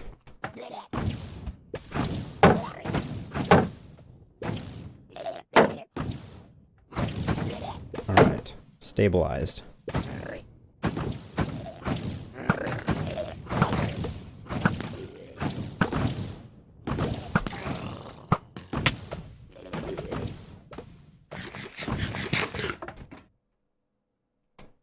Got a couple shulker shells down there, so I want to get down there pretty quick.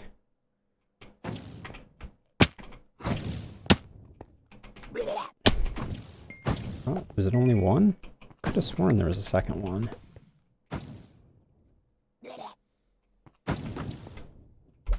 Did one fall further down? No, I don't think so. Alright.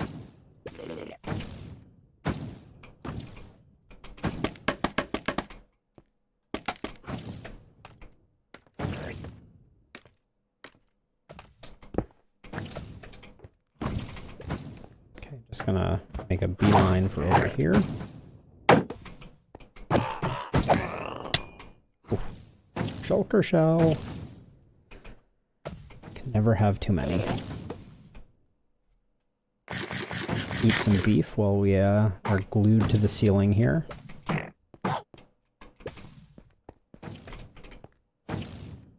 There's another one over there.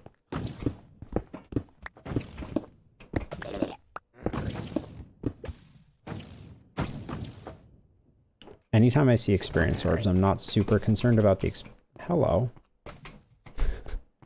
Coming from all angles. Not super concerned about the experience orbs, but they do indicate that something died there, so... Oh, this is bad. I'm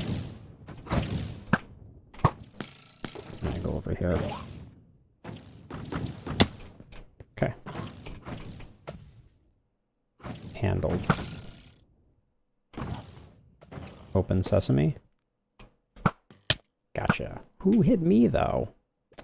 What the what? Sometimes I wonder. Shulker snipers. That little bit of damage is if you fly face first into things, you do actually take damage, so. Okay, we got 2 over on the left there. Oh, we got more over here too. Oops. Oh, got stuck on something there. Oh, the teleport is the worst.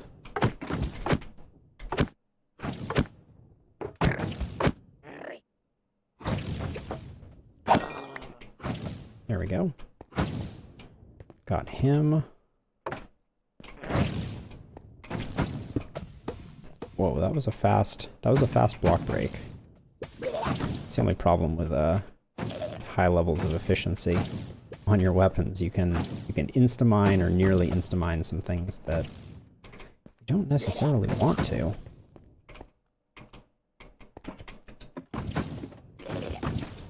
Oh, that was not the direction to jump at all. Yeah, this is the direction to jump.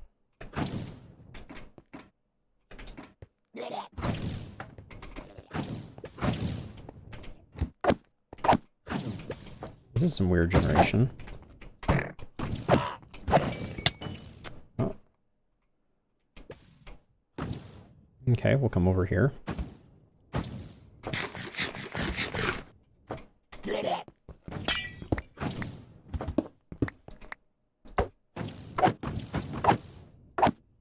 Gonna put a block down below him because this one usually drops right into the center of the shaft.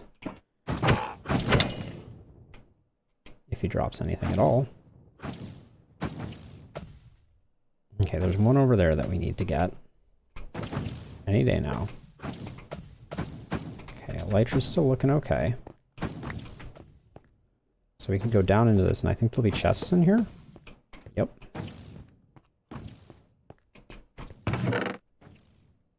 Okay.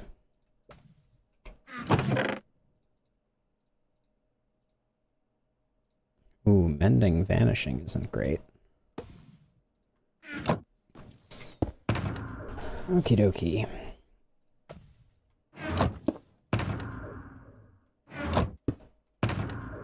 We're gonna need to start making some more shulker boxes here pretty soon.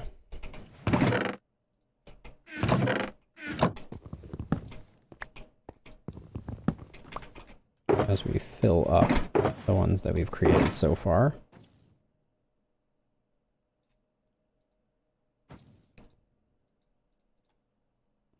That's a pretty nice shovel. Oops. I'm gonna get rid of all of these non-enchanted iron things, I think. Let's come over here and ditch, ditch, ditch, ditch, ditch, ditch, ditch, ditch. There we go.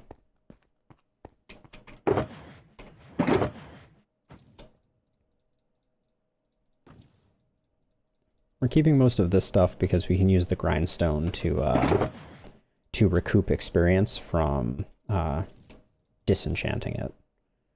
That's the play. There we go. Always double check that that's our silk touch pickaxe. Okay, we ended up at the top here.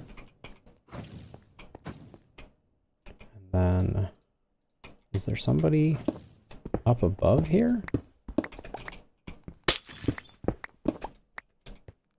No. Okay.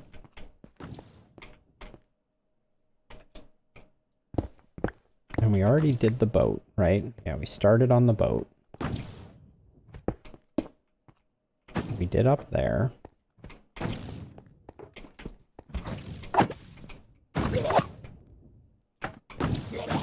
Hello, there's a bunch of guys up here. All right, we're gonna do this first. Eat a steak.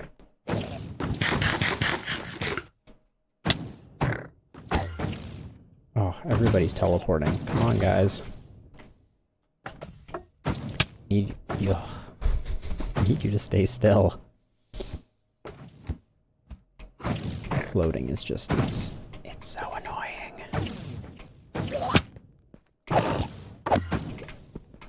Oh, and even that one didn't get one? Oh, and that one hit me? Okay, got one. One down. 11 to go.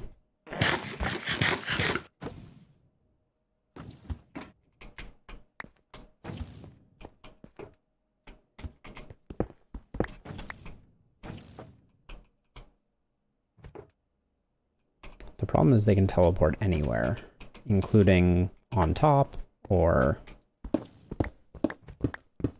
on the bottom. And the bottom is particularly precarious.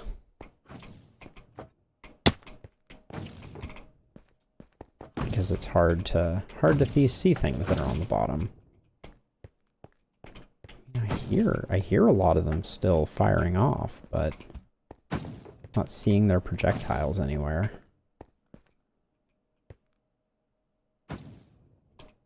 Hear it out of my left ear.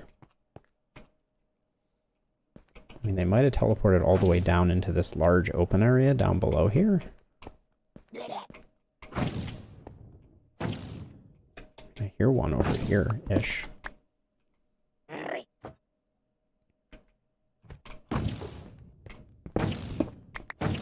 Yep, there's one. That looked like some type of glitch where he had many projectiles lodged inside of himself. Doesn't look like he dropped a shell, though.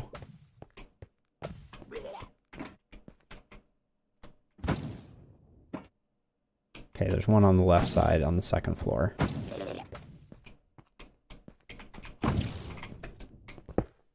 Yep.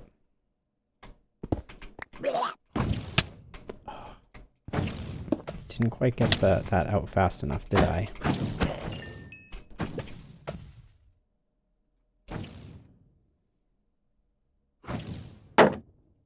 Okay. We were rewarded, though.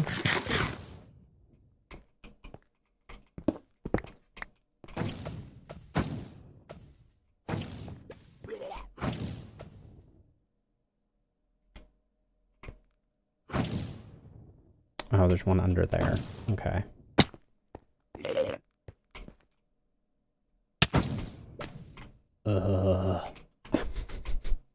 Just land on this block.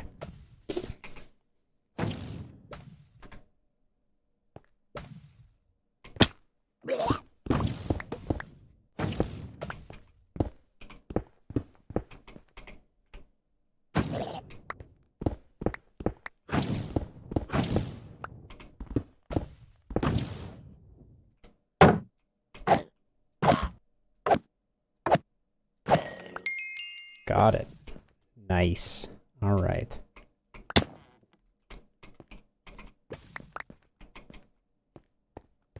Now I'm just listening for more.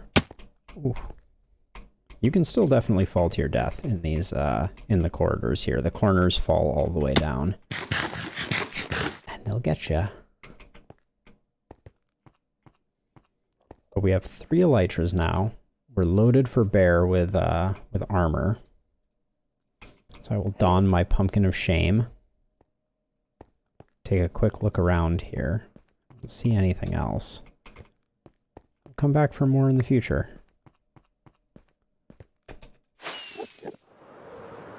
Since we're leaving, I can afford to use our precious elytra goodness.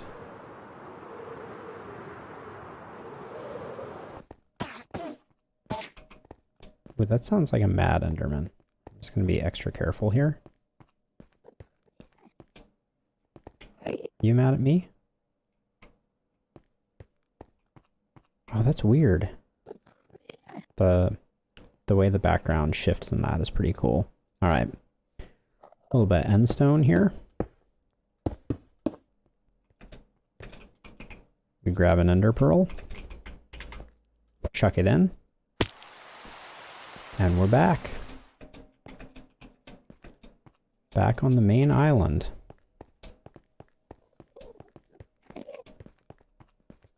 Despite my best efforts, we will be leaving here with what we came for.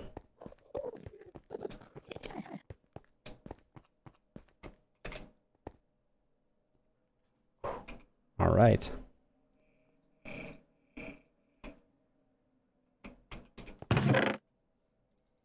Let's see, what other things do we not want to leave here?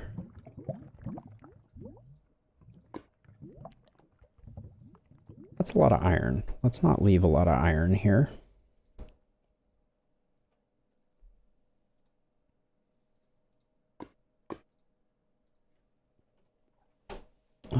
Let's see, do we have all the iron now? Pumpkin seeds I don't need, blaze rod I don't need. Yeah, okay, I think we're good. Alright. Let's head home. Do we want more ender pearls or anything? I think we're okay on ender pearls.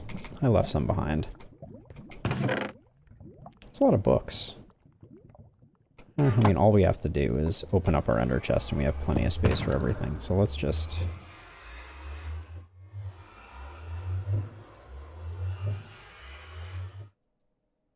do something like that. Grab the gunpowder. The rest of the stuff is kind of trash. Okay.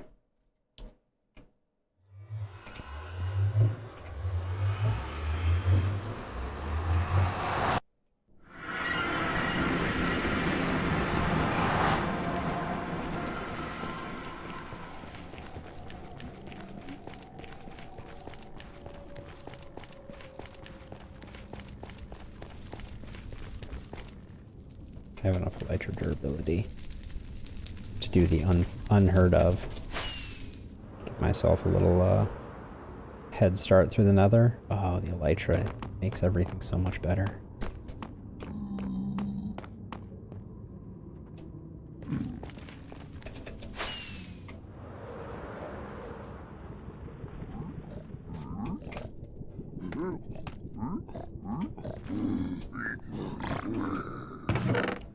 Hello, gentlemen. Could do a bit of trading with these guys. I still haven't gotten a book of Soul Speed 3, but I think we'll hold off on that for the moment. Let's not waste rockets. Don't have too many of them.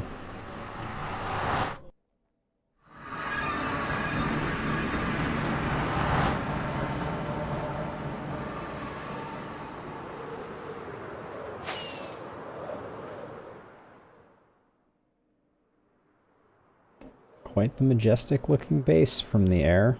Let's come in for a nice little landing here. So good. So good! Alright. Oh, we have a lot to unpack here. Definitely need to get mending on those wings. ASAP, as it were. Huh, so where am I in the stream? I'm 4 hours and 35 minutes and I have yet to take a break. I'm going to take a 5-minute break, even though we're almost done, but I'll need to clean some stuff up. So let me head up to the safety of my upper domicile. Close the door. And, I'll be back. BRB.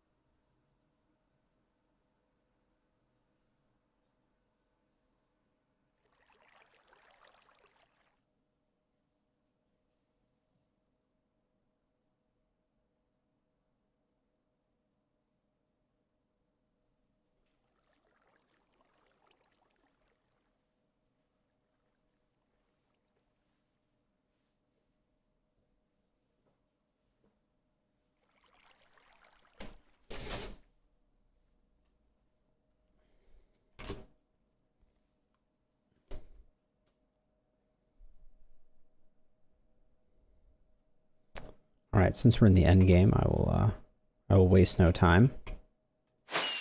Oh, wasting rockets. Don't waste rockets. Alright, we're gonna unload some stuff down at the, Elytra is the best thing ever. I can't even. So good.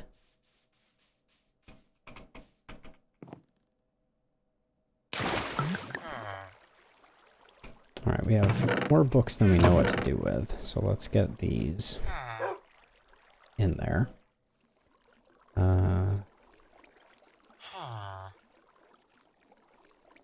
Wait, where did my ender chest go? What?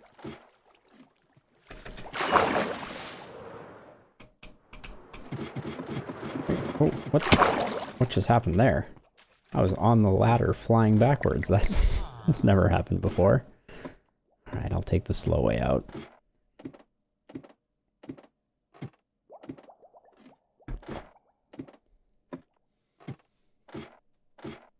But yeah, we should have a boatload of levels in disenchanting, and we'll never need to make diamond gear again for the most part, which is a nice thing. But this is going to radically accelerate the speed at which we need to get mending books going. Where's the ender chest? I know I have one here. Did I leave one over in the... I think I left one behind. Because I don't have it now. Maybe I left one in the end fortress area? Okay, potions can go in here, arrows can go in here. My elytras I want to hang on to. This is just going to be the junk chest. I'm sorry, junk chest. I am loath to create junk chests, but what can we do? Alright, make some more iron blocks. Keep some iron on me, always. Although we're almost getting to the point where I don't need to carry iron to make iron tools, which is a truly beautiful revelation. We don't need a potion of fire resist in here. Is there anything else out of place here? No, not really. But let's grab these three.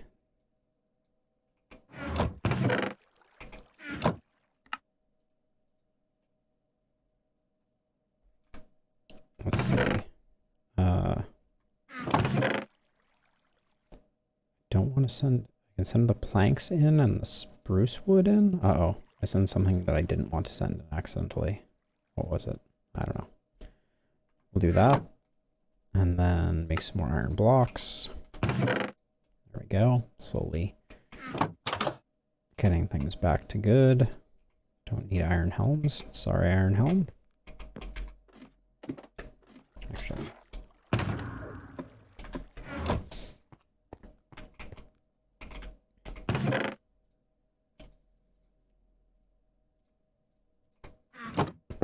Set our shulker boxes down. Why do I only have two here?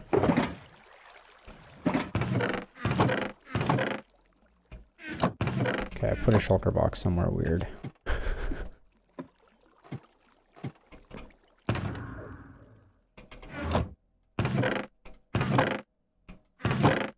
Yep, there it is. You get nervous when you misplace a shulker box with lots of your goodies in it. That's for certain. Okay, nothing there. I have one of these that already has horse armor in it. There we go. More saddles.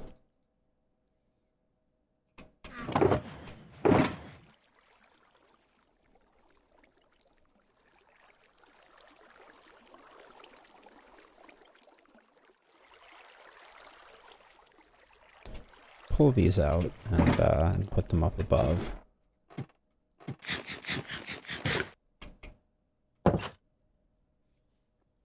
Take a quick nap. go. Diamond supply's looking pretty good. Emerald supply's looking pretty good. Starting to get some gold blocks back too. Shame our menorah is pretty much sorted at this point.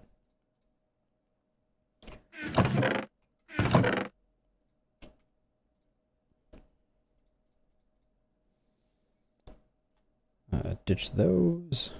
Ditch the sticks. Okay. Back down we go.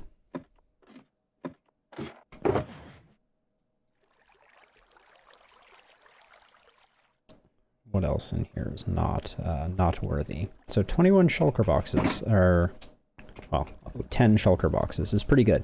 We can get started with that. That is a decent starting point. Get rid of the empty bucket. We don't want all our rockets on us, since we are rocket poor at the moment, until we get a creeper farm built.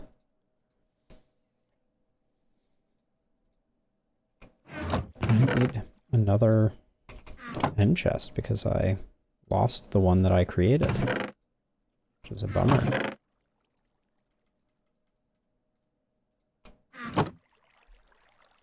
That's Murphy's Law, though. As soon as I create this, I will find the other one.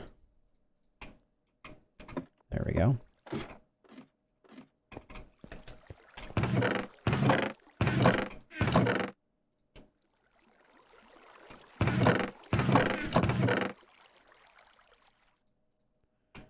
Okay, anything else that I want to offload? Things that are random.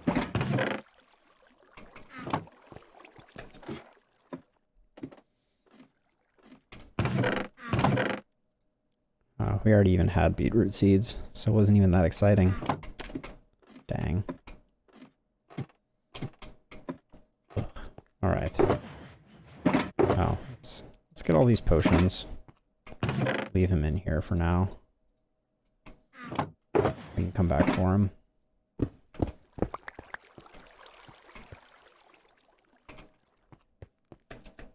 I do like that I don't even need a rocket to kind of glide over to here. A little 360 no-scope action there. There we go. Hostile creature sound off. And let's start working through this first, I guess.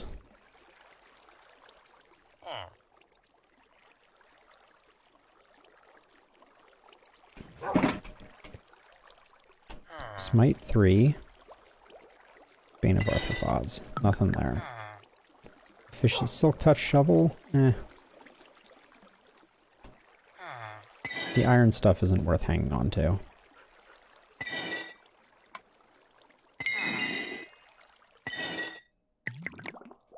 Oops.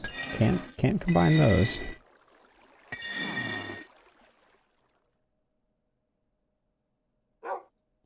And we'll just upgrade our sword to that. Okay. All that stuff is now trash. Except for... Oh, does the grindstone not remove Curse of Vanishing? It doesn't. Interesting. Okay.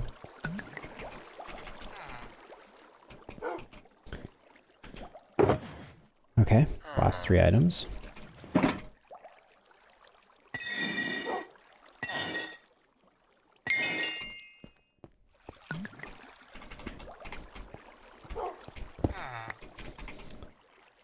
So, interestingly, that means that the anything in here that has Curse of Vanishing is essentially worthless. So this is basically worthless. I shouldn't even have picked these up. All 3 of these. Well, I guess I can still get the experience off of them, but then I'm just going to throw them away because I'm never going to use Curse of Vanishing items. It's a shame because I wanted mending on it too. Alright. Trash, trash, trash. Now let's see if there's anything... Do we get anything good? Okay, so this is great. We will turn this into something. This is not so great. Okay. Kind of good. This is useful. This, if possible... Oh, I did our main set of gear. Okay, so things that we want to keep. Keep. Disenchant. I want to look at... Ooh, that chest piece. Fire protection, though? I don't care about fire protection. Wait, can I combine these to keep the protection? So this is where enchanting trickery can potentially... So this turns it into protection for mending, unbreaking. That's a perfect chest piece. For 11 levels? Yes, please. Okay. So, stuff that I'm probably going to keep. These are protection 3. Oh, this was stuff I'm not keeping. I see. Okay. Fortune 2. No, not really. Sharpness 3. Bane of Arthropods. Mending. Okay, this one has mending, so we can potentially use it. Combine these two. Okay, we're starting to come up with something. Unbreaking.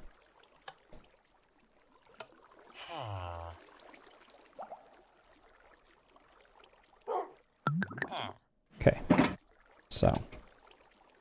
Oops. So these right here.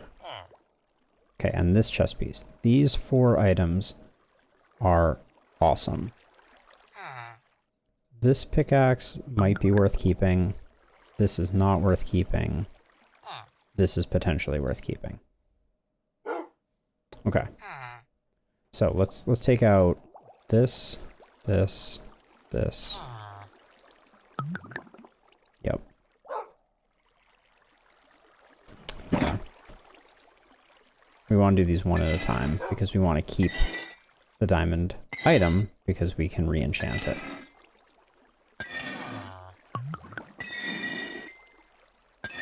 There we go.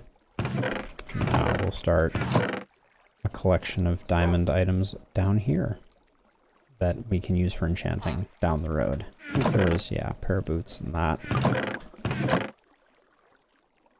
There we go. Alright. So let's see. So the rest of this stuff, though, has value. Potentially lots of value.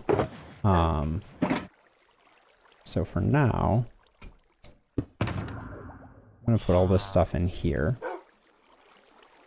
Did I just hear a witch? I must be hallucinating. Okay, both of these are empty. And then we just have this one, which I don't think had... We need to find a fun place to put the dragon head, that's for sure.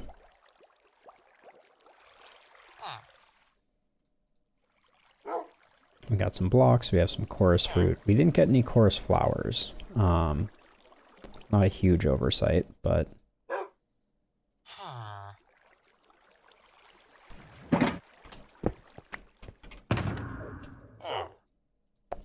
All that stuff goes in there. I like to keep my my shulker shells right in my... This is my silk touch pickaxe, all right? Yes, it is. Good. Okay, awesome. So, that is very good indeed.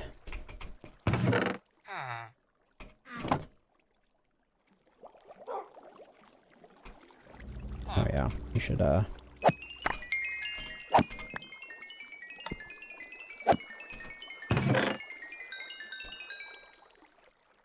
We get a lot more drops now, because I'm using a looting 2 sword. So, we got that going for us.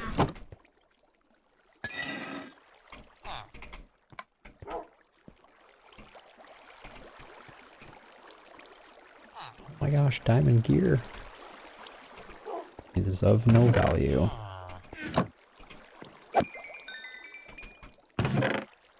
Yeah, sweeping edge makes a big difference.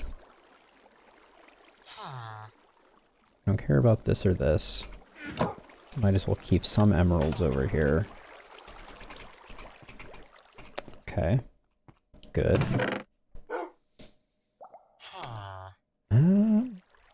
Okay, feeling pretty good about things here.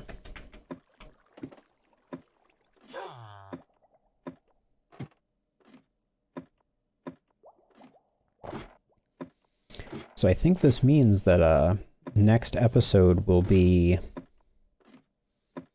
focused on villager trading. I think we've reached that point where we need to grab a few villagers and start putting some work in. Oops.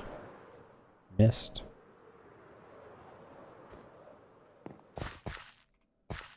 But one thing that we can do,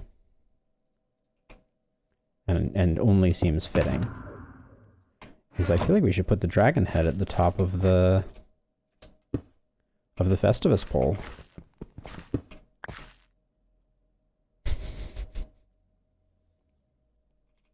Let me see if I can find something better to put at the top of the Festivus pole with that. It looks a little funny. Let's see. These 4 makes polished. I think.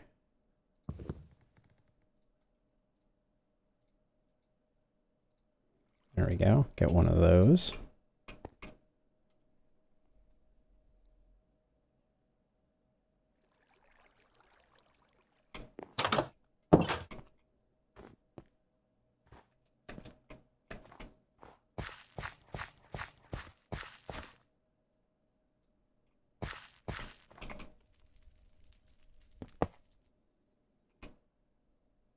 Oh, where'd my scaffolding go?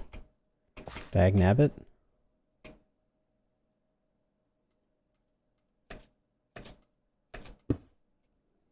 There we go. Now we have a proper Festivus pole. Beauty. BEA.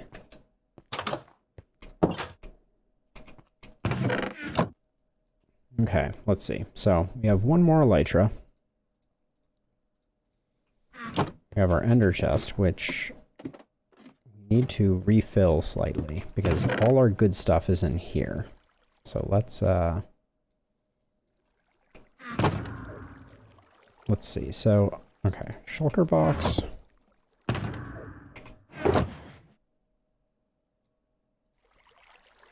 So this is our perfect quote-unquote set of gear, almost, except this chest piece is now better than this chest piece.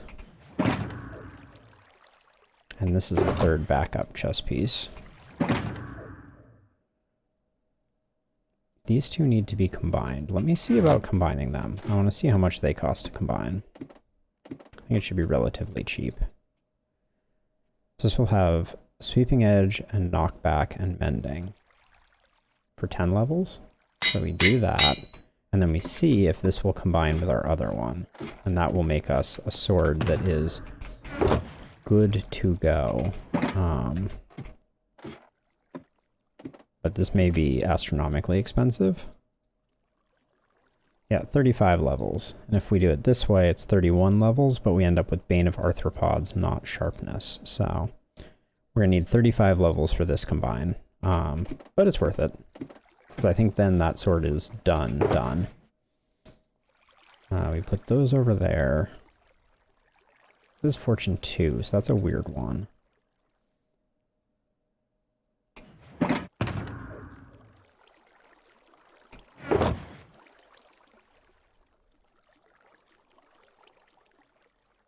So this one just needs unbreaking. And it's a great work shovel. Work pickaxe words. So we'll probably do that. So this is going to be our gear shulker box. We'll have 2 of those there. Spare elytras can go in here for now. Netherite scraps.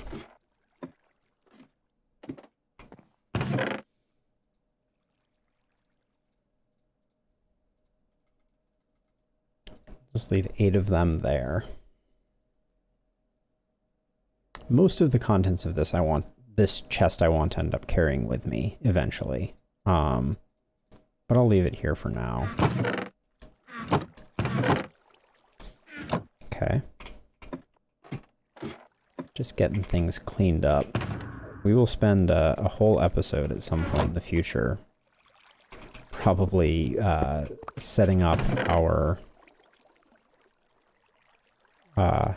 shulker boxes. That is for certain. But let's see. Actually, for now, it's probably time to do that.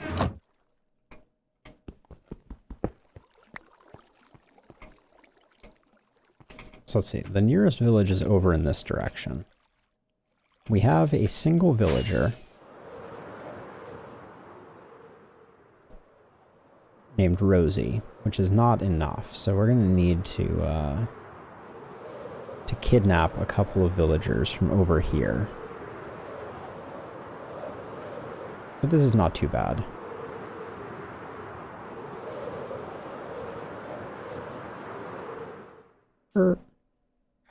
Flying is so good. Makes all the difference. Seriously. Okay, so we can't use these two villagers.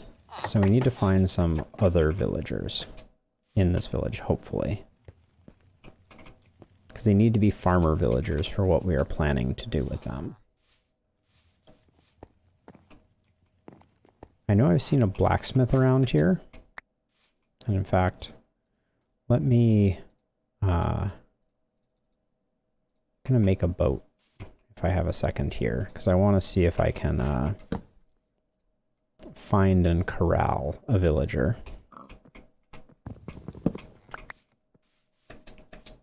Because I believe that there are a couple more villagers in this village. Ideally, there will be 2. Here's one. There's 2. Good. Hello, sir. I'm not trying to do anything nefarious with you and putting you in this boat, I promise. It's like he knows. What?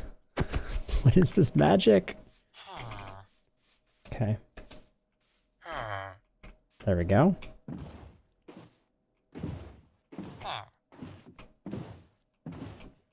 I just want to get them safe. Do I have a shovel? I don't have a shovel.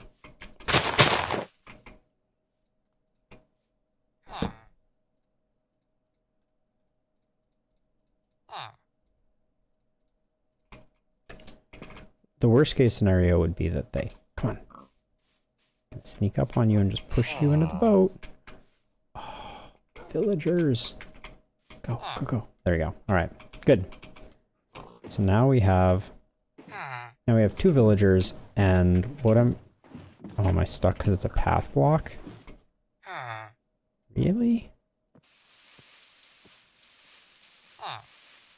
So boats can't go over any height delta, so I need to remove the path blocks. There we go. So what I'm going to do is I'm going to land this guy next to the other guy. There we go. So now we have these 2 dudes. And we're going to move them. Well, or we could just make our villager operation here. I'm not sure which. But I'm definitely going to break this. Okay. He is no longer a blacksmith. And I am also going to break this one. And confirm that they are both no longer blacksmiths. Why are you still a blacksmith? So he may be linked up to a different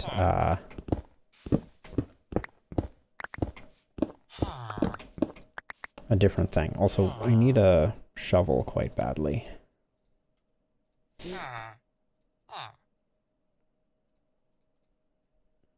Yes, I had shears instead of a shovel.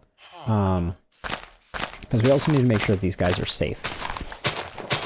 Safe is a, you know, it's a bit of a loaded term because I'm about to imprison them and force them to repopulate an infinite village, but it's the thought that counts, really, right?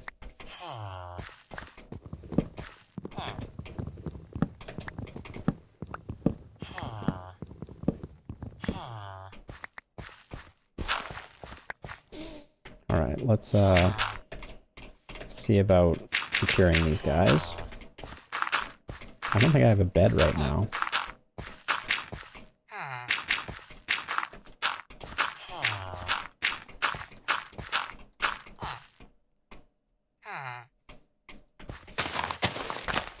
More dirt. Do I have a bed? I do have a bed, okay.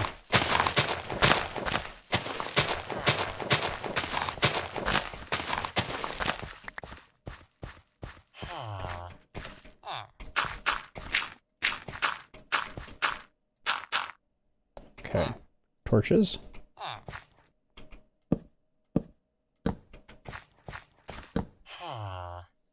Okay, just to be safe, I'm going one higher, and then I'm gonna box them in from the top, which is actually, hold on, I don't need any of this. There we go.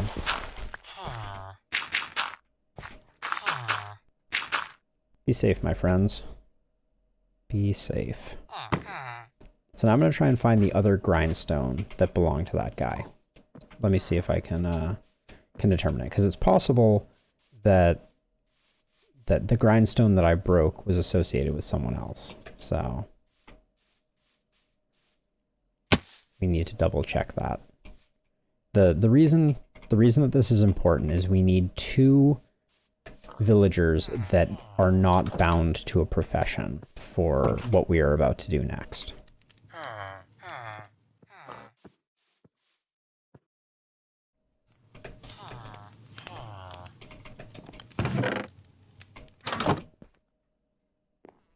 Did I lock someone in here? Yes. Oh yes, there is someone locked in here. Alright. I have not accidentally released him. Alright, just grab my bed. Okay, there's no grindstone there. I don't think I've done a trade with this guy.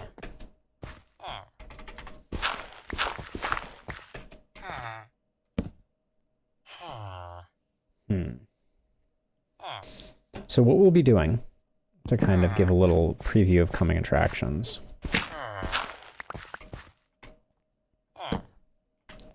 So he's still a weaponsmith, but he is not trained any, so maybe if I just...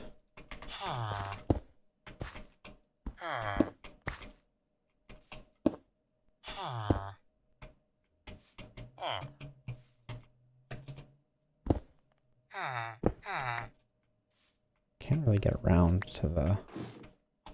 Ow.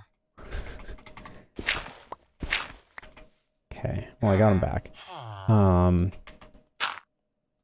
But he's still locked in. We need to make sure that our villagers are not associated with a profession, because we need to turn them into farmers so that they can tend some crops, and by tending crops, feed one another and produce more villagers.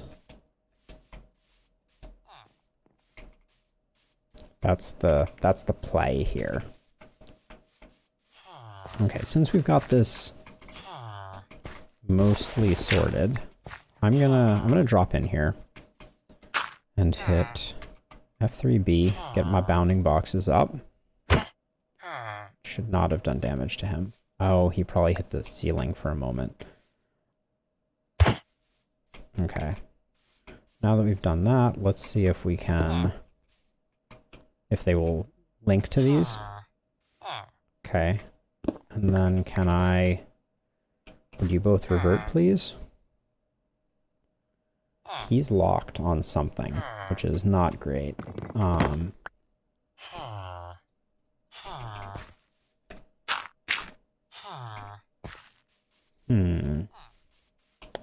To quote the villagers.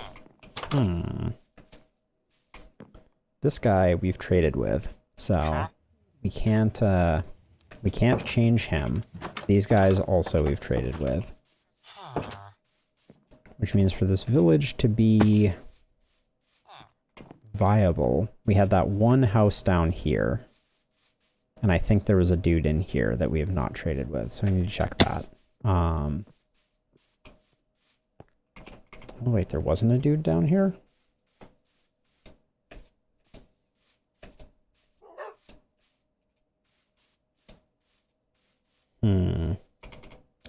Because yeah, if we can't get 2 unprofessioned villagers, then we need to try again. Okay, there's just a purple bed in here. It's a cool bed. I like it.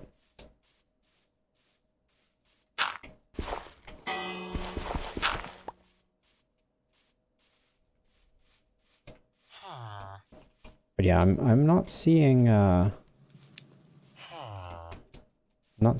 additional villager here, which leads me to believe that this probably won't work. So I'm gonna let these guys go.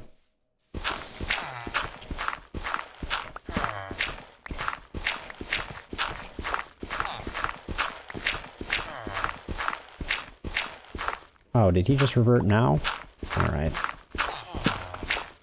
Well, we can make it work again. But we need to get these guys boated.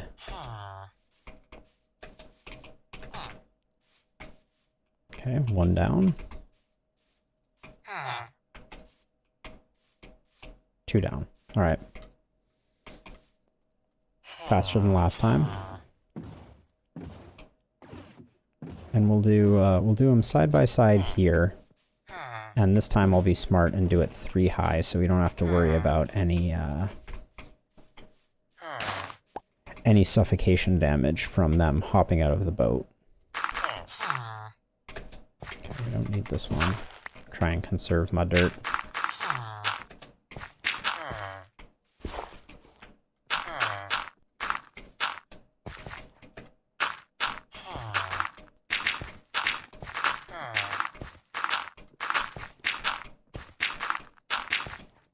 Okay, need more pylons.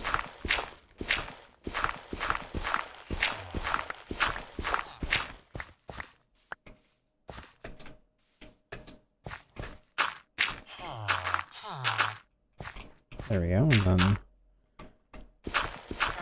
Oh, didn't want to break that one. Make sure we put torches in here before we close it up. These guys, they are the future.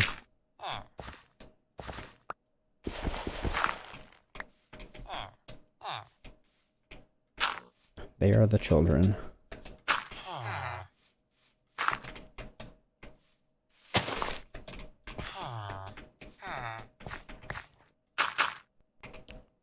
Need more dirt.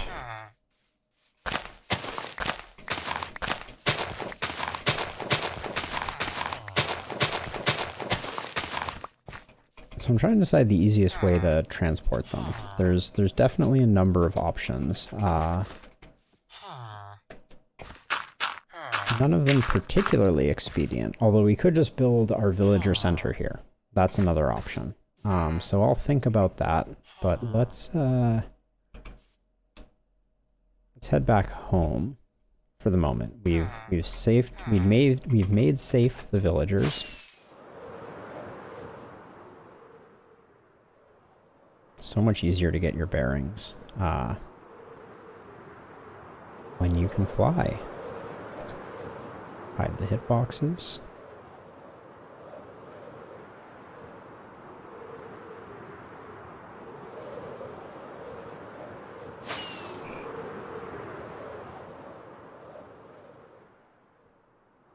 Coming in for a landing on the dirt path. Boom. Smooth as silk. Let's offload some stuff. That goes there. Again, we don't need 2 types of wood. Ditch the sticks, ditch the grind wheels. We don't need more grind wheels, I will say. But that's okay. All right, and we're in good shape, I think, to call this an episode. This was a fun one, only slightly plagued by a nasty death to Enderman in the middle, but you know, I had to prove there was some danger so that people would appreciate the Herculean effort that I was battling. It's a shame all potions look the same. But anyways, yeah. To all those who visited in for any part of the stream, thank you very much. It means the world to me to have you all to hang out with. It's super awesome. And other than that, hope you have a wonderful night. And I will catch you all next Thursday, if not before then. I think we'll probably be playing Bastion again on Saturday to finish that game up. But anyways, peace out. Have a wonderful rest of your nights, and catch you in the next one. Bye bye.